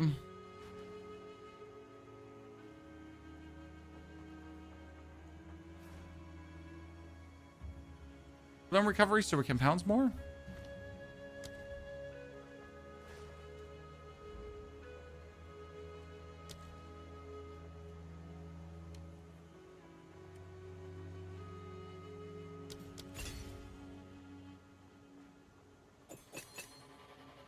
And I wonder if rapid attacks is good because you just want your, like, we don't want our wolves to do any damage, right? We just want the wolves to attack faster.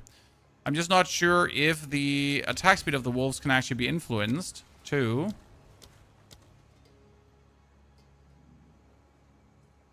Because I don't necessarily think so. I mean, rapid attacks on the Pounds just makes it also smoother, so that's that. And now the basic idea is that you can actually Pounds around, chat. Okay, and with every Pounds, you can just apply shenanigans.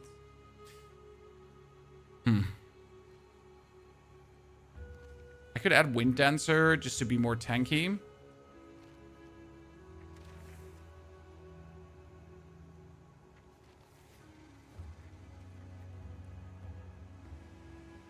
And we have the spirit, right? We have 35 spirit left. I could just add 2 spirit skills if I wanted to.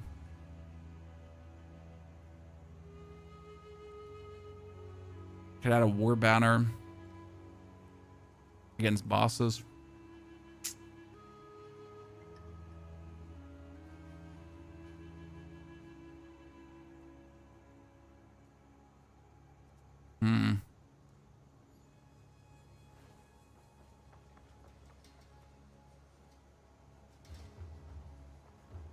I like, you know, let's generally try this out. Well, what if I just add wolf pack?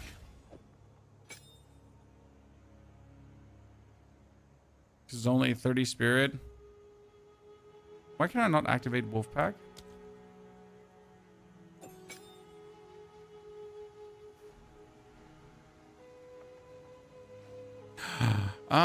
Wolf pack doesn't count because it's not a buff. Persistent buffs. Interesting. But why does it count for Verizium? Because Verizium manifestation is also a buff. I wonder if there's another Kelgurn skill that would actually work in this regard. Interesting. So Wolfpack doesn't work. It was a dud chat on my side.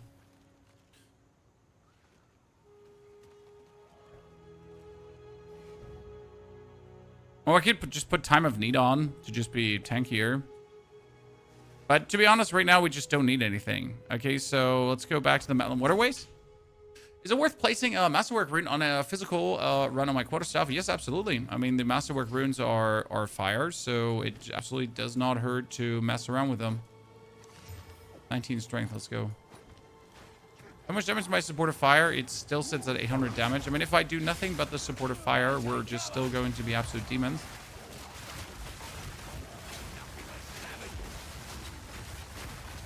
What we're doing now, we're pouncing around, and then we do this. We get these wolves, and these wolves are also breaking things, right? So the more I pounce around now, the more I get things.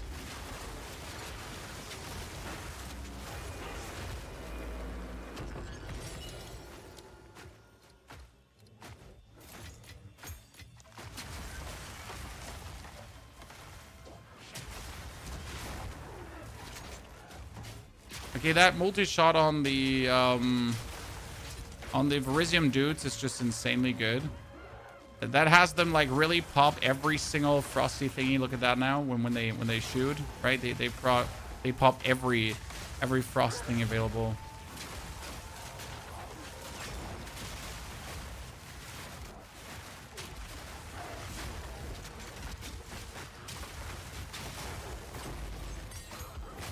Actually put the frost in and then just pounds in, and that will instantly summon the dudes who instantly break the frost, right?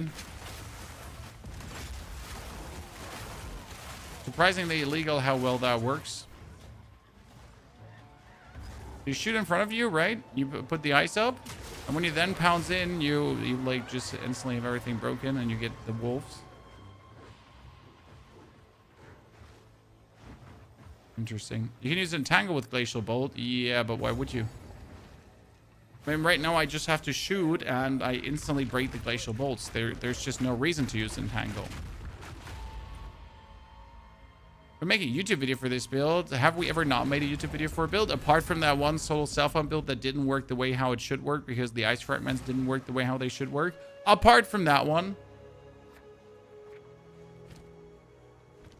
You drain the entire... Don't get eaten. 38. Okay, are we going to swap over my crossbow now? Because we have this one that already has 150 damage. It's actually pretty amazing. I've got a different idea.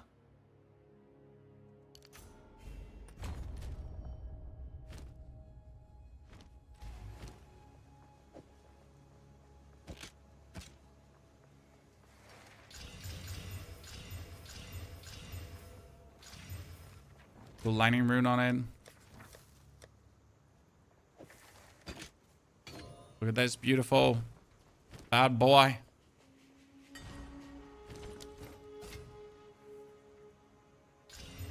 Oh, interestingly enough, we could...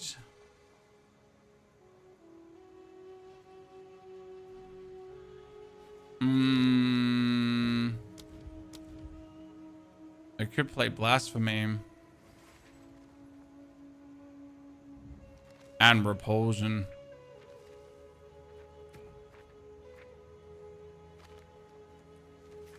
But I would need more intelligence for that.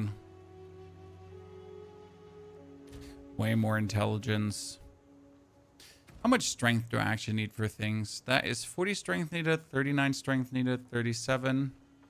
I don't actually need as much strength as I have, so I could swap that over to Ind. I've got a different idea.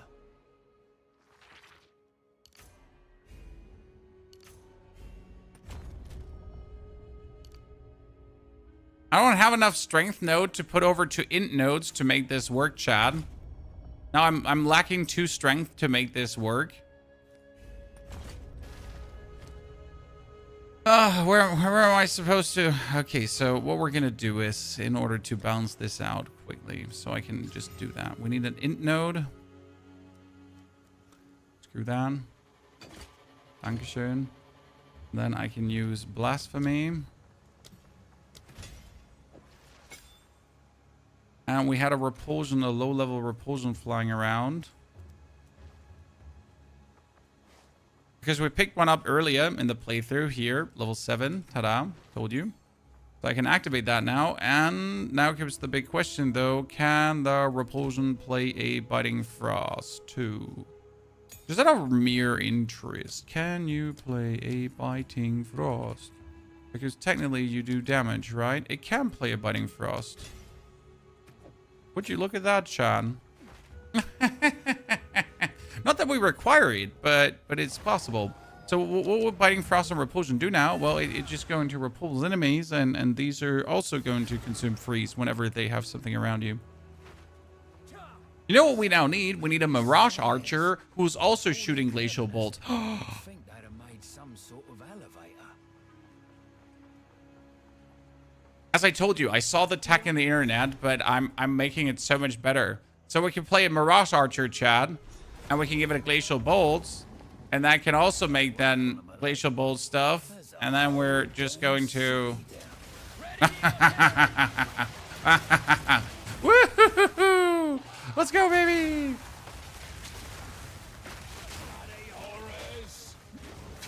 The problem is my repulsion might now be too low level to actually affect these enemies because they're level 40, so that's the problem. I'm gonna quickly have to get a higher level repulsion.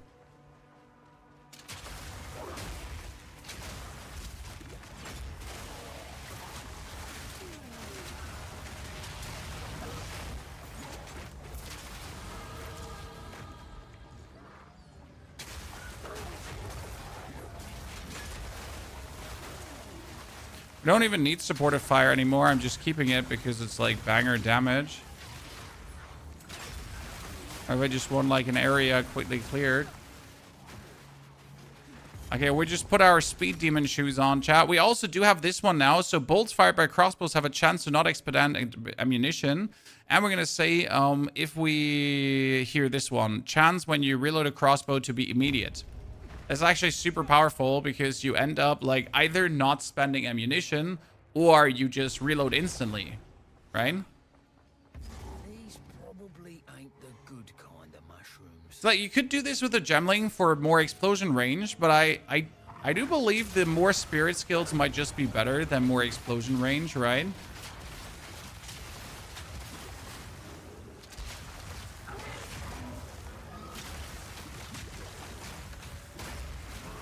Now, we definitely will need some kind of ward regeneration. I'm not entirely sure. Like, there is ward when one of your minions has died recently. There's ward regeneration per second. There's yeah, I'm not sure what ward regeneration is actually based on, how to like get it higher.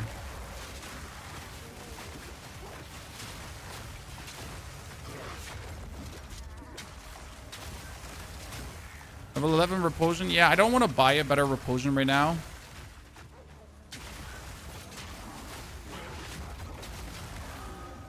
It would just work. So like from a spirit standpoint, we have enough spirit to make repulsion work.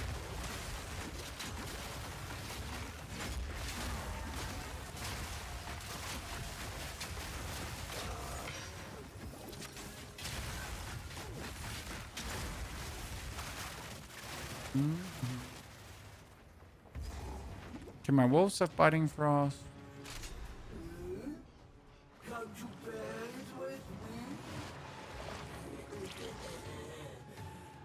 Summoning has life, additional quality on the frost walls. Yeah, Mighty Meltex, we have to see if that is required or not. Right? If we need that for the build, might get away without.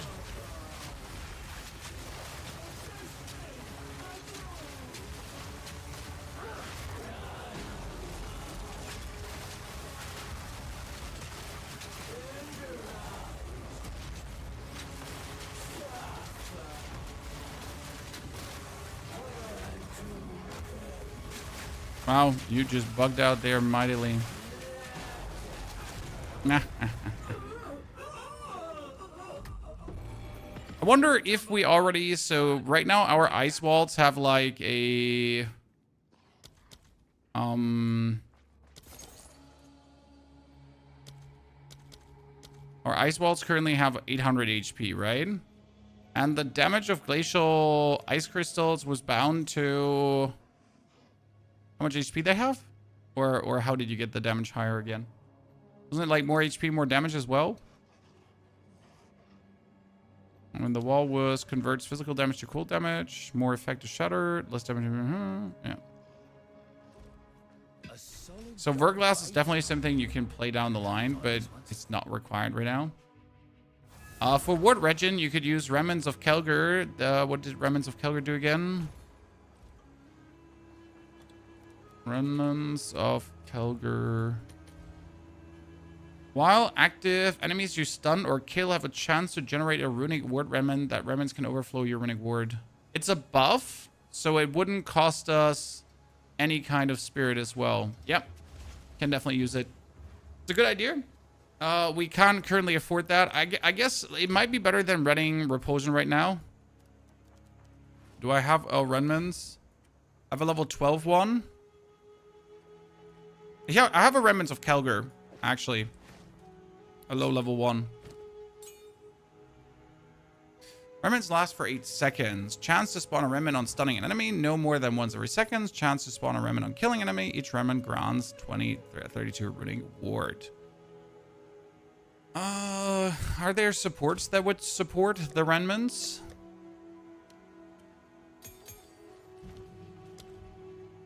You could go harmonic remnants, where you can pick them up from further away. Yeah. And remnant potency. Yeah, sure. So tier 3. Let's try that out. It's a good thing. Like, a good shout. I mean, again, we have the spirit to just play all of these skills. It's like, really, everything that costs 30 spirit costs 15 instead. I mean, that's insane, isn't it? And this would cost 30, it's 15, this is 15, and this appears also 15. I could play like so much, right? You could just pretty much play all the spirit skills that you can imagine. Good shout for sure. See, this is why we like to do this online with you together, ladies and gentlemen. Because you always have so many fancy ideas. I can obviously figure this out myself, but figuring this out together, so much more fun. So with Remnants of Kelger, if I go over the maps and kill everything, then we should be literally just having full...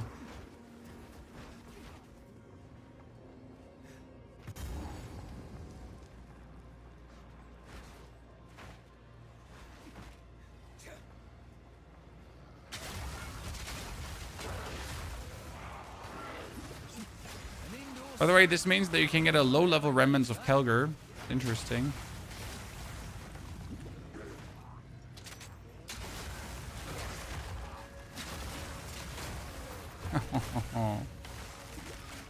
I wonder if we add attack speed to our tiny ghost, if we can reduce the time it takes for them to do the first attack. so they shatter more instant. You know? Think about it.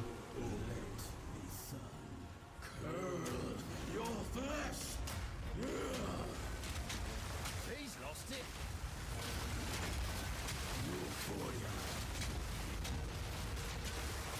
Wonder if I should shoot my ice directly at the opponent or like around him, right? To make as many crystals as possible.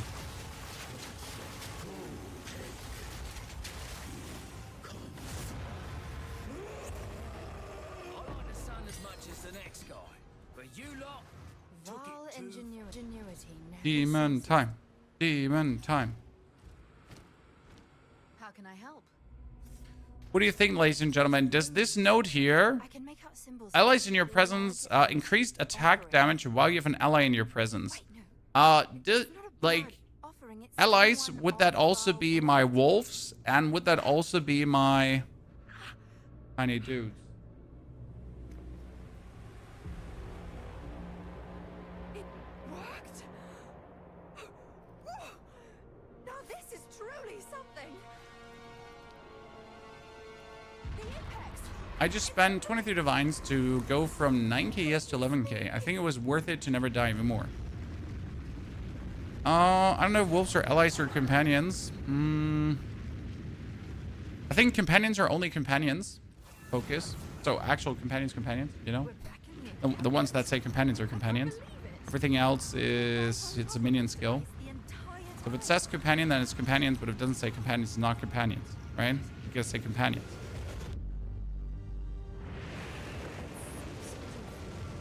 gateway. Ah, how incredible. Unless it says that, no companions. Okay, that blasphemy is still staying. Okay, bonus quality on.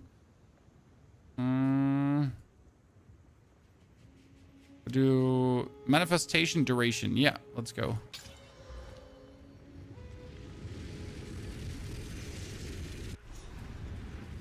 How do I level the quality of my hollow form, hollow focus, and spirit vessel? Jacks up with a chest piece that has bonus quality, with a paragon hidden notable that you can instill, with an amulet that has bonus quality. So the skills that are granted to you, you can only level over external means. You can't just put quality on it like that.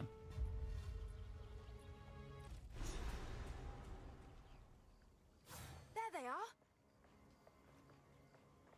What are you doing? Lock him in! Okay, this should be the easiest Uzzle you've ever seen, chat, because we're just gonna call down our companions, right?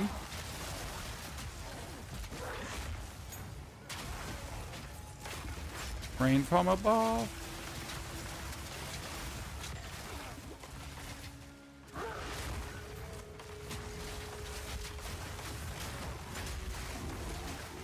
Well, the only thing we have to hope for is that we're actually getting the hard.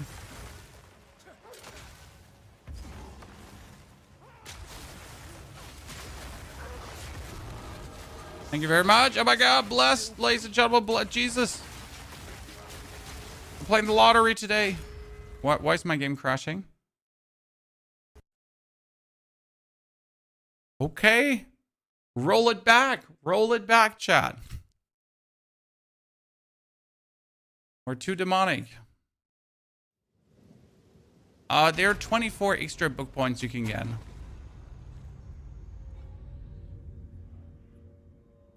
Luckily, if that happens, you can just jump back in.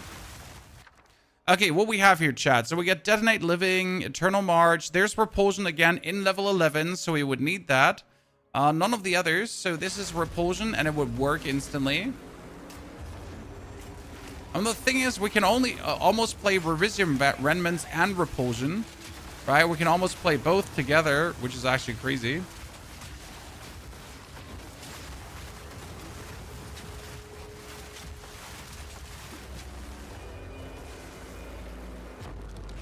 I would just need a little bit more spirit, chat. Not a lot, just a little bit more.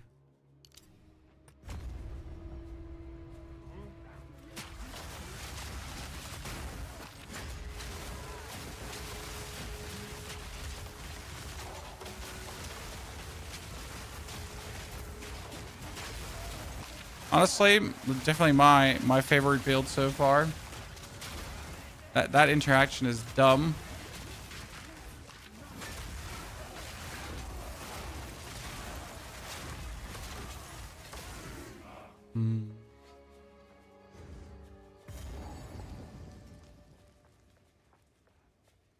Halt! Your rampage ends here. Don't Okay. worry. So, lady, we're going to freeze you, and we're going to oil you, and then we're going death from above. Which one of you is a Val blood? Why, that was me, of course. I am Alva the Lie, treasure hunter extraordinary. Treasure hunter sword boom. Take her! Bring her to Doriani.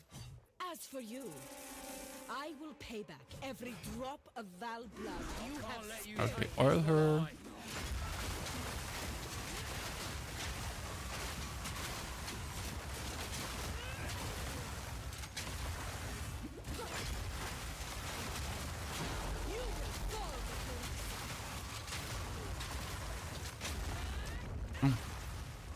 Lady, are you refusing to?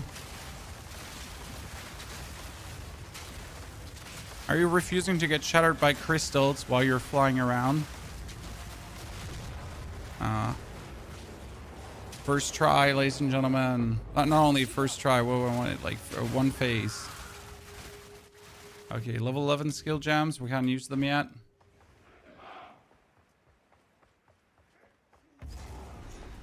Long cola, that's only 1.5 liters. Tiny.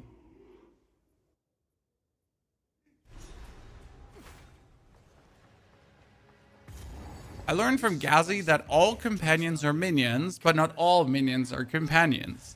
Yes.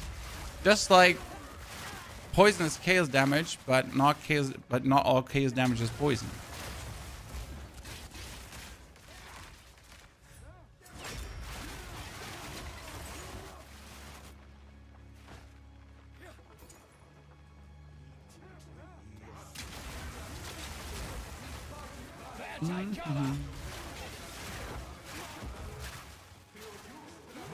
Honestly, this is so easy. I mean, considering that it is like solo self-found, right?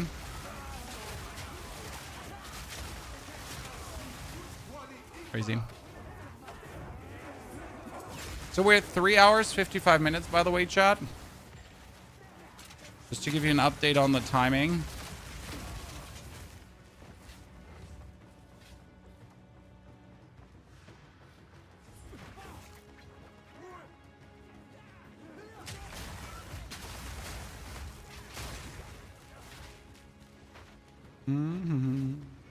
We're level 40, already to a high level. Mom, finally get manhandled. I was greedy. I'd do it again. I regret nothing. I regret absolutely exactly nothing.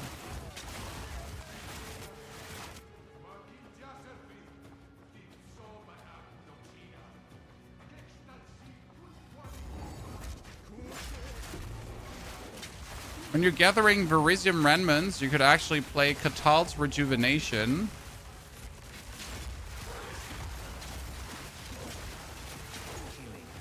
To reduce things. Honestly, I'm too lazy to pounce. I'm not sure if I like the pounds tech for the build so far. I mean, it's nice to have pounds with you, right? But I mostly can't be asked to pounds. I know, Pouty, what the fuck? How can you be so lazy? But what can I say? Right?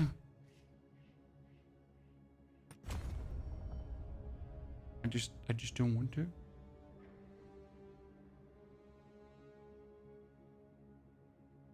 Okay, what's next on our menu to pick up, John? And we could easily get here, increase attack damage against rare or unique enemies, I guess. Right? Probably a big damage boost. I wonder if we could add the Herald of Ash. Okay, so could we add the Herald of Ash and increased area of effect for attacks per enemy you've ignited? That should work, right? I mean, that would be the easiest area gain possible for doing nothing but existing. I mean, again, we'll add more spirit to the build via, I don't know, like amulet or something. So we could certainly afford it. I mean, we will have to get 50 spirit for Eternal Rage. We have to get 50 spirit for Trinity. Yeah, we'll have to get 100 spirit down the line. Probably like, yeah, up to 200. So we could just play the helmet. We could just play Alpha's Howl. Just get 100 spirit from Alpha's Howl and then be good. And then use all this stupid shit I want to use. Probably. Right.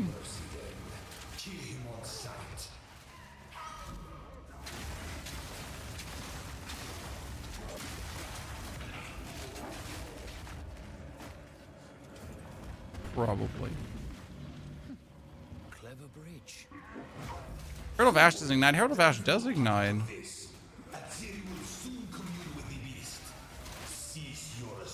Here. It explodes enemies. While active, overkill with non-herald attacks will cause an explosion that ignites nearby enemies. Sir. How, like, that's the premise of Herald of Ash. They can use it for ignite tech.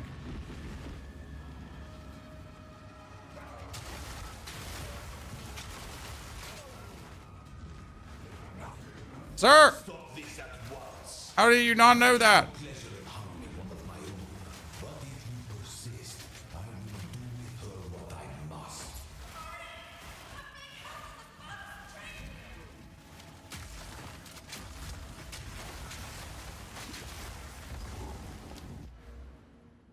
Proof people just go online and say anything. I mean, like, maybe they just have not read it. Is cluster build still good? I still see no new content on it. Well, you don't need to see new content on the cluster build because it's done. You know? I mean, the build is just done. I mean, unless you want me to farm the build up to like 400 divines, like there's no reason for me to play it. And I don't farm builds up to 400 divines, FYI.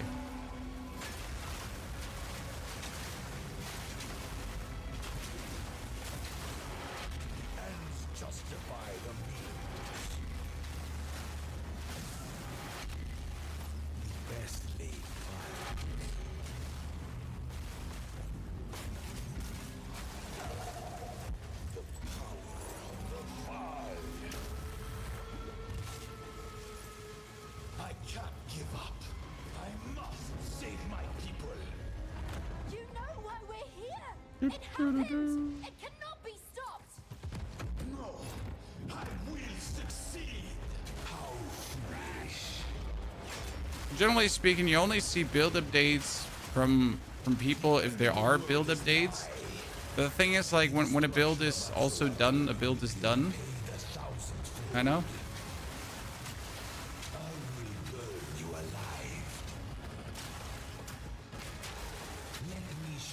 I'm like not sure if right now our crystals just break from his body, right? So should we put the crystals like behind him to shatter them instead of putting them on him? Right? Because if you put them on him, they instantly just get shattered by his fat booty.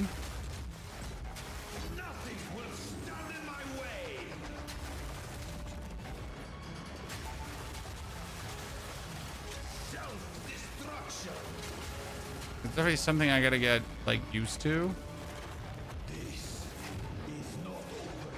Yeah, where is it optimal to put in?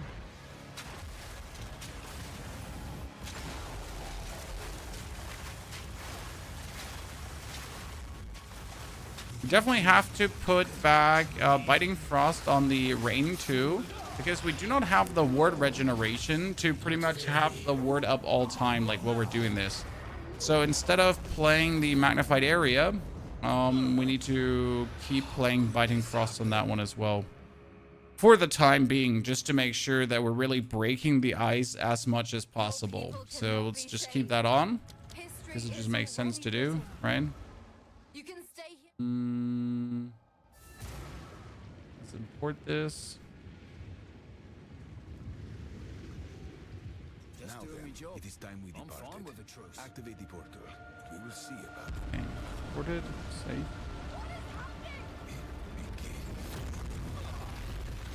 That's what sucks to play with. No, it doesn't.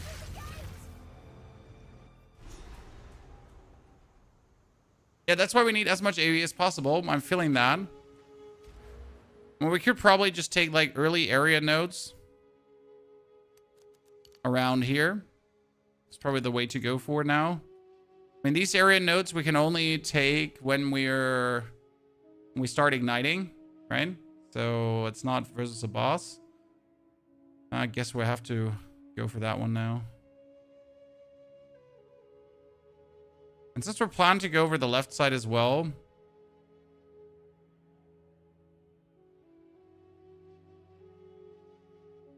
probably have to save some points here so I could go over. Yeah, probably.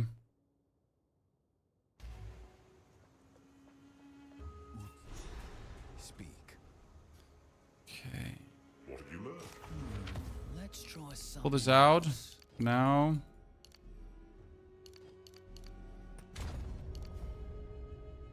Go through here.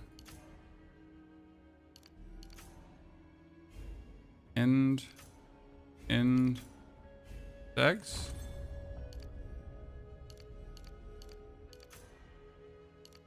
To go there anyways. And we got 1, 2, 3, 4 to make our reload more comfortable. And I guess instead of going for the damage nodes, we should be going for increased area of effect.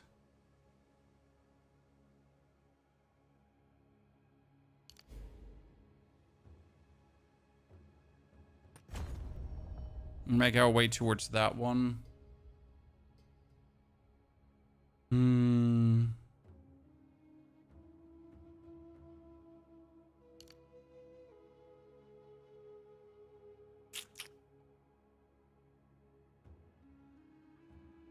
not really using flask like regularly, so we're gonna look into that. If it's fine, okay, I'm fine. I can't. I promise you. I don't know if this is good. Still not a better chest piece. 121 lightning, technically more than mine, but no stats at all, so yeah. Gesundheit!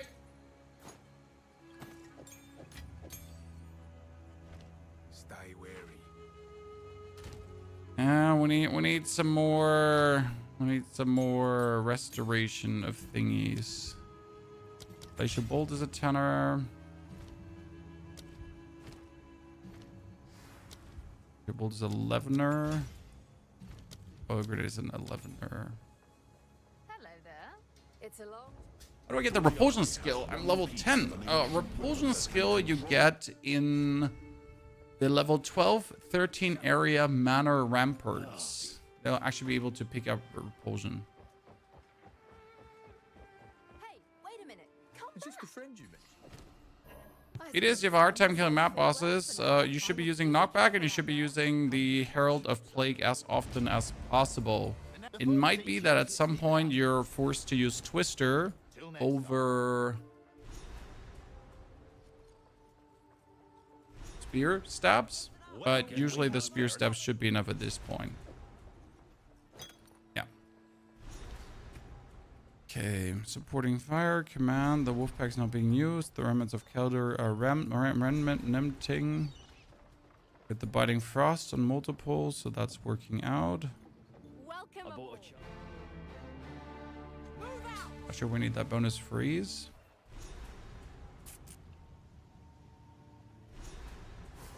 We made it.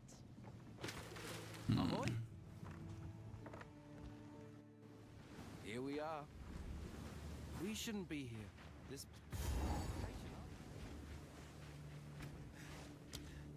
If the wall turns the physical into cold, does my wall still does other elemental damage as well?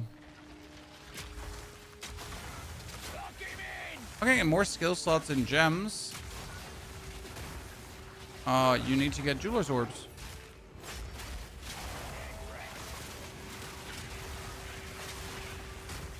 Jeweler's Orbs.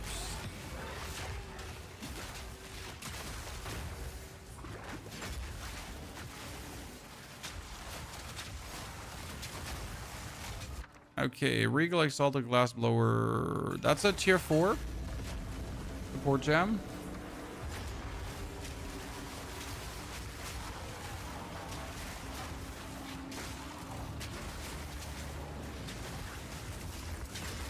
We can get out of that.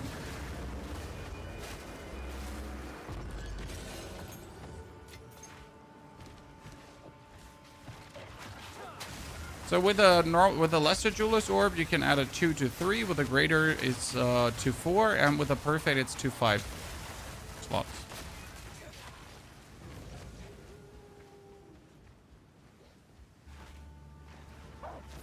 It's hardcore? No. There's no hardcore on this channel, my friend.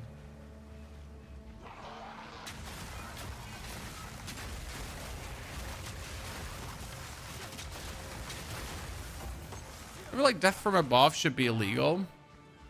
Like, with how powerful this is, like, effortless.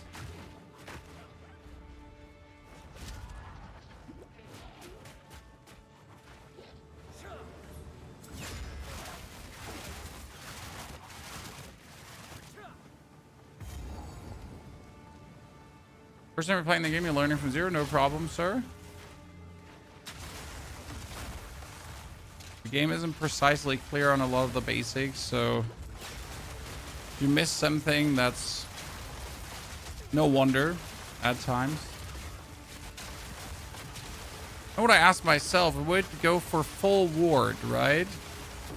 I would just eat up all my ward instantly versus a boss because I shoot, right? And he makes as many dudes as possible, 5. So even if we had 2,000 ward, I'd just continuously burn my ward. Unless I would have so much ward regen that it would just go whoop up every single time, right? I don't know what this fog's doing to me, but it ain't good. Probably. Don't come near the circle.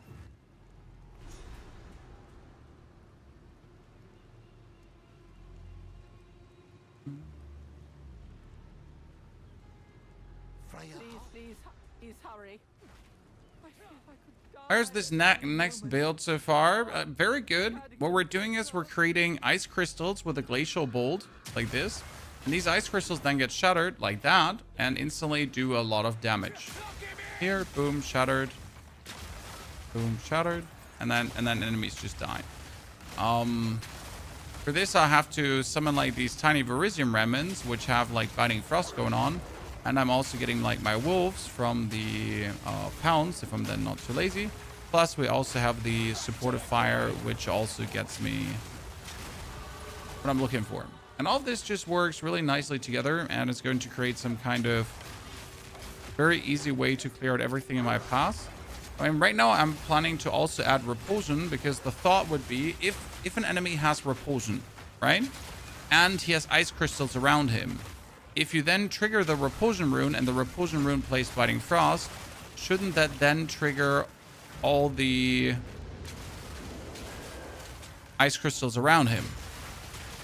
Unless I'm completely mistaken, right? But I'm pretty sure that's how it should work.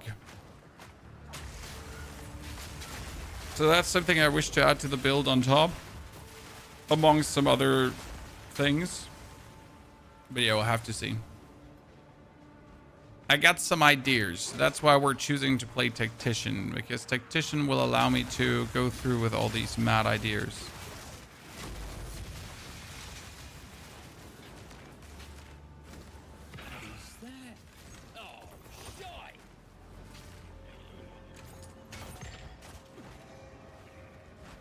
What's the ice crystal damage calculated when? I mean, in case of the ice shot, it transforms physical damage into cold damage. I mean, you can see it here pretty much.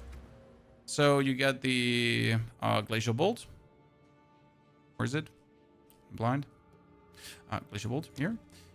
It says on the skill wall, converts 100 of physical to cold, and that's it. So it's 131% of attack damage, plus then the physical to cold. So the higher damage killer crossbow you have, the more killer damage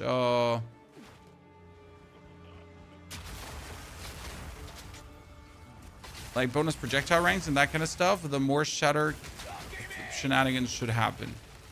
Now, obviously, right now we do not have a single projectile rank bonus, so that's already like things that we'll get down the line. Our crossbow doesn't have projectile ranks bonus, right? So there's a lot of growth left. Do bosses spawn in Ritual have the damage reduction phase that normal bosses have? I don't know. Okay, we're currently going here for attack area.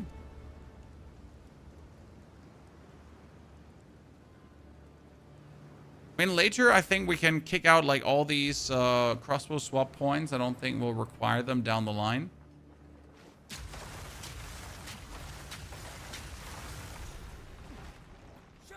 And we have a boss like Captain Heartlane, so we're gonna put this down here. And we're gonna get like the supportive fire on, and now we're just going to put down the ice crystals, and they're instantly going to get shattered. And that shattering of the ice crystals does some damage. And now we just need to make the area effect bigger of my...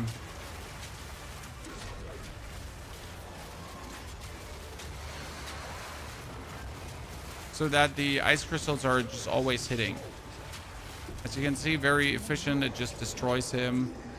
I think we could obviously, like, we now need to juice out more damage. So, yeah.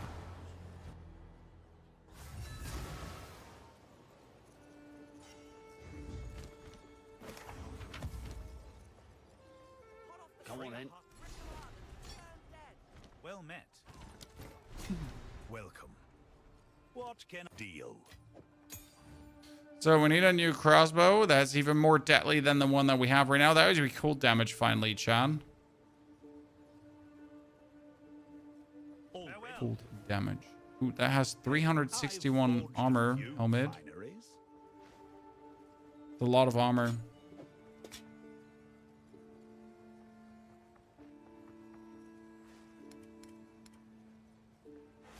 Do like check for a chest that has bonus spirit to play around with, huh? Do that. Survive. Are the Endgame Atlas passives shared between League characters? Yes. This should do the trick. There you see your next belt coming. I'm with you. Originally, I was planning to do this on a Gemling because of the bonus quality options, but I decided to start with the Tactician. And now I'm beyond happy because, as you can see, the Tactician is an absolute blaster with the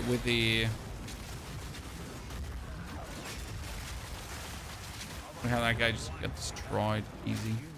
Cobus Ring.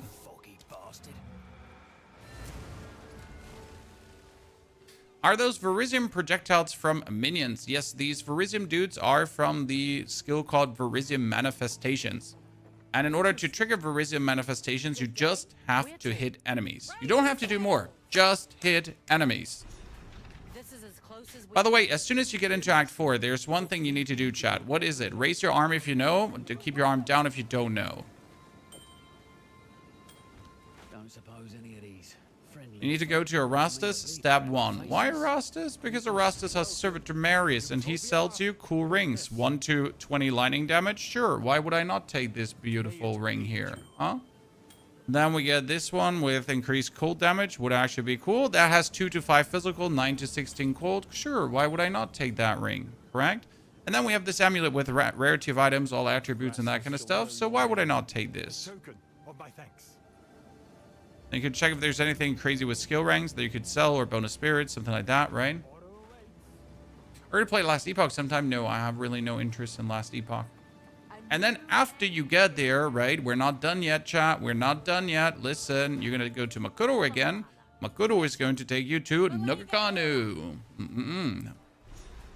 Because what does Nagakano have? Nagakano has the same vendor, but for different things. What for different things, you ask? No problem. Let me show you. They're polite to me here, but There's our Ruhaki, and Ruhaki sells you weapons. I like the look of that one. And all of them, like, really freaking super rare weapons with, like, ranks to melee skills and potentially insane damage. The problem is that he doesn't sell a bow right now because fuck Ruhaki. Where to? Half sail.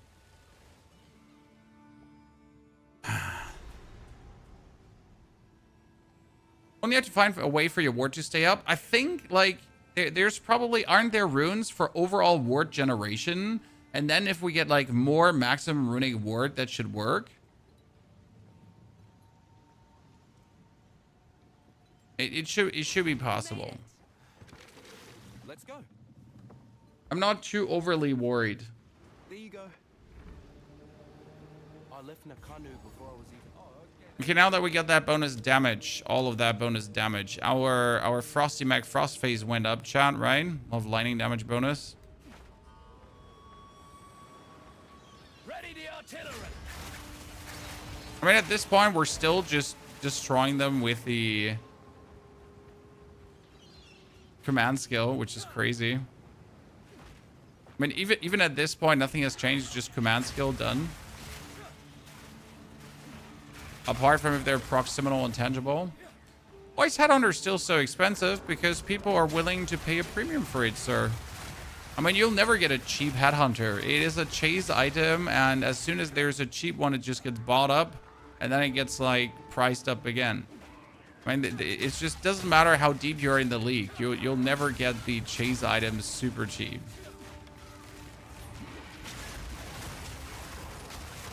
Because they are the chase items.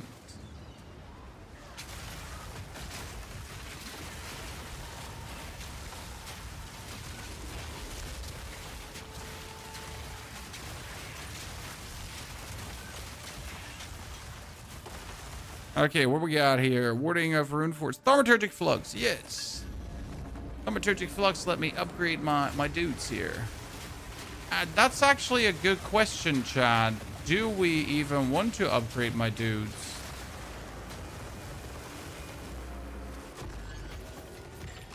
That is a very good question. So right now we get the Verisium Manifestations at level 7, right? And they manifest a rune, and these are duration 8 seconds. So what goes up in a Verisium Manifestation in a higher level? So if I look at a level 12 or a level 20 Verisium Manifestation, right? We're like, I need to look at that. What it actually does better or not better.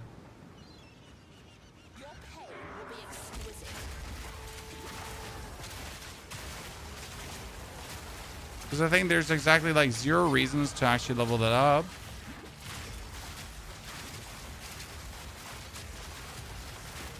I don't think I'm getting ice crystals in this small area here.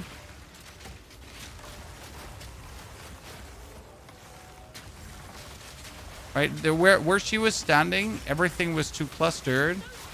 So you weren't actually getting the ice crystals, right? We weren't getting ice crystal damage.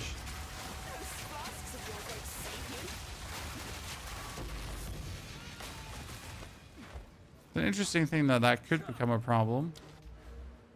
Okay, here more area and cooldown recovery. Nice Monkbit with a poison. Thank you, sir.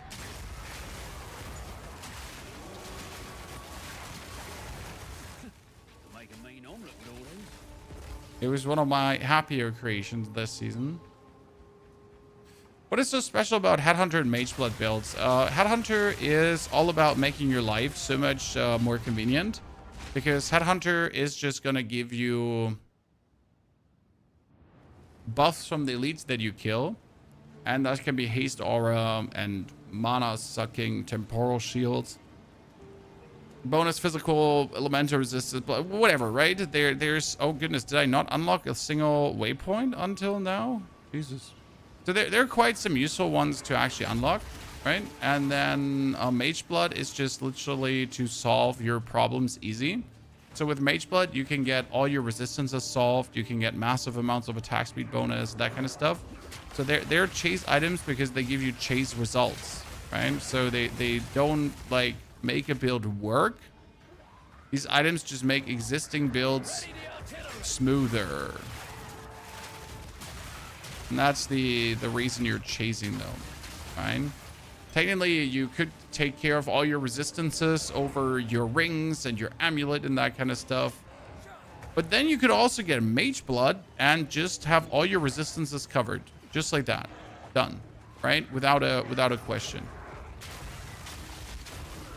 And that's what people are pretty much aiming for. Why they want these items.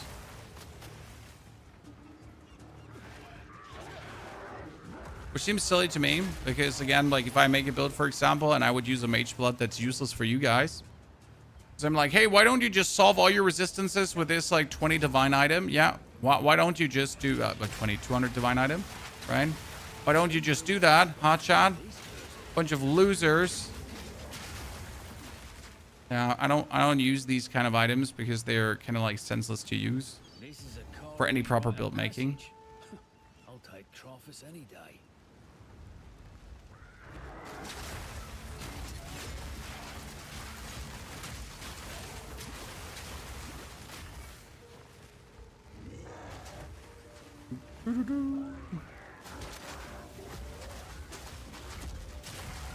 I mean, then again, it's completely the opposite in Diablo, because in Diablo we have like so easy access to our mythic items that when you make a build, it's kind of like, we're like, how many mythic items are we using? It's like, no problem, sir. I know you have all of them, as I have all of them. We all have all of them. Different hobbies at a different level. Meme.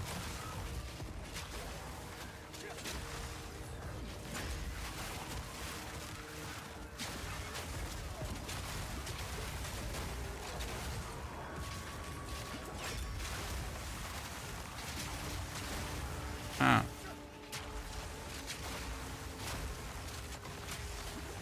They just turn around to attack the ice walls? That seemed a bit silly from them.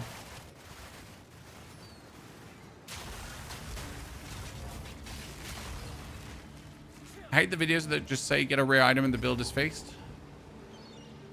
I'm totally with you there. Are you planning to use Herald of Ash? Yes, for area clear. Because Herald of Ash would add bonus Ignite, which gives us more area, and that would be great. Now again, Herald of Ash is useless against bosses, but we shouldn't struggle boss DPS wise once we get like more area nodes, better crossbows, that kind of stuff. So also once we have the rage going, I am not worried in the slightest about my boss damage. I still have to like figure out again if we actually need to shoot at them or on them or where actually to shoot, because right now, right, we're trying to make these ice crystals. So if I now shoot in front of the guy, we seem to just be getting more ice crystals. I think.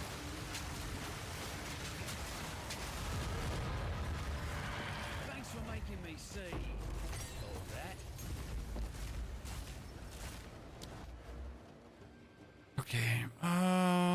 Attack air damage. I mean, right now I just wanted to go there for the area right now. We're probably going to have to also like get the actual damage, right?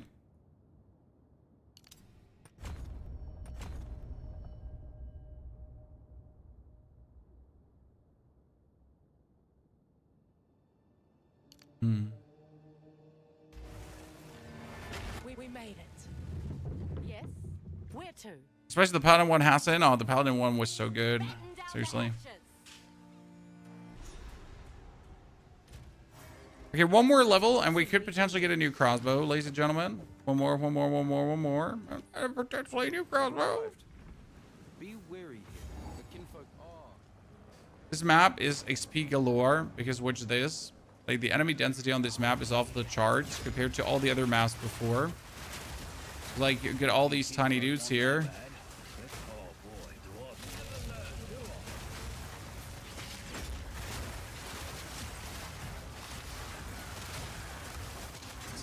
Easy XP Bana.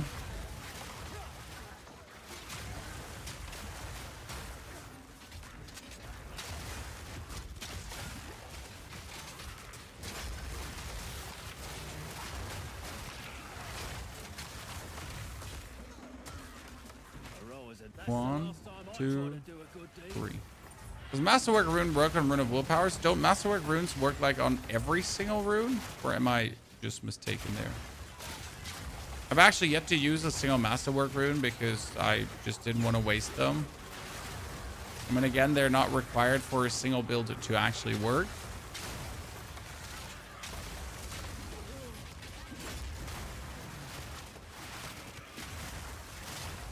never felt the need. Is this build expensive? This is soul self-found so far, my friend. We haven't bought anything. So, like, you can do this soul self-found. I mean, maybe you might have to get yourself a repulsion down the line, but don't think so.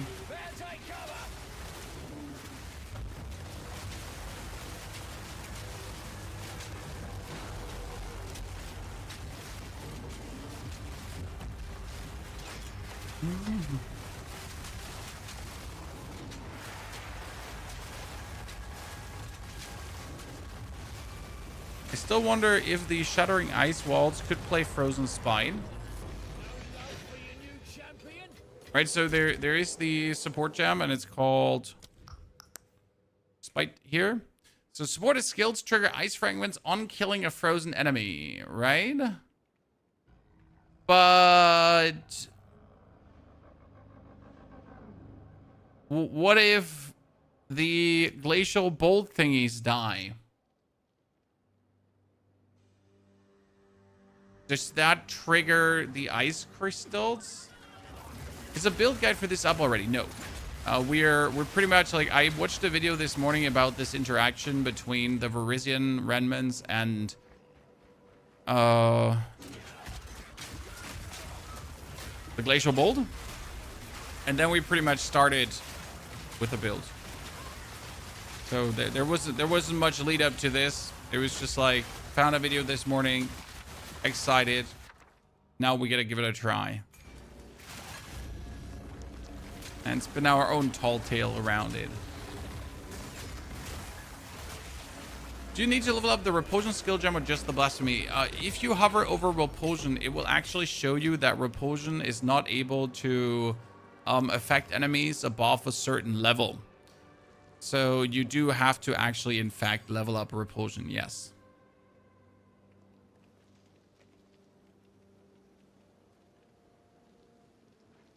I wonder if we should go full armor and use this node chat. This says gain deflection rating equal to 20% of armor and gain 100% of evasion rating as extra ailment threshold. And it sounds interesting, right? I just have armor and I actually get deflection rating. Maybe finally an armor evasion rating defensive build. I really don't know if that would be the answer to anything.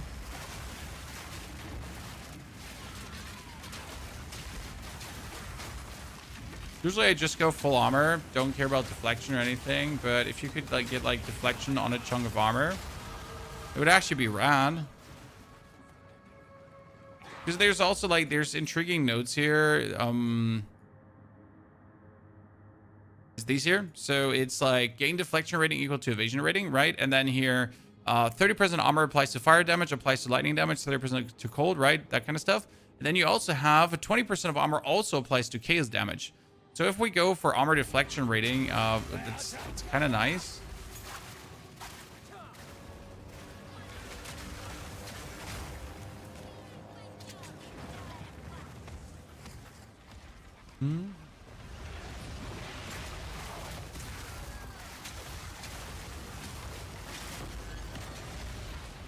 That's the Jeweler's Orb. Scorpion, thank you very much for your 19 months of support. Detected also, thank you for the brand new subscription. Chef, thank you.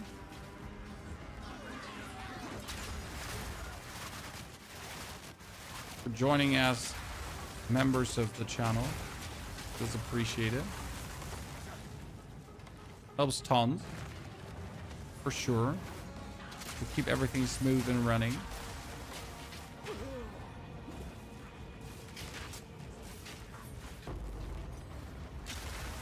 Deflection from trees inefficient compared to gear. I mean, like, we'll have to see what we can do. And what we want to do. Maybe we... Oh, my goodness. My dudes were refusing to pop the crystals there. That's why you need Pierce 3. So we really need to get Pierce 3. Because it says Pierce all targets. Ergo, your dudes, instead of being stopped by anything, can just shoot through everything. And that's surprisingly good. Right? Who would have guessed? No one told me to bring a gift.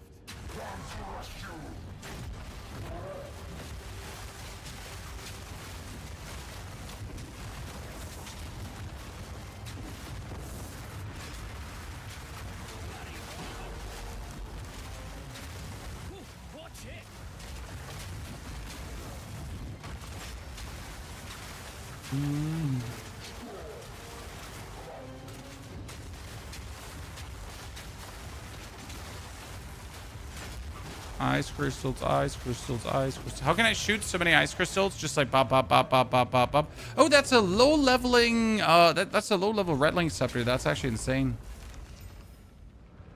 41 cold damage.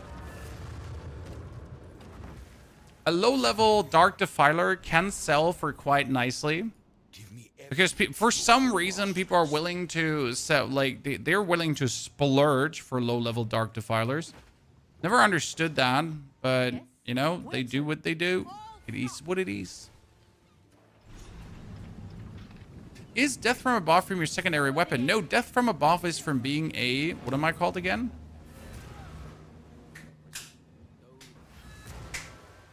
Death from above is from being a...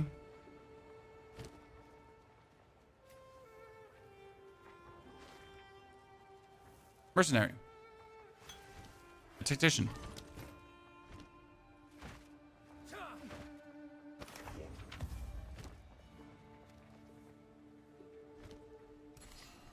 I mean, I know, chat. I know why people want Dark Defiler. Don't get me wrong. I know why they want it. But it's still crazy how much they want it. You know? You know why, but how much they want it. That's the crazy part. Yeah, I got a spirit. I got a chest with 30 bonus spirit. That's nice.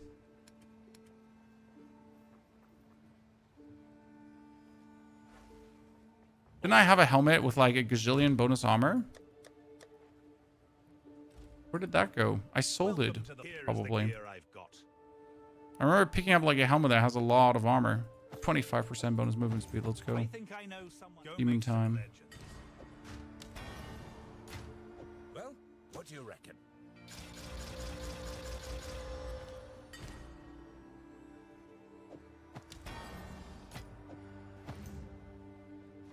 Okay, so 208 runic ward.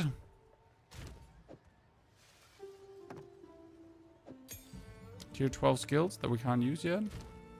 Okay,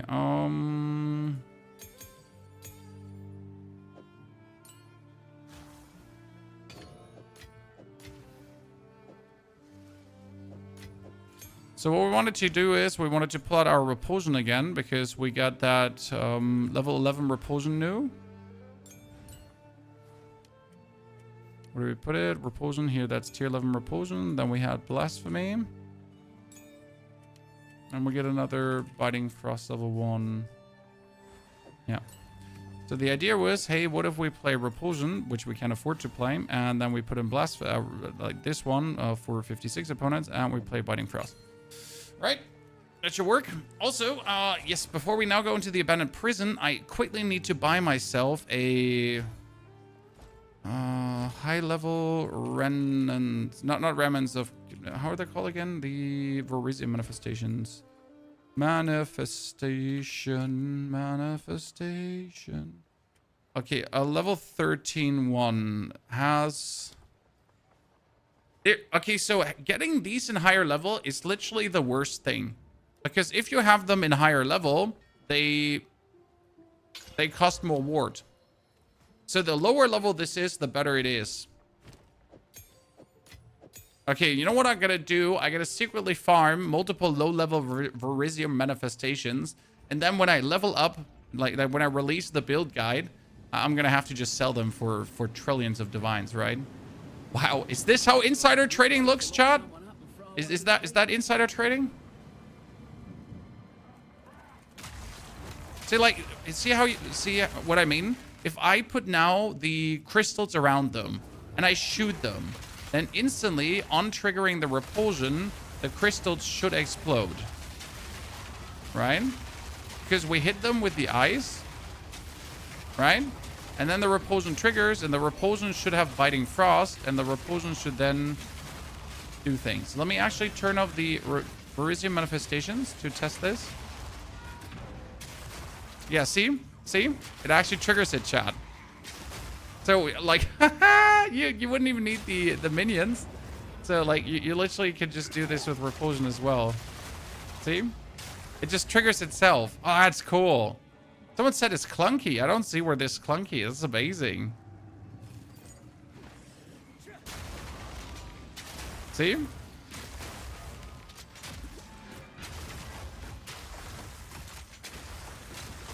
mean, obviously, I think having like the minions on top is just better, but it just works together, you know?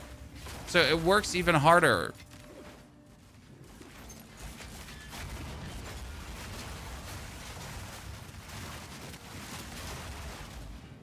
Interesting.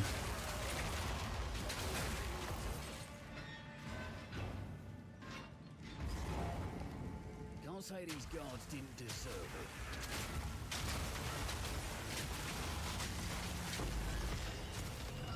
I mean, no one shall say anything bad about just adding more DPS, right? Especially because the Blasphemy Repulsion here, that's doing its own base damage, which also we can like later have hopefully go crazy.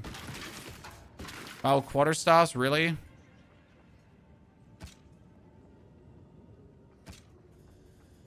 Nothing interesting. The guide for this on YouTube? No, sir. This is the TLDR stream.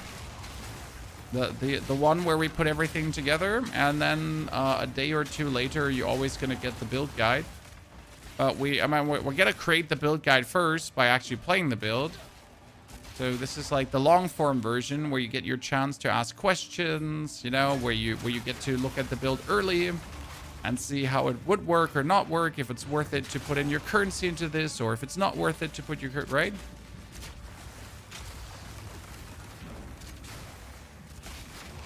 That's what we get going on here.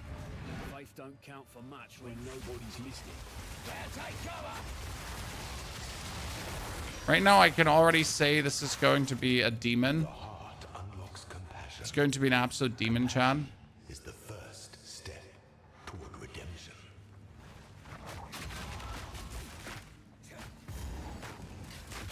I'm pretty certain.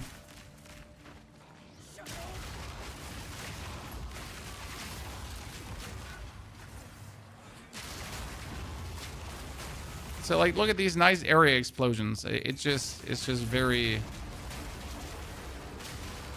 much what I like to see. And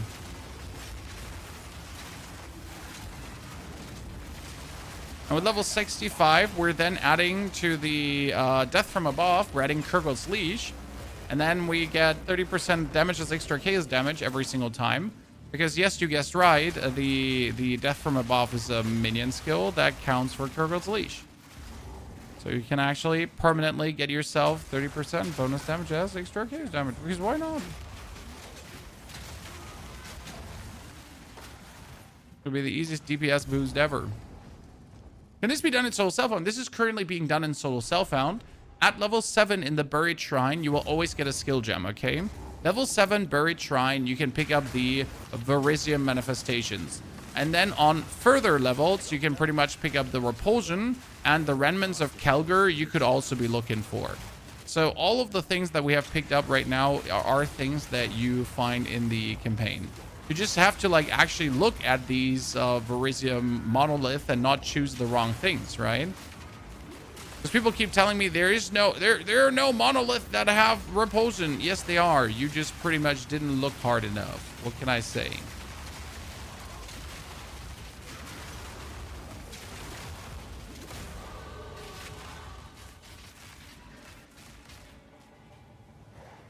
What's the best skill to put on the Prison of Belief? Plate Bearer.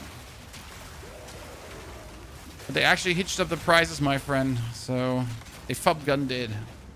The traitors. Fuck the traitors. I mean, you have to imagine there are literally people that just wait for build guides to come out and then buy items and flip them for a profit. You know? Not actually playing the game. Just playing the market. Disgusting. I know. What the fuck, right? Absolutely disgusting. So we could take this one, increase attack damage while moving, and also reduce movement penalty while moving. So this is going to be nice because we're continuously zooming around, as you can see here. So we're never really stopping, and then I'll just get more attack damage because I'm zooming around.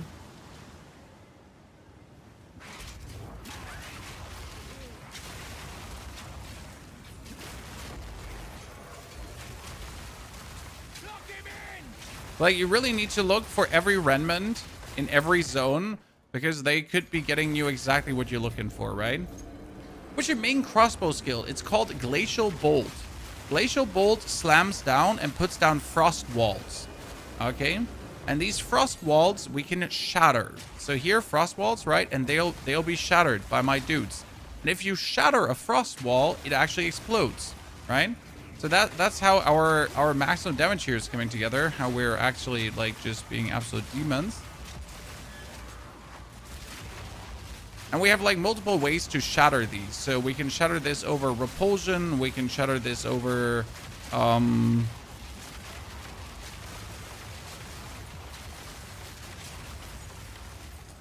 we can shatter this over our minions here going around. We can shatter this with the death from above.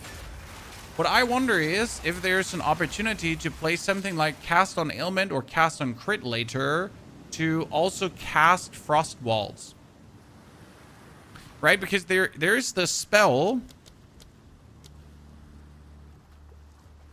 frost wall, right? Create a wall of ice crystals which hold back enemies. The crystals explode, right? The problem is that this has like, it has fixed cold damage, but it's a spell, so it wouldn't get like a bonus from this, right? So not sure if that would be worth it to kind of add to the build.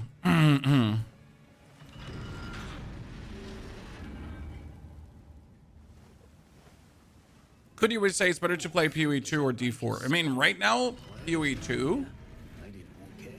But as soon as the update for D4 drops, it's again D4 and then PoE 2. I mean, the thing is that we have this PoE 2 update now for the next 2-3 months, right? Maybe even 4 months. Okay, Chad? So, like, taking a break to play some Diablo in between is probably going to be the healthy thingy. Because imagine you're like, I mean, most Path of Exile creators are anyways going to stop playing Path of Exile 2 soon, because Path of Exile 1 is having a leak. You know, all your favorite Path of Exile 2 creators, but me, because I don't like Path of Exile 1, they're just going to be soon out of order, because they get to play their precious Path of Exile 1, right? And then they'll come back later.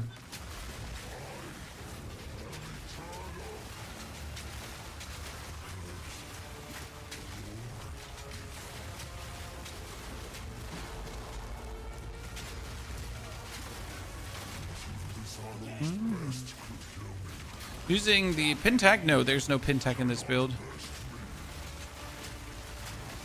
Pin would also not work because we're actually freezing things, so pin would be counterproductive to what we're doing. No pin. No need to thank me for freeing you.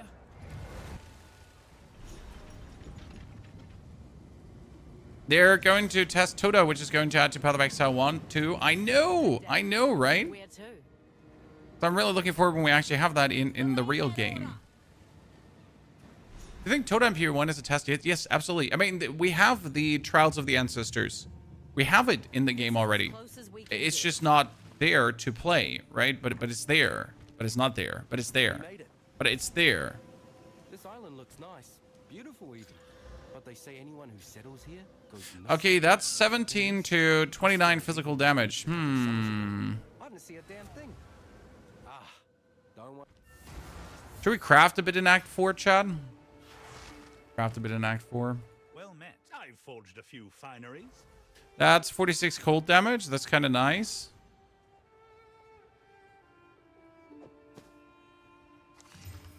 That's 46 spirit. I'm going to have to keep that one. Armor energy shield for now. Welcome. Here's the gear I've got. 2 to 6 cold damage. But level 2 projectile skill, it's my ass. I mean, that one with 46 cold damage, I get a craft on that. So what could we do, Chad? We could choose an essence. I mean, wait, we're Act 4, so we can buy ourselves the lower essences, right? So we could just add, like, you could just do this with the essence and just add like a banger one.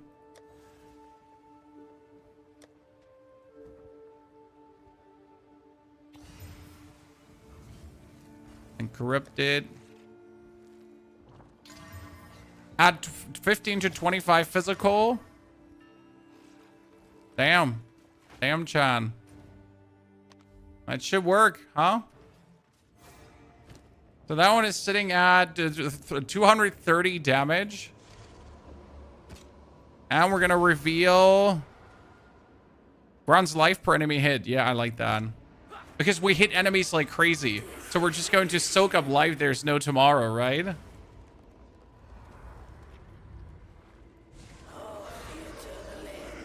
Yeah, I like that one. Yeah, I like that one a lot.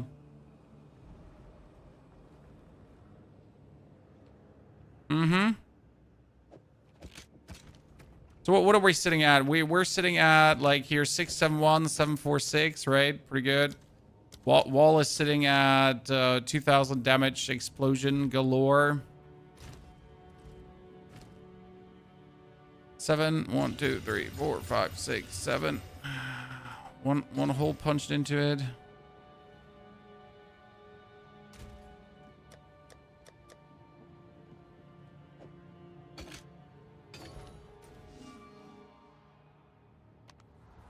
Back to King's March. I would speak with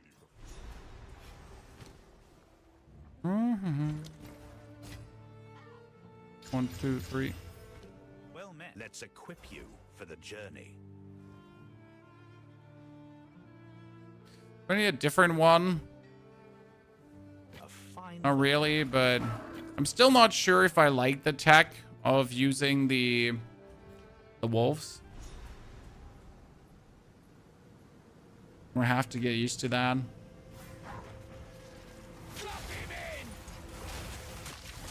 Look how much more damage we're now dealing, chat. Look at that.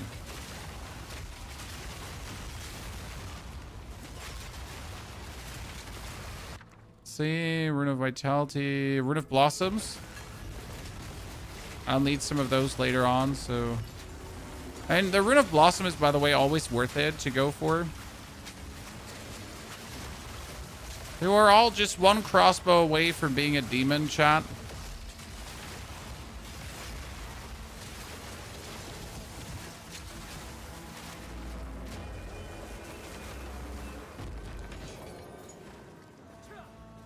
Always just one crossbow away from being a demon.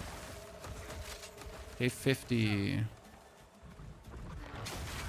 Put the lineage support on Citadel's on, sir. This is level 46. Lineage support gems you cannot put on before level 65. So thank you for the suggestion, but it is virtually impossible to put a lineage support gem on. Yet.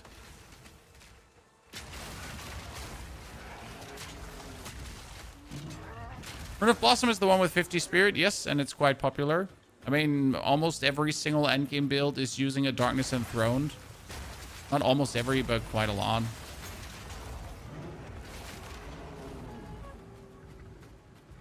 With the Rune of Blossom in it.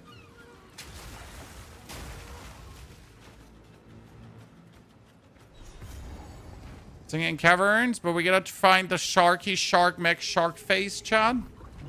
Who likes that they added the bonus reward for the shark phase?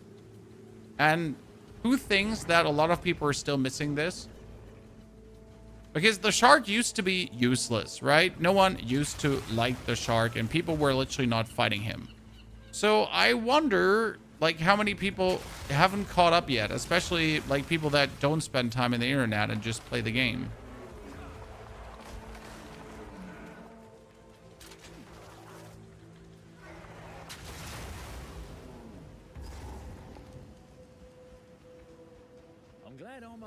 I think it would be a bit OP if we could use lineage supports earlier.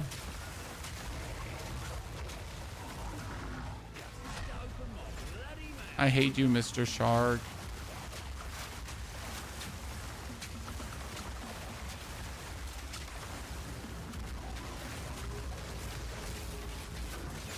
Oh, look at the bonus damage now, chat. Look at the bonus damage now. Woo!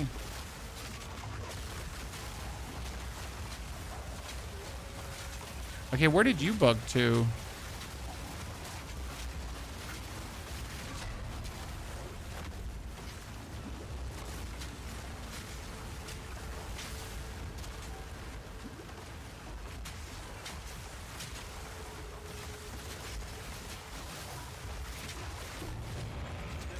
Easy. Worth something to someone.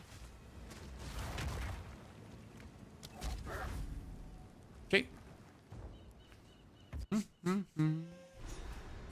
What's your process for coming up with a build? Do you sit online and brainstorm, or play it in the online builder, or just pick random interactions? That sounds cool. No, beasties. So this morning, for example, I was on YouTube, as I am every morning, to obviously check your YouTube comments and then to just see what's been cooking up in the Path of Exile sphere. I also do like the Path of Exile Reddit is very good source of interesting interactions. And I found a YouTuber by the name of Callie, Lie. And the dude was showing off an interaction between Glacial Bolts and the Verisium manifestations. Right? He wasn't really like showing a whole build. It was more like, here, this interaction, this is how it works. And it was like, you know what? That's fire. Right? That looks so funny because I've literally never played Glacial Bolt. I mean, you can go through all my live streams and you'll see when he's never touched this skill before. And since we then saw said interaction, it's like, I'm going to make a build with this. And here we are now trying to see what works, right? So we already knew that the Verisium manifestation worked, right? Thing is that Kelly did it on a Gemling Legionnaire because I don't actually know why he really did it on a Gemling. It was mostly for explosion range, as it seems. But I was like, you know what? Let's screw Gemling. We're gonna do this on a Tactician. Why on a Tactician? Because Spirit. Like we're gonna play Trinity. We're gonna play Eternal Rage. We're gonna play like 6 or 7 different Spirit skills. Which means having Tactician is quite fire. Have you come to join, my beloved? You will join them. So yeah, and that's how we come up with builds, right? Sometimes it's just general intrigue and skills. Sometimes it's like seeing these interactions and making builds out of them. I mean, for example, I know a Bitter Death build exists, right? I know like one YouTuber made like a very, very expensive Bitter Death build, but I think I can make a better low budget version of that Bitter Death build for you guys. So that's for example, another build I also want to do. This Bitter Death is like plenty cool.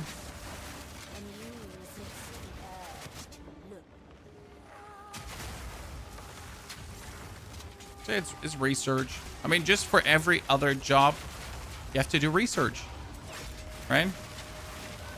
I mean, might it now be content creation or for your finances or whatever? When I gotta sit down too. That's like the time that's not streaming time that you don't see, where you're literally scrounging over the internet to find like interesting pieces of information, right? And the best piece of information you actually find on Reddit. I mean, Reddit is now a shithole. We all know that, right? Reddit is full of like a bunch of like goddamn losers. I'm sorry, Reddit, but fuck you, honestly. That being said, there are sometimes interesting things there, right? Same goes the actual Path of Exile forum. I have found builds on the Path of Exile forum made by people with banger interactions that have never streamed or made a YouTube video, right? They literally just made this build because they liked playing the game, and then they made a post in the forum. That's it. I was like, wow, that's incredible what you put together there. Steven, good to see you there. Steven, thank you for the membership over on the YouTube. I mean, there was like last season, there was, for example, someone, exactly. On the Path of Exile forum, he made a post about his werewolf build with certain interactions, which in the end evolved into our Triple Herald werewolf, for example. Triple Herald werewolf was like, exactly, it was a cast on elemental ailment that we actually used for our build, exactly. And I saw that cast on elemental ailment in a different context. I was like, you know, that context though can be abused for what I'm planning to do.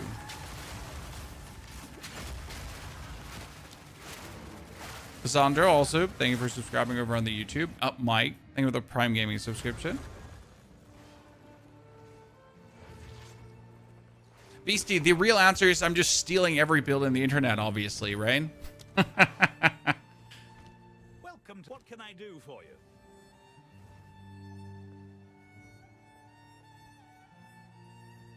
My favorite pet peeve, when people are like, did you not just steal this build from XYZ? Sir, there's literally just an endgame build from XYZ. He doesn't even have a level build.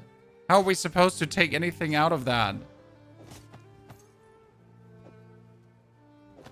Deal. Survive.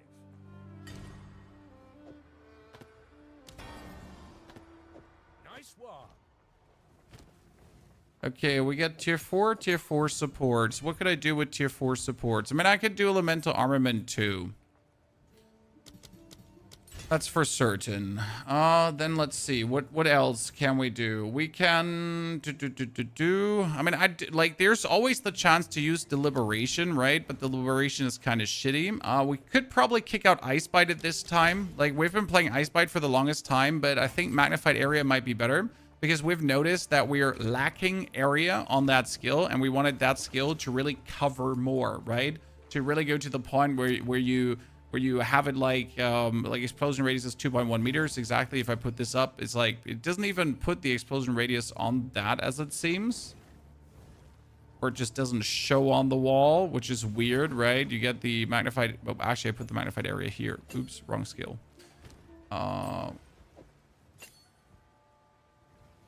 Why do I have magnified area 2 on my Verisium manifestations?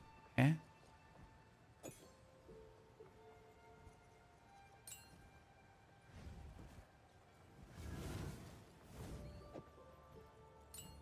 But why? Did I have it on that?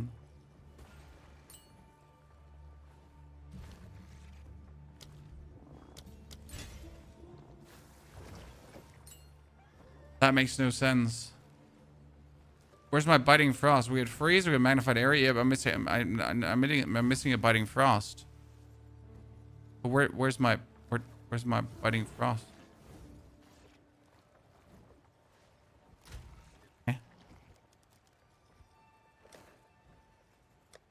I'm confusion.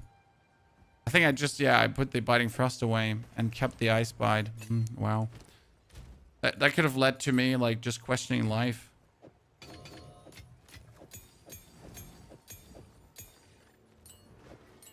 And that magnified area 2 makes no sense. I mean, magnified area can go on this one, I guess, if we put like a... There, congratulations. This is my shop. Oh my. I'm always up to be bribed. Okay, spell damage, attributes, elemental resistance, life regeneration. I mean, apart from the resistance and like thingies, like completely like blop. I mean, what you definitely want to have at this point is projectile skills. So, like, right, we get like one amulet with +1. We get one amulet with +1. And one amulet with +1. We're not going to use a single one of these because it would skew the results, chat. And we don't skew the results in here, right? We don't do that. Tier 12. Herald of Eyes needs to be tier 12. Yep.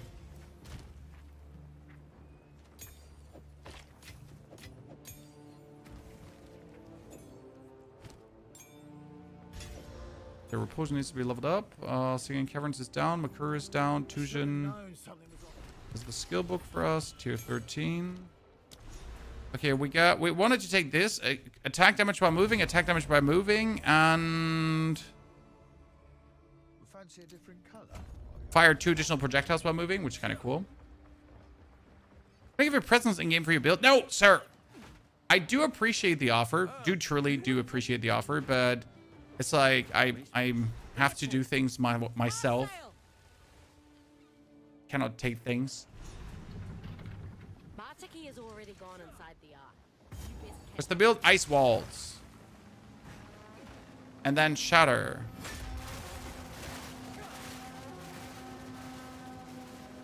Okay, I wonder how good the magnified area is working. And I think we should have put the Ice Bite off and actually put magnified area on right away.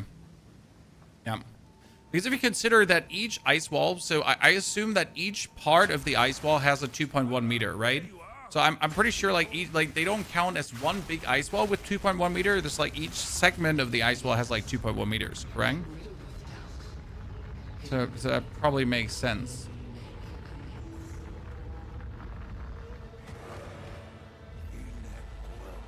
You can go to Nagakano in exchange for the shark fin. Yeah, but not at this point of the game anymore.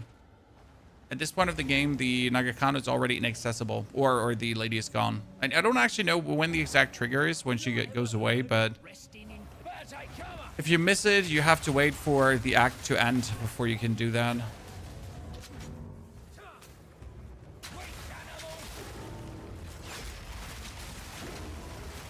And we'll get here. Oh wow, a K's orb. That's actually pretty nice. So here, for every 4 seconds gain guard equal to ward, we have increased mana regen. We have rebirth is increased recharge, right? We need to really get the respective ward generation runes. That's going to be like the interesting part. So the real plan with this build right now is doing some extended ward tag, because I've actually not messed around with this a lot. Ultimately, I would want my Glacial Bolts to also shoot with ward, because you can get like this get bonus physical damage in accordance to how much maximum ward you have. So you can have like 2,000 maximum ward, right? And then when you shoot, your skill would get like so much nice amount of ward bonus on the tippity top.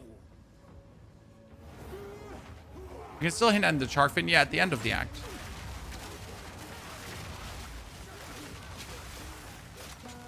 As I said, you gotta wait for the end of the act.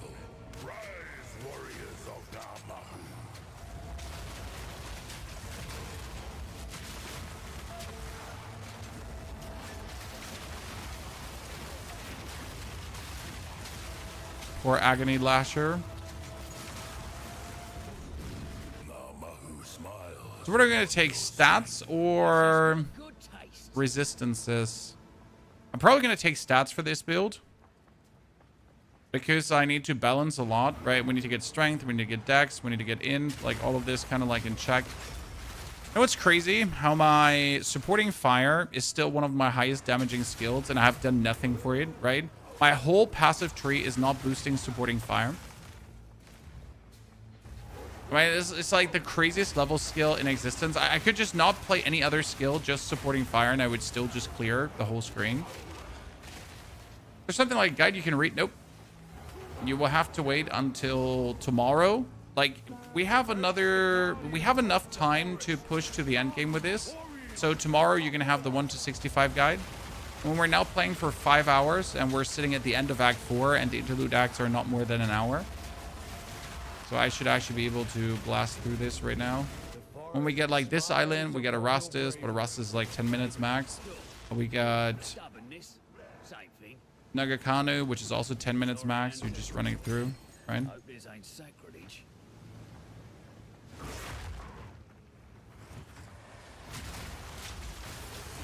Terminez, good to see you there, partner.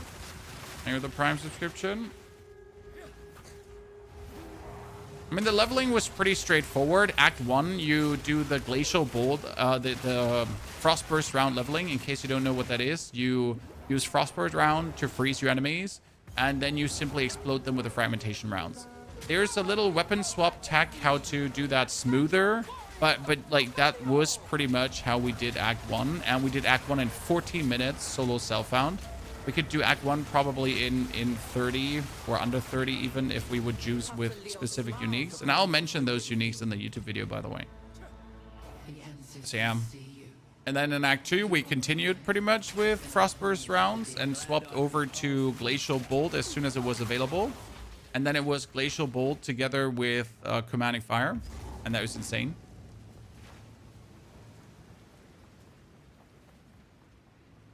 I just broke 85 on Grim Pillar and 83 on Rolling Assault Monk. This has been a fun season. Absolutely. Have no.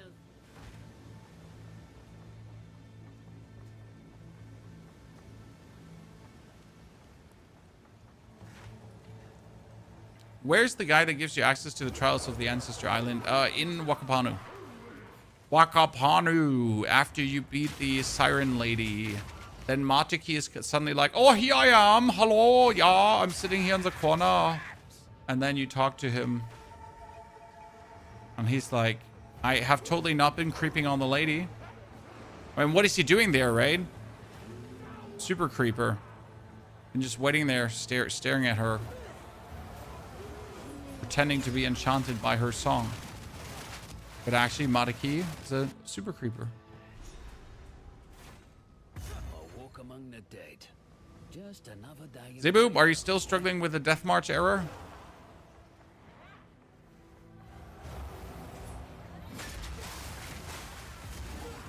Okay, yeah, we're gonna take stats here.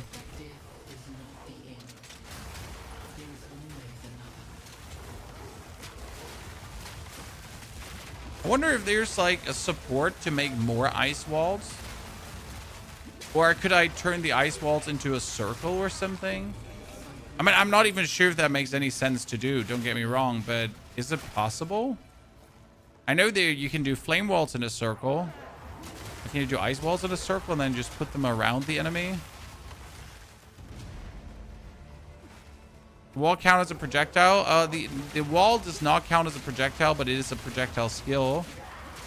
I doubt, though, that we can use Nova projectiles or something on this. When you get... I mean, we were going to play Verglass later. Probably. There's nothing with the walls. I mean, Fortress here. Walls from swords got created in a circle instead. Yeah, you could do it. I wonder if this leads actually to more walls, right? But the problem is the less attack damage per hit, so that makes the whole thing not worth it. If I get less damage per hit, that would be devastating.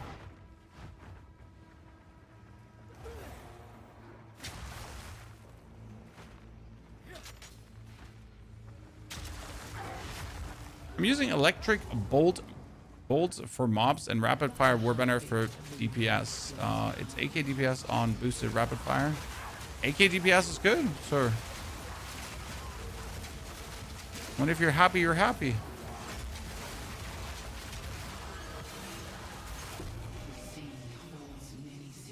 The most important thing.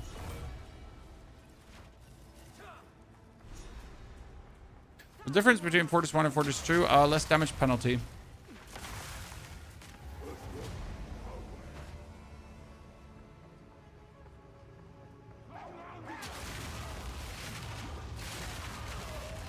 Ow. They killed me a bit too fast. Might be because I don't have defense. But they're probably hacking. Right? They're probably hacking.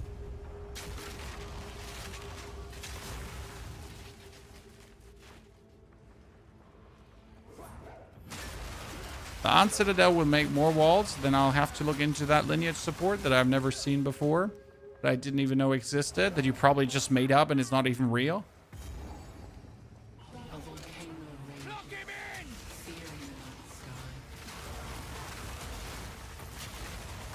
Generally increases the area. Generally increases the explosion, not the area. As far as I understand.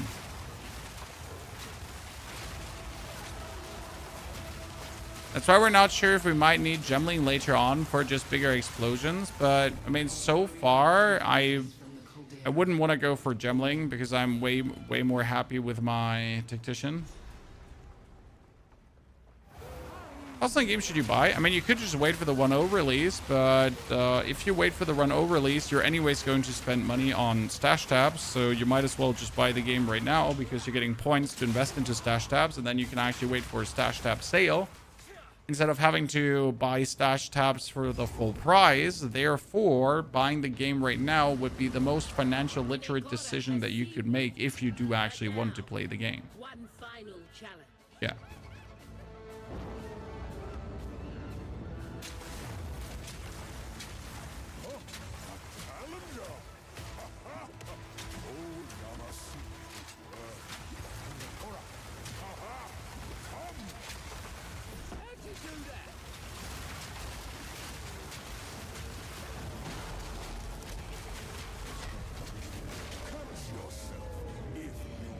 Come on now. Oh, where is he? I literally didn't see where I think it went down. I think it went down. A challenger. Sale is over was this weekend. Yep, but there are sales quite often coming, so I wouldn't be too freaked out about it.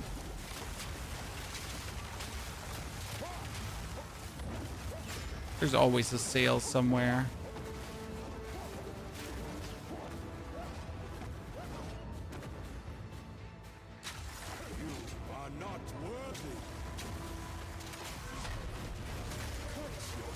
Oh, come on now. I'm about to, like, just unleash hell on you.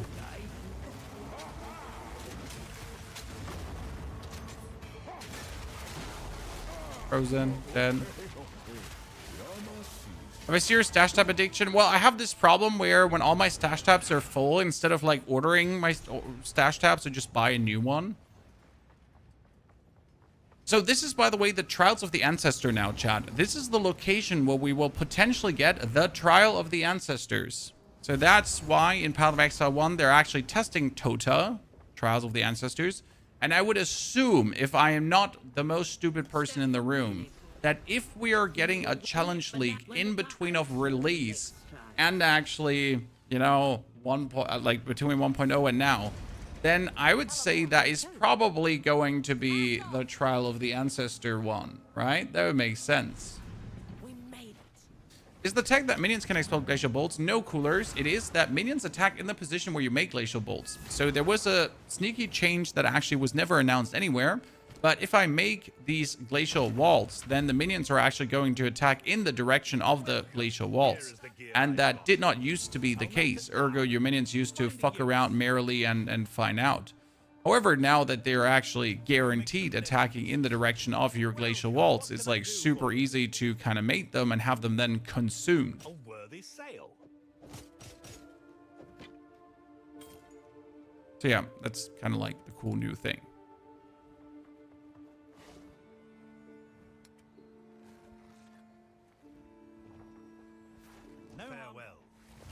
Two more skill points. Okay, so we got less movement speed penalty and more movement speed while attacking. Less movement speed penalty is like an absolute S tier thingy because you're just zooming harder.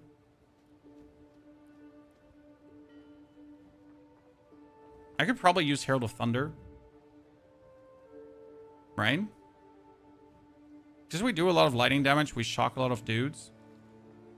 I wonder if I could just do the Herald of Thunder. I could. I need 82 dex for that. Do I have a lower level Herald of Thunder? Dex.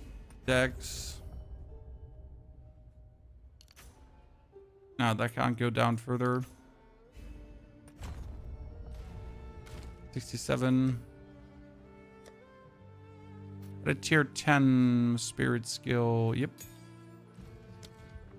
Let's do Herald of Thunder and see where that goes. As I told you, I'm going to be using a lot of spirit skills. A lot.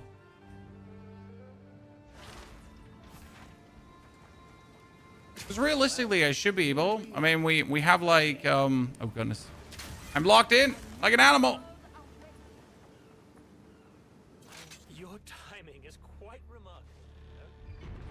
So we got lightning damage here. As you can see, the hit does lightning damage.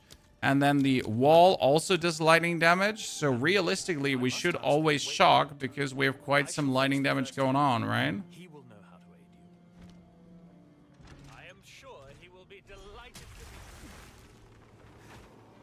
What's all that noise? Seems I didn't get an invitation. In the flesh, we have been made well aware of your activities. Let's see. Let her go. It matters not. Let her go. It matters not. Come, come. Friend, give us the pieces. See, I get Herald of Thunder. We were trying to save you.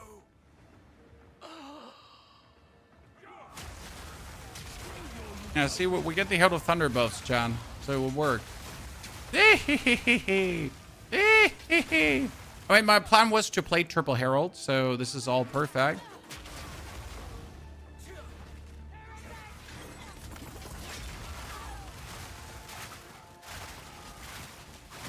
The biggest problem will be having enough skill slots. So I'll probably have to play unset skill rings, 2 of them, down the line.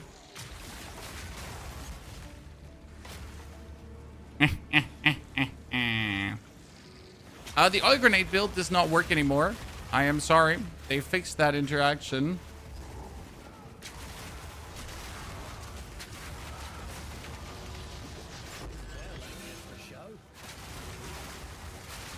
So grenades generally still great, but sadly the oil grenade is not working anymore. It was not intended for the oil grenade to compound that hard. You know what the interesting part is? If my initial hit already shocks them, right? And then my ice explosions, they shatter them. Then we're going to get then one shot is essentially going to guarantee us a always a Herald of Thunder, right?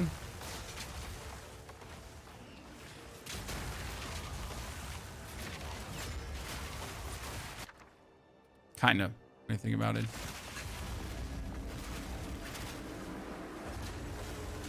Oil grenade with incinerate. Yeah, that one is not working anymore. Wasn't there a rune that says instead of mana regeneration, you're getting ward regeneration, or you have like less mana regeneration, but you have more ward regeneration? I'm pretty sure there was a rune like that. Because I'm still thinking about how we're supposed to get our ward up, right?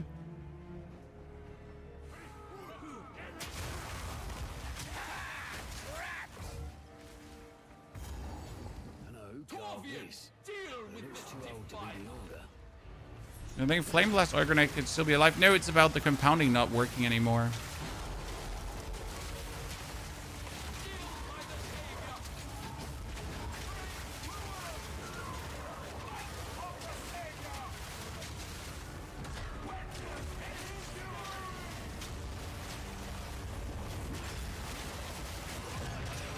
That's what's broken.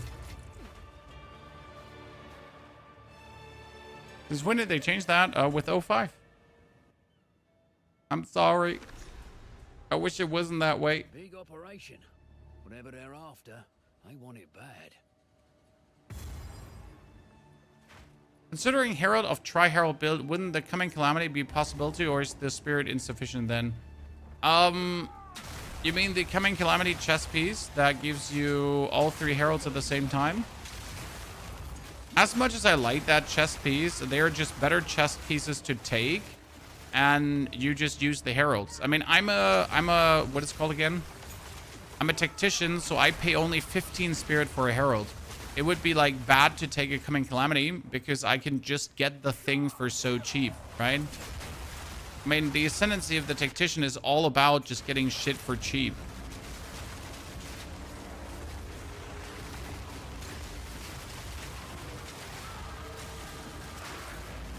Oh, by the way, chat, remind me to check out On Citadel.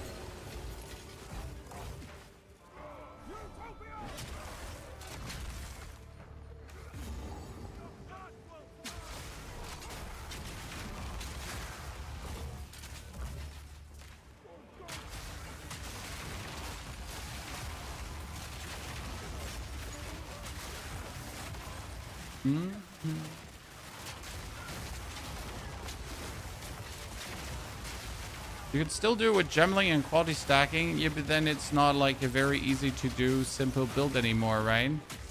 And it's most certainly not one of the best leveling builds in the world, as it used to be. For the... Oh, for 2 divines? Yep, that chess piece here, chat. Look at this chess piece here. I crafted this morning. So I found a chess piece that had 61 spirit. Okay. Then I put on 2 exalted orbs. I desecrated it to choose chaos resistance. And I just sold this for 2 divines. It's nothing special because it doesn't have a lot of evasion rating. But what was special was the T1 spirit. If you find an item that has specific tier 1s, you can almost guarantee someone will buy it. Because 61 spirit is just a lot. Especially then with an okay amount of evasion rating, right? You really are becoming quite a nuisance. Oi, you're really pushing your luck, lady. My life's Almost there. work is about to be finished. The Twilight Order will see to it that the world is remade. A world without You, Limsey, you tried out on Citadel? Okay, so that's not a good thing to do. In small corridors, it doesn't spawn the crystals. Okay, that's good to know. As you wish. I mean, then don't be in small corridors, right?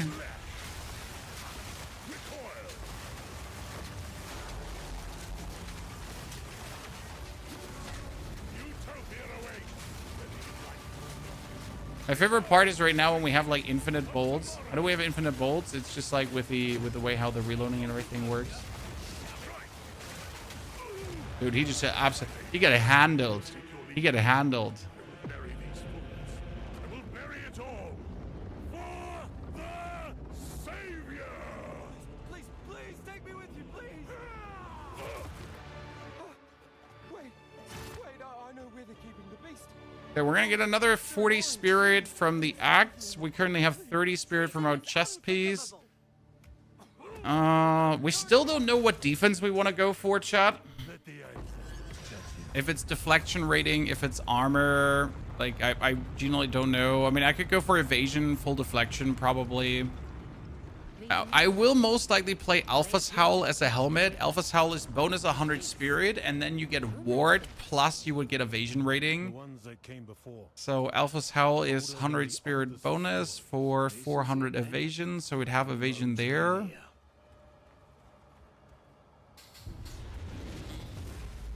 Do we want to go evasion? But then we are considering to play the Brass Dome. What does the Brass Dome do? The Brass Dome is a chest piece with a lot of armor that you then turn into ward.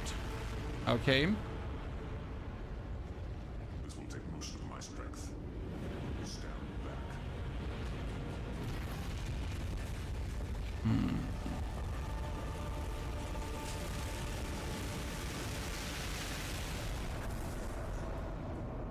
I thought this was Soul Self-Hand. I mean, it has been played Soul Self-Hand so far, sir. The might of the Karui. No! What are you doing? Taking what is rightfully ours. The Karui will now be stronger than ever before. You fool! I still wonder if Grim Pillar won't be better. It covers a larger area, Crazy Odd. Well, I mean, right now, I do everything with one button. Crazy Odd. Okay? So, listen. Grim Pillars is a spell. This is an attack. My ice crystals are being made by an attack, so they scale off attack. Where Grim Pillars is a spell, and the Grim Pillar ice pillars are made by a spell, so they scale off spell. Which means that as good as Grim Pillars are, they're just not functional for what we're doing here right now. Okay?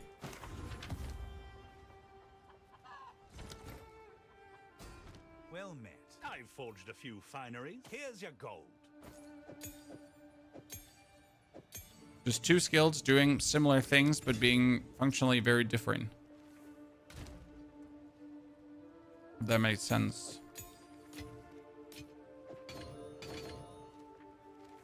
When can you use the Brass Dome?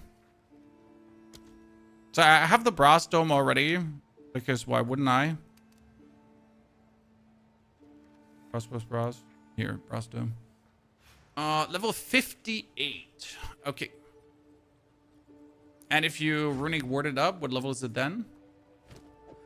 So because the Brass Dome, as you can see, you can replace all the armor on the Brass Dome for runic ward. Right? And that's then a lot of runic ward bonus.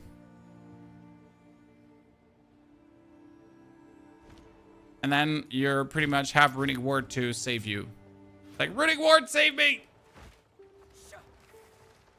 What are the remaining classes to be released? A Templar, Shadow, Marauder, Duelist.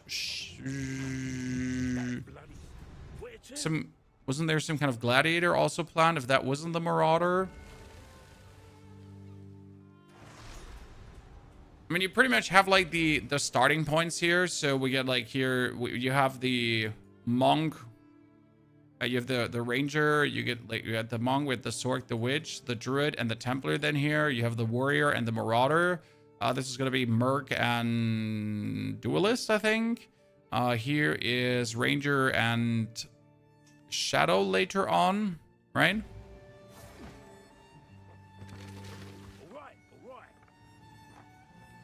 Supporting fire is doing insane damage though.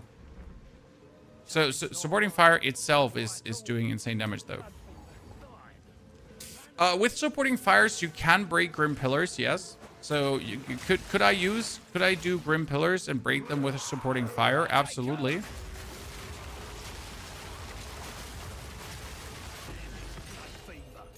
That is not wrong.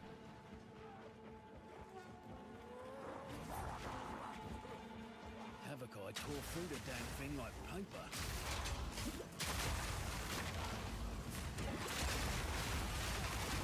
But then again, grid pillars can just break themselves.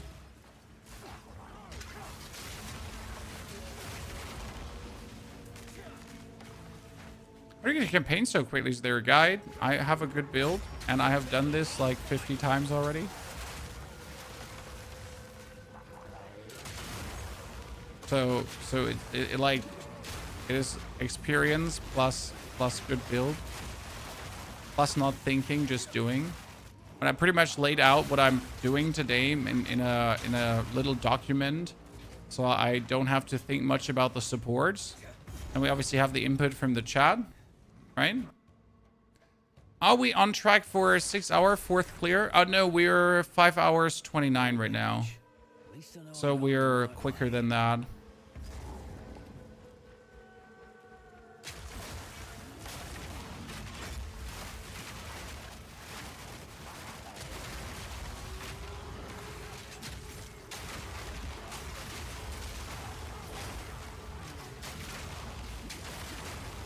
I mean, 5 hours 29 since the stream started, right?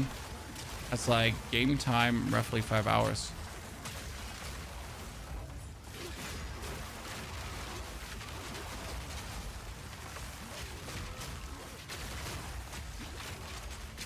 We have to do this in like with a juiced version and quicker. See what we could do quicker.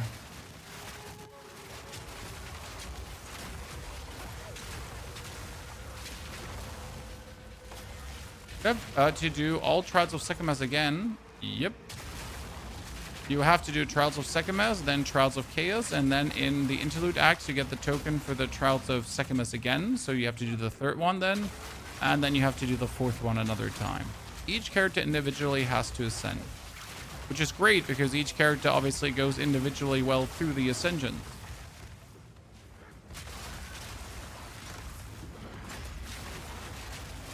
And that's why we also make these streams from 1 to 90, right? To show you the process of going from 1 to 90.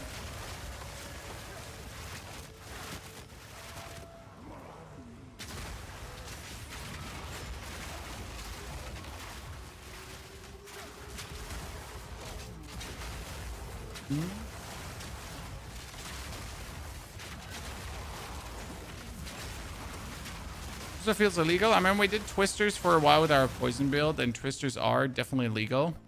I am definitely wondering how twisters get never touched up in nerf wise. Not that I'm asking for nerfs of builds, don't get me wrong, chat. We're not asking for things to get nerfed, absolutely not. We have no reason for that. But still asking ourselves, what the fuck? Are you going to switch to Gemling endgame? So far, I don't see a reason why I should swap over to Gemling.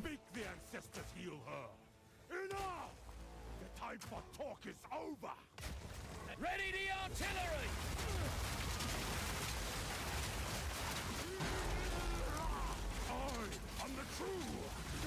Okay, that was phase 1, ladies and gentlemen. Ow. Sir! I'm already standing AFK. I must be stronger.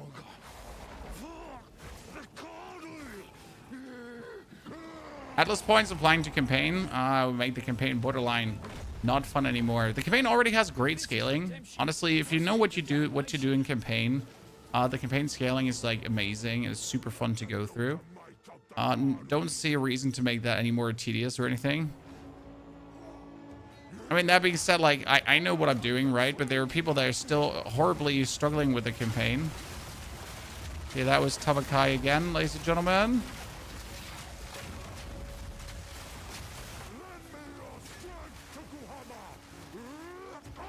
Do, do, do, do, do. Whoop. I'm a wolf man. What? Why do you reject me? All I have done in your honor. So I love the whole Tokuhama design. Tokuhama Tavakai design, sorry. They're one of my favorite villains. Well done. I mean, no, okay, so Tavakai used to be my favorite villain from an overall design standpoint and boss fight, but the Aziri fight, I don't know if you've actually fought Aziri, Chad. I think she's still the peak fight. Because the whole process of her like transforming and then go like through the portal again and then she being eaten by the beast and then like transforming another time. That's like just such a well done fight in total. And we're done. Congratulations.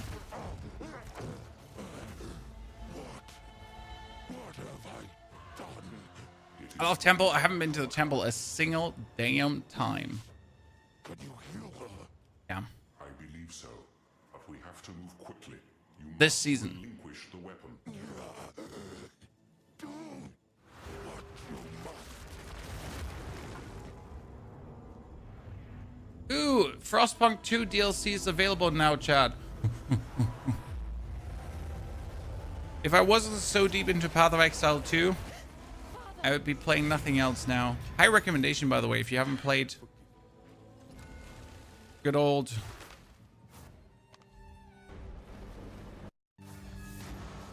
Frostpunk ever.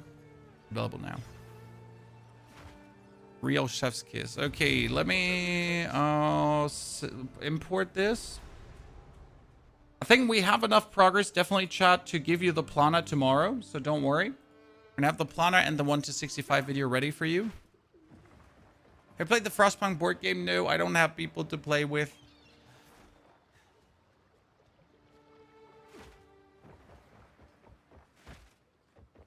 I don't have friends.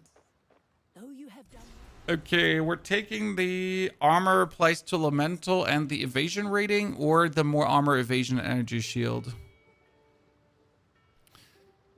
I mean, none of these is a good choice, but let's do armor elemental this time around. What's the best way to get Aelith Chime? You get level 65, then you go to the currency exchange and get yourself Aelith Chime done. That's it. Play Tempest Rising? No, sir. Haven't heard of it. You fineries.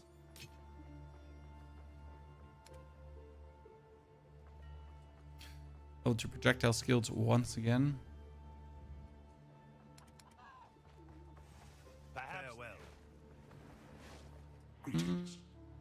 Mount Crier. Seeker. Recently, always do Act 3 first. Okay, let's see. What level is my repulsion? My repulsion is currently sitting at affecting level 61 opponents. That's fine.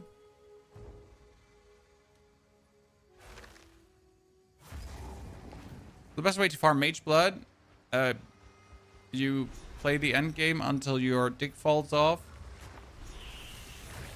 And then buy a Mage Blood for 600 Divine Orbs or so. There's no best way to farm an absolute chase item, my friend. There's no secret, juicy, easy way to farm a chase item.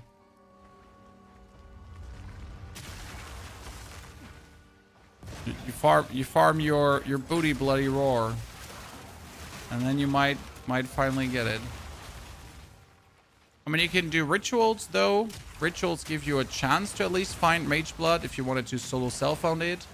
So the ritual with the King of the Mist, and then you open up the 6 maps in a row where you have more ritual points, and then you go for tablets with multiple rerolls.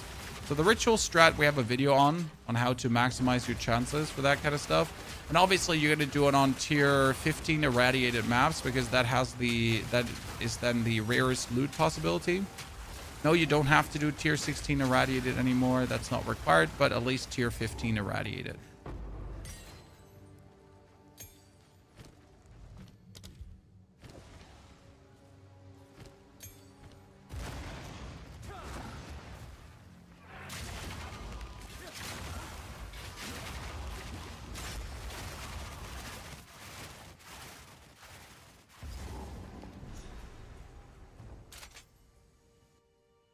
You want your Peasant Monk build, but you don't have it in you to play the campaign again. Suicidal, if you need to, or if you struggle with the campaign, like to motivate yourself, I recommend buying a few choice unique pieces. For example, for this build, you could buy yourself the Rampant Raptor. For the Monk, you could buy yourself a few OP quarterstaffs and then just level with that. Because actually leveling with broken uniques and being completely overpowered is insane. You can buy yourself 2 rings that give you instantly like plus 20 damage each, right? And you're just going to run around one-hitting everything. It's like, it's super fun to do the campaigning completely overtuned with like these choice items. We will do one of these levels as well, okay? So don't worry. I plan like 1 level build to rule them all for you guys.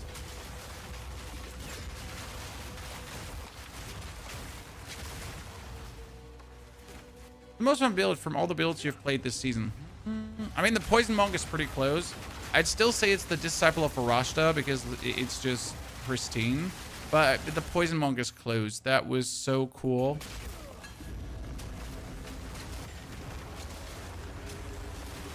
I'm not gonna lie, this one is up here in the top fun scale. I will have to see how, like, I need to fix the reload so that we're like always have bolts.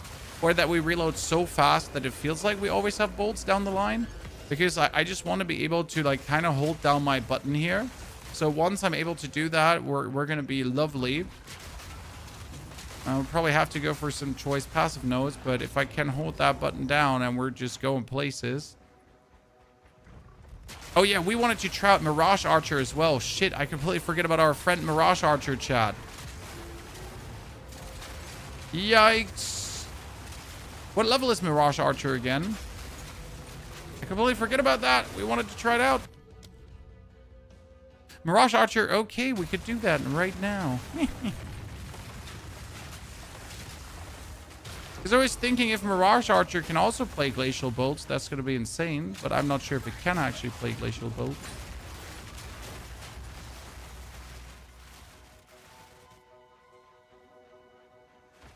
What should you do with your transportation augmentation? You just have them. But at some point, you're going to have hundreds, thousands of them. My kin died by the spirit's will. Isn't it bow only? No, it's projectile skills. Mirage Archer can also shoot grenade skills.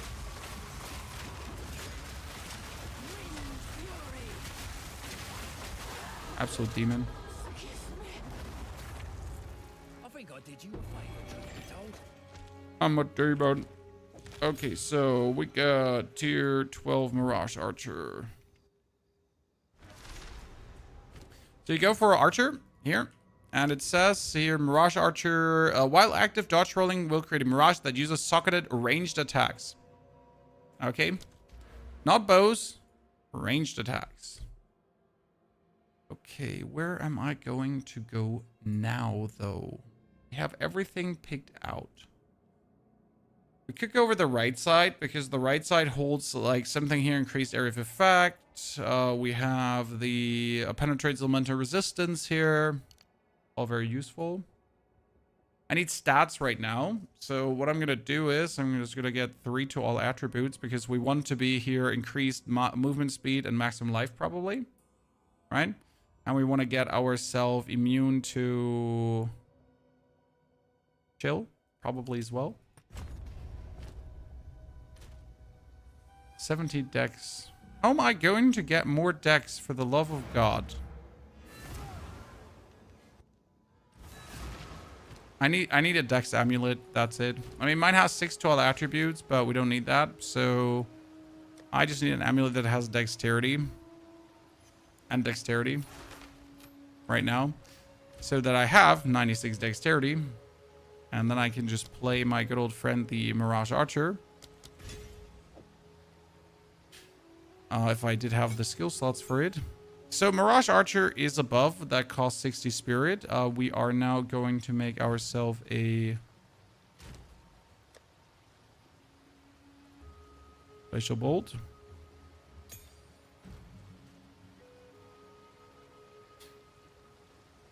Let's see if you can use that. She can.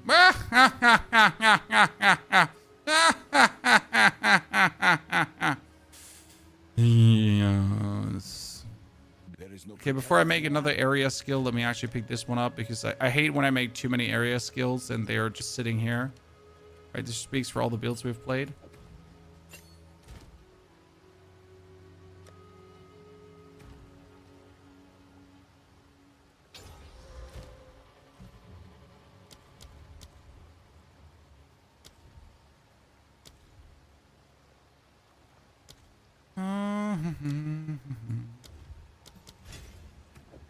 Okay, so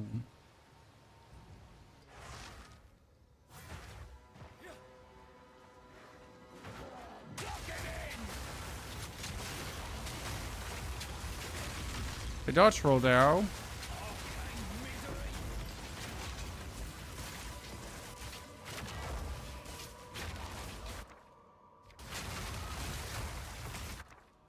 Make spear. Need jewelry.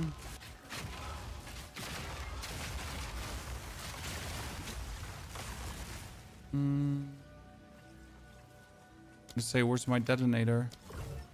Always like watching things explode.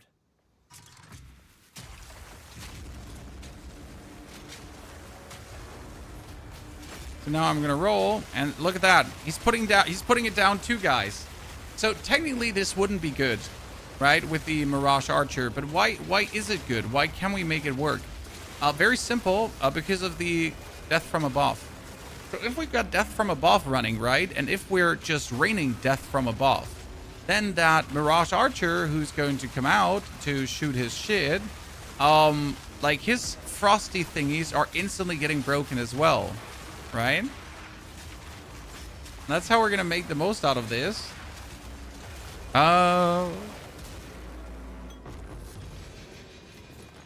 Would you look at us just doing stupid things, Chan? My problem is, what cooldown was in there? Mirage duration is 5.6 seconds, right? Because target skills cannot consume charges. And what was it? Like, there was there a, like, cooldown was 10 seconds. You do have to reduce the cooldown, right? I wonder if if cooldown recovery in my tree will work for this one, right? Because it currently has, Mirage has 9.09 seconds cooldown, so it does actually, like, cooldown recovery seems to affect it.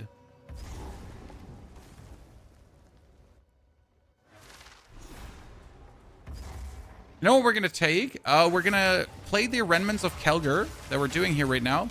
And what we're going to play on the Remnants of Kelgar is Catal's Rejuvenation. So the Remnants of Kelgar on killing will give us then 40% more cooldown recovery. Actually going to be like a little trick.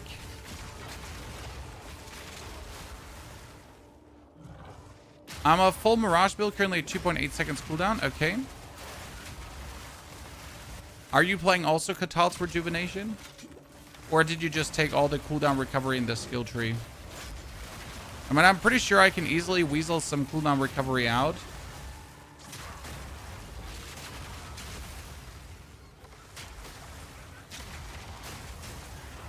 Gonna check what I want to do with weapon sets later on. Because I don't think cooldown recovery snapshots on, right? This is a problem, because if cooldown recovery would snapshot on, that would be amazing.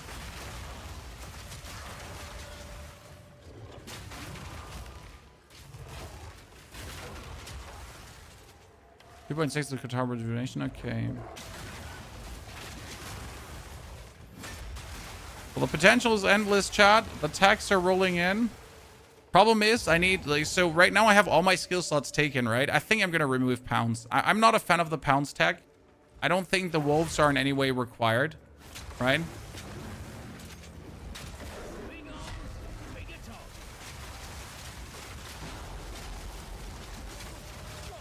Look at the bonus DPS from like my friend also unleashing here. See, like, where we do ice and like we double the damage, Chad. Woo! Ladies and gentlemen, I love it when plans are working out. Good. They're OP with Brutus Brain. No, I don't think I like them. I don't think we need them. That's like the whole point. I don't think we need them for anything. I thought we might need them to break like bonus thingies, but we're breaking the thingies already very efficient, so we really do not actually need them. Ergo, I guess I'm just better off ignoring that they exist and just go my way. What's it to be? Fair trade. The land provides. Picked up this chest piece here that had 46 spirit, and that was a bit more defensive than the chest piece I had.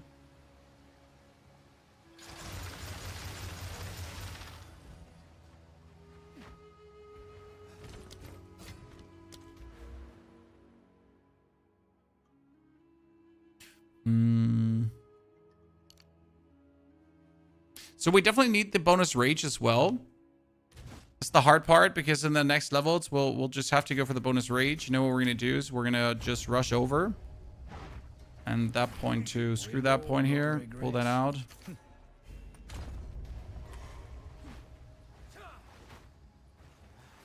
Does Glacial Bolt create the ice walls? Yes, Glacial Bolt does create the ice walls. That is correct.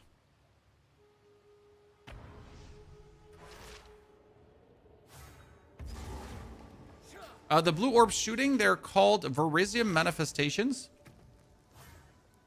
Here, Verisium Manifestations. And when I hit, they are being made. And my Verisium Manifestations are playing Biting Frost, which has them pretty much instantly break my Frost walls. Also, we're playing Repulsion, and if my Repulsion repulses, it's also breaking the Frost walls.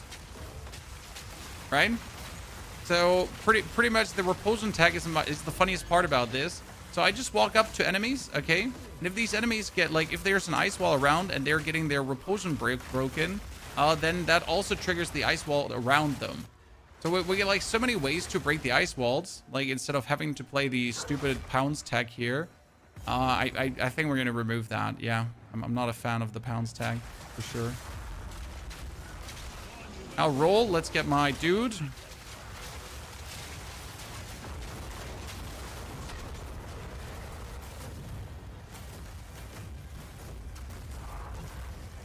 We could probably also remove the oil grenade. I just like playing the oil grenade. What can I say?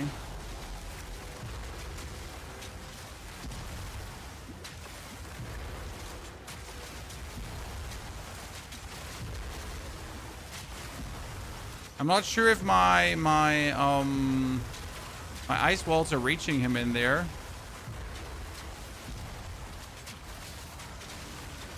I had the feeling he just destroyed the ice walls in the moment they were created on him.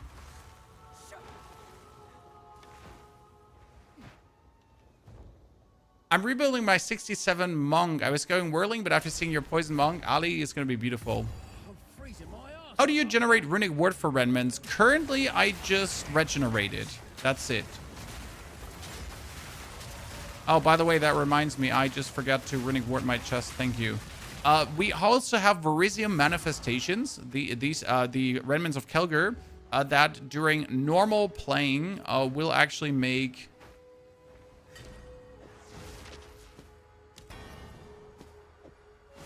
They'll make during normal playing, they'll grant me the bonus ward, but we'll have to regenerate ward down the line, okay? So yes, there will have to be some ward regeneration shtick, but that shouldn't be a problem. I mean, my goal is anyways to go full ward, so I really want to go maximum ward if I can. That's my defensive idea for this build. I'm just not sure how well that will work. I haven't done anything full ward, but I think I really want to do it, so it's about time that we try out. What I wonder is, could we also use a Herald of Thunder with Biting Frost? I mean, that seems unnecessary. So we're playing Herald of Thunder currently. We didn't put any support gems on it yet.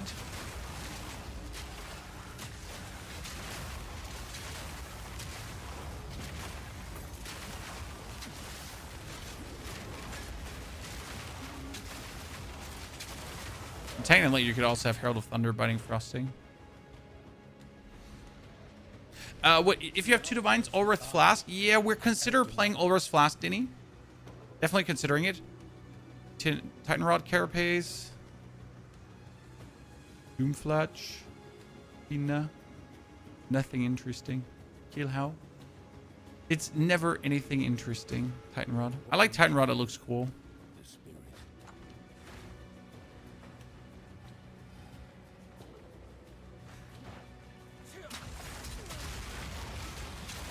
So we're definitely gonna be considering to play Ulrich Flask, but again, that would be after we solved it the normal way. Because if Ulrich Flask is a 2 divine solution, right, then we gotta find a cheaper solution that does not require 2 divine orbs. Okay, we got Refutation, Ley Lines, Runic Reprieve. No, that was Bit Bubble, Animus Exchange.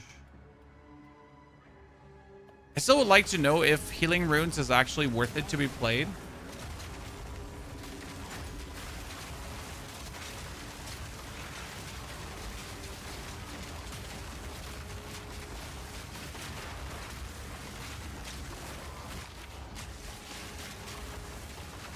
Is the cooldown of Mirage Archer starred at the moment where he's being summoned?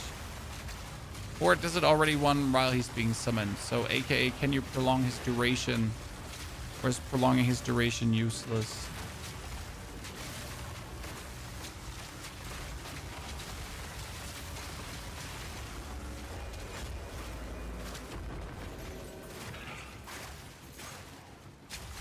Crown of the King's Thorns build went. Not interested in Thorns at all. Like generally, in Diablo, not interested in Thorns. In Path of Exile, not interested in Thorns. It's something I have like no clue about as well. So I generally don't know anything about Thorns in this game. I don't know how they calculate. I don't know how they multiply. What inherits your Thorns, what does not inherit your Thorns. Like, it's a complete mechanic that I have not looked into even the slightest.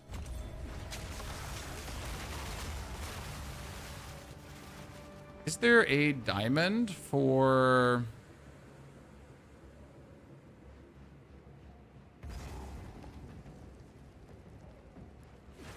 Glacial Bolt?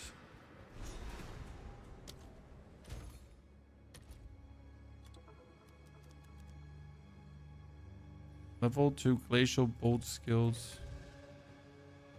Oh, shit. Calm down there, brother, man. So what does a +3 cost? Okay, cool. Appreciate it. So hey, chat, if you have one with rings to Glacial Bolt, you can become filthy rich right now.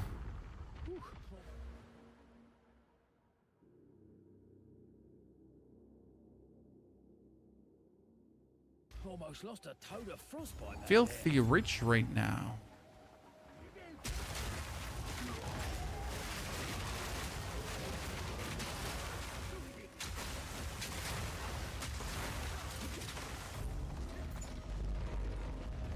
Zoom in, zoom in, zoom in.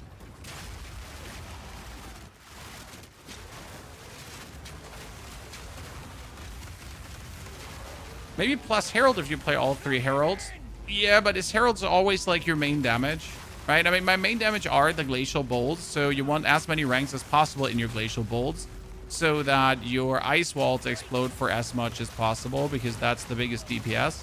I mean, you gotta consider that all 3 Heralds are, for example, useless in boss fighting, because not a single Herald works in a boss fight, which is always like the worst thing about Heralds per se, right? You're like, oh, I play all 3 Heralds. It's like, well, that's fantastic because they're useless in a boss fight. Ha ha ha.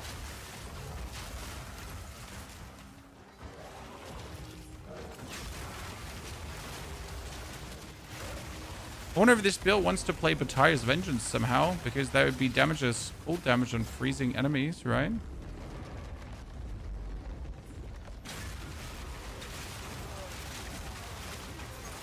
And right now I'm trying to reach level 58 so we can mess around with our...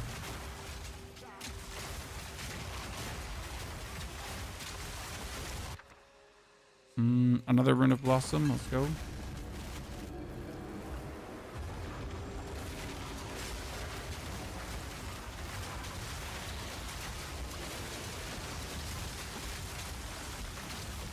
The Mirage Archer is definitely cool, but we gotta like work on cooldowns for it.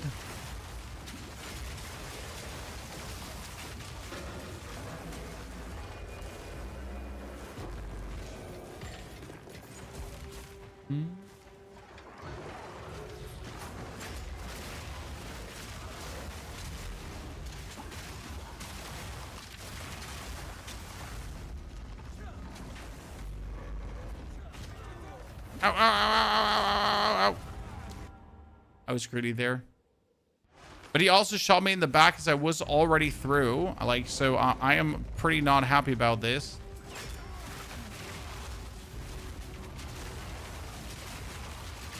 All right, I was already through. Shot me in the back. Meanie beanie.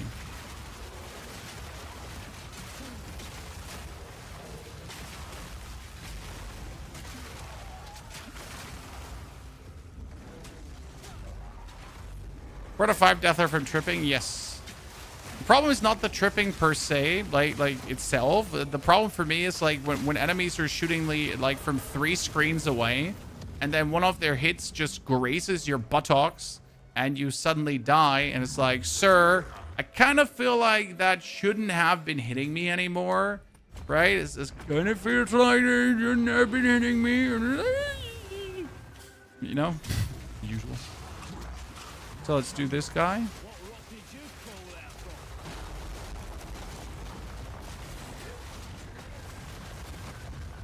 I always forget to put the exposure on.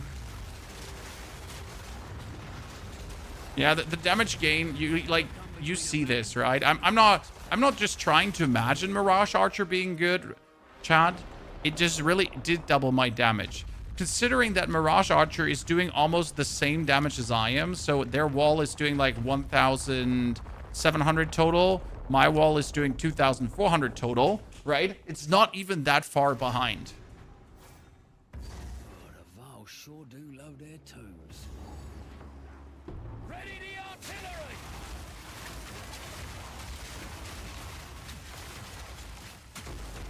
Like I'm just not making this up.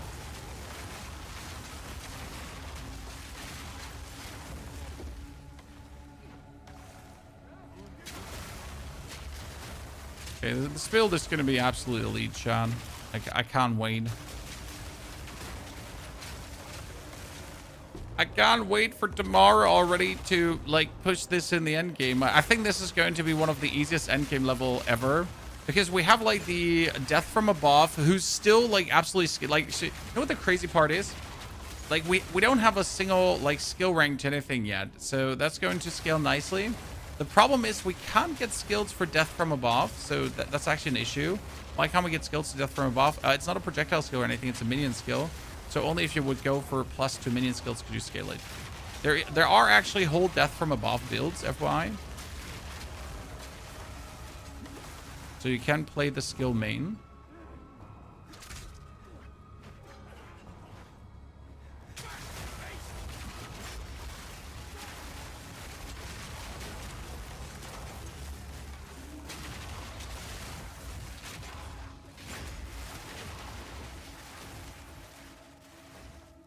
Got it.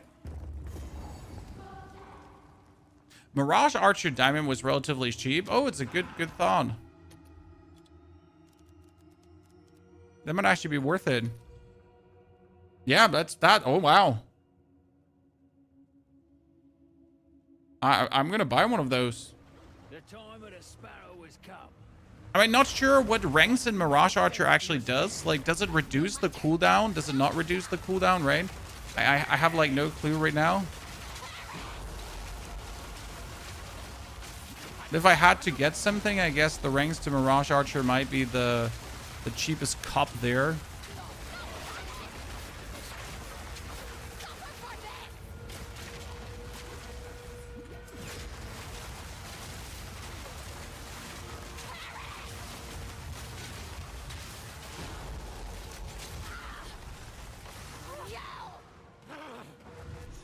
Give it up.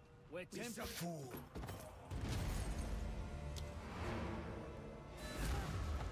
Who is refusing police brutality?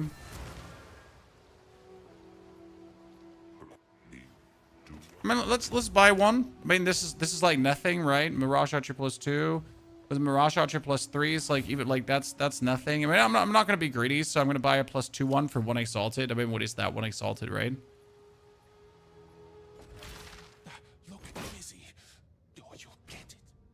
So let's see if I buy one of these. Does the damage go up? I have a buyer. So if I now go for the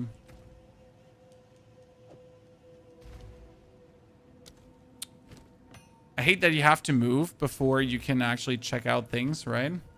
So we got it at 664 and then put that in. Mirage Archer did not go up by 2 levels. Okay, cool. Chat. So this one does actually not work for Mirage Archer. Good to know. I mean, luckily that was 1 Exalted we used. Yeah, I mean, like, now we learned. It doesn't do shit. Yes, yes. What did I sell? Can I help? Oh yeah, I sold something for 2 divine. Nothing too crazy, but 2 divine to have or 2 divine not to have. Curry Bazaar, Curry Village. Scam? Well, it would have been scam if it would have been expensive. Luckily, it wasn't. Yes, outfit yourself for battle. Side crossbow. We'll put it to use.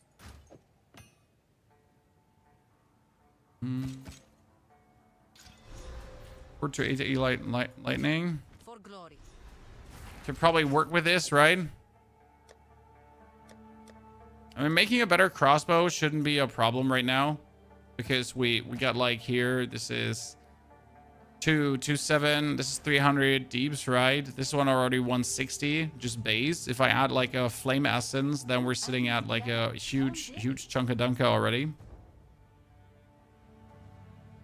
Says Mirage Archer skills. Yeah, I think it's referring to the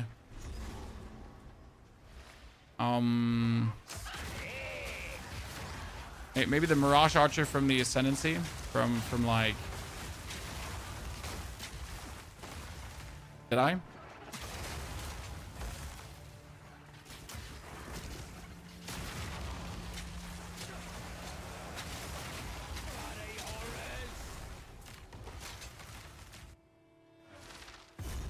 Okay, let's get ourselves the Ascension token. And we're sitting at 5 hours 50 played, guys. And almost the end of the campaign. Good 6-hour playthrough.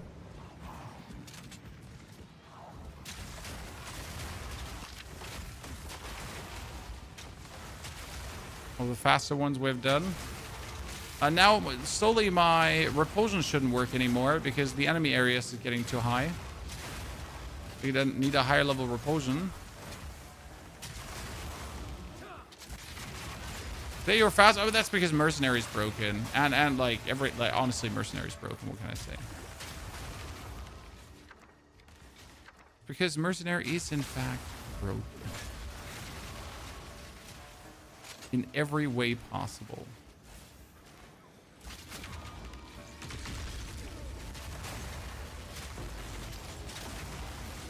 We're just going to be breaking whole screens as soon as we get into mapping. Oh, that one is so far away. I'm not going to backtrack to that.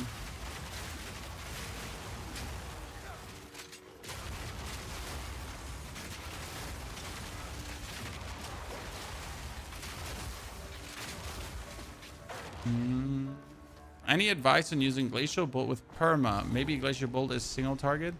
What do you mean with perma? The mortar cannon is going to make the blue explosion. Mortar cannon can only have grenades skills. Mortar cannon cannot have crossbow skills. It's a mortar.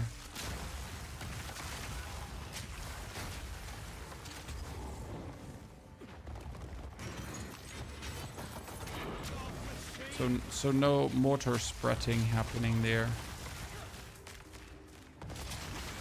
Permafrost bolts for a single target. You use fragmentation rounds to explode the frost.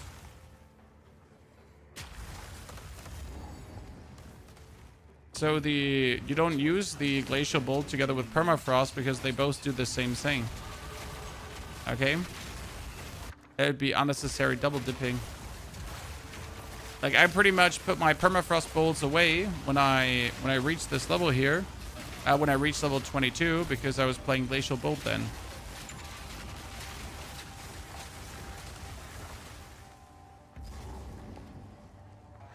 Right? Glacial Bolt is a mercenary skill, crossbow skill. You can play this on any character you want to.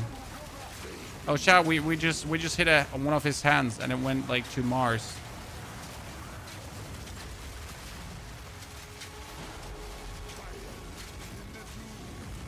Yeah, for this I feel like we won another crossbow already.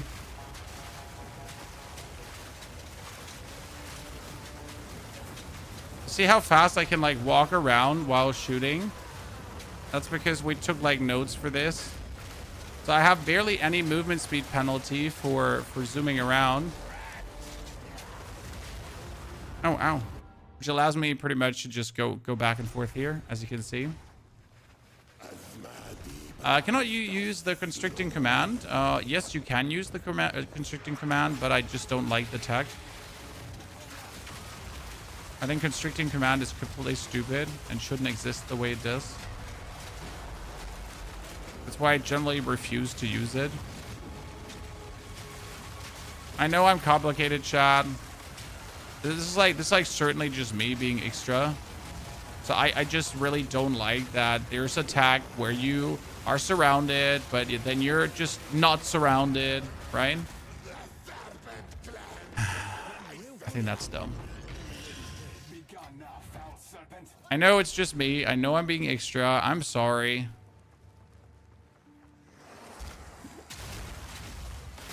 It just was also like so stupid in that season. You were like forced to play it. Like, I don't know if you remember, like it was 04 or 03. Like every single build had the constricting command. It didn't matter if you were close to the surrounded node or not. You would somehow do everything in your power to play the constricting command. And it was like whatever you go for, like, oh, you should play the constricting command. Oh god, that item annoyed me so much. That's the last of them. Like seriously. Maximum annoyance.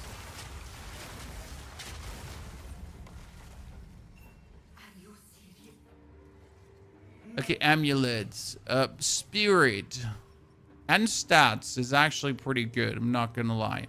That's also spirit and stats. And that is resistances. So we're gonna take a spirit amulet. Spirit amulets are always great. We're gonna jump over to get ourselves a ring now. Guess the stories had some truth in them. It was broken back then because you could be surrounded with no enemies on the screen. Exactly. Now you at least have to have one enemy in front of you. Which is still stupid. A 1 to 40 lightning damage. Sure, why not? Why wouldn't we just have that?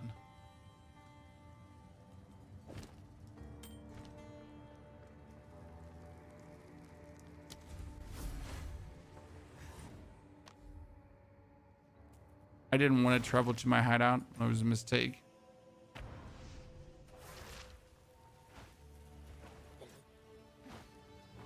Okay, let's kill the double boss to get the 2 skill points.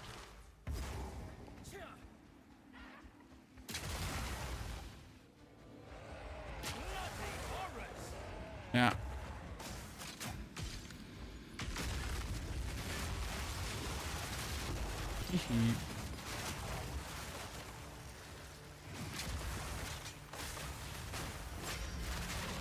It's sad that our death from above is slowly falling off. But we actually never intended the death from above to be so much damage, if that makes sense, right? Death from above was just supposed to stay with us for a while.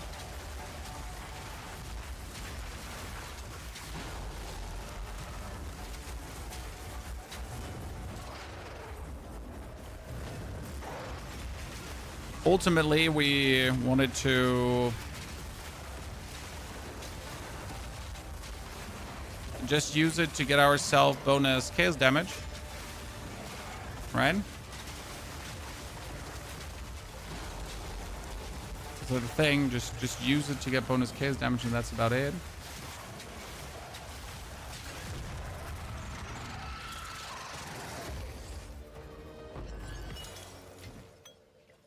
Okay.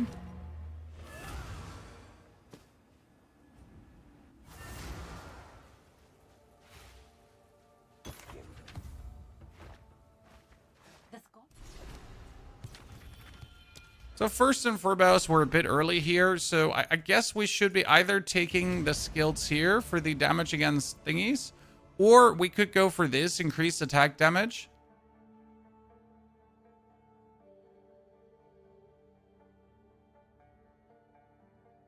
When we want this, a 35% increased damage if you have an ally in your presence. That one seems to be too good to ignore it.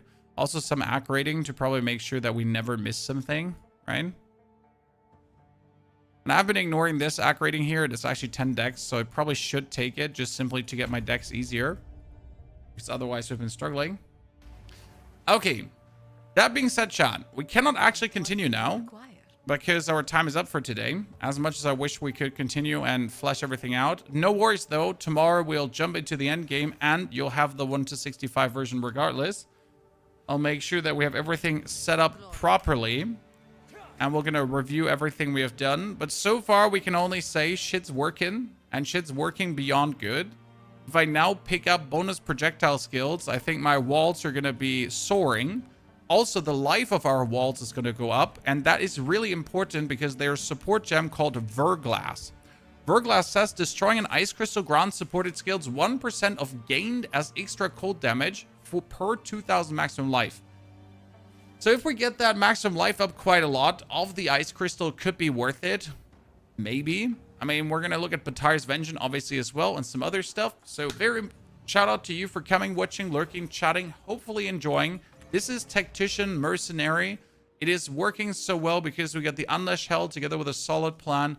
Next note is probably going to be Polish the Gear, and we might actually take Suppressing Fire because more immobilization buildup means that we're going to freeze faster. And this is not increased. This is more, chat, right? This is a multiplier. So our freeze is just going to freeze harder, which is kind of interesting. Therefore, though, thank you very much for coming, watching, lurking, chatting, hopefully enjoying. And I'll see you all tomorrow again. Same time, same place. With a full 8 hours ahead of us where we're going to boost this to the moon. See you soon.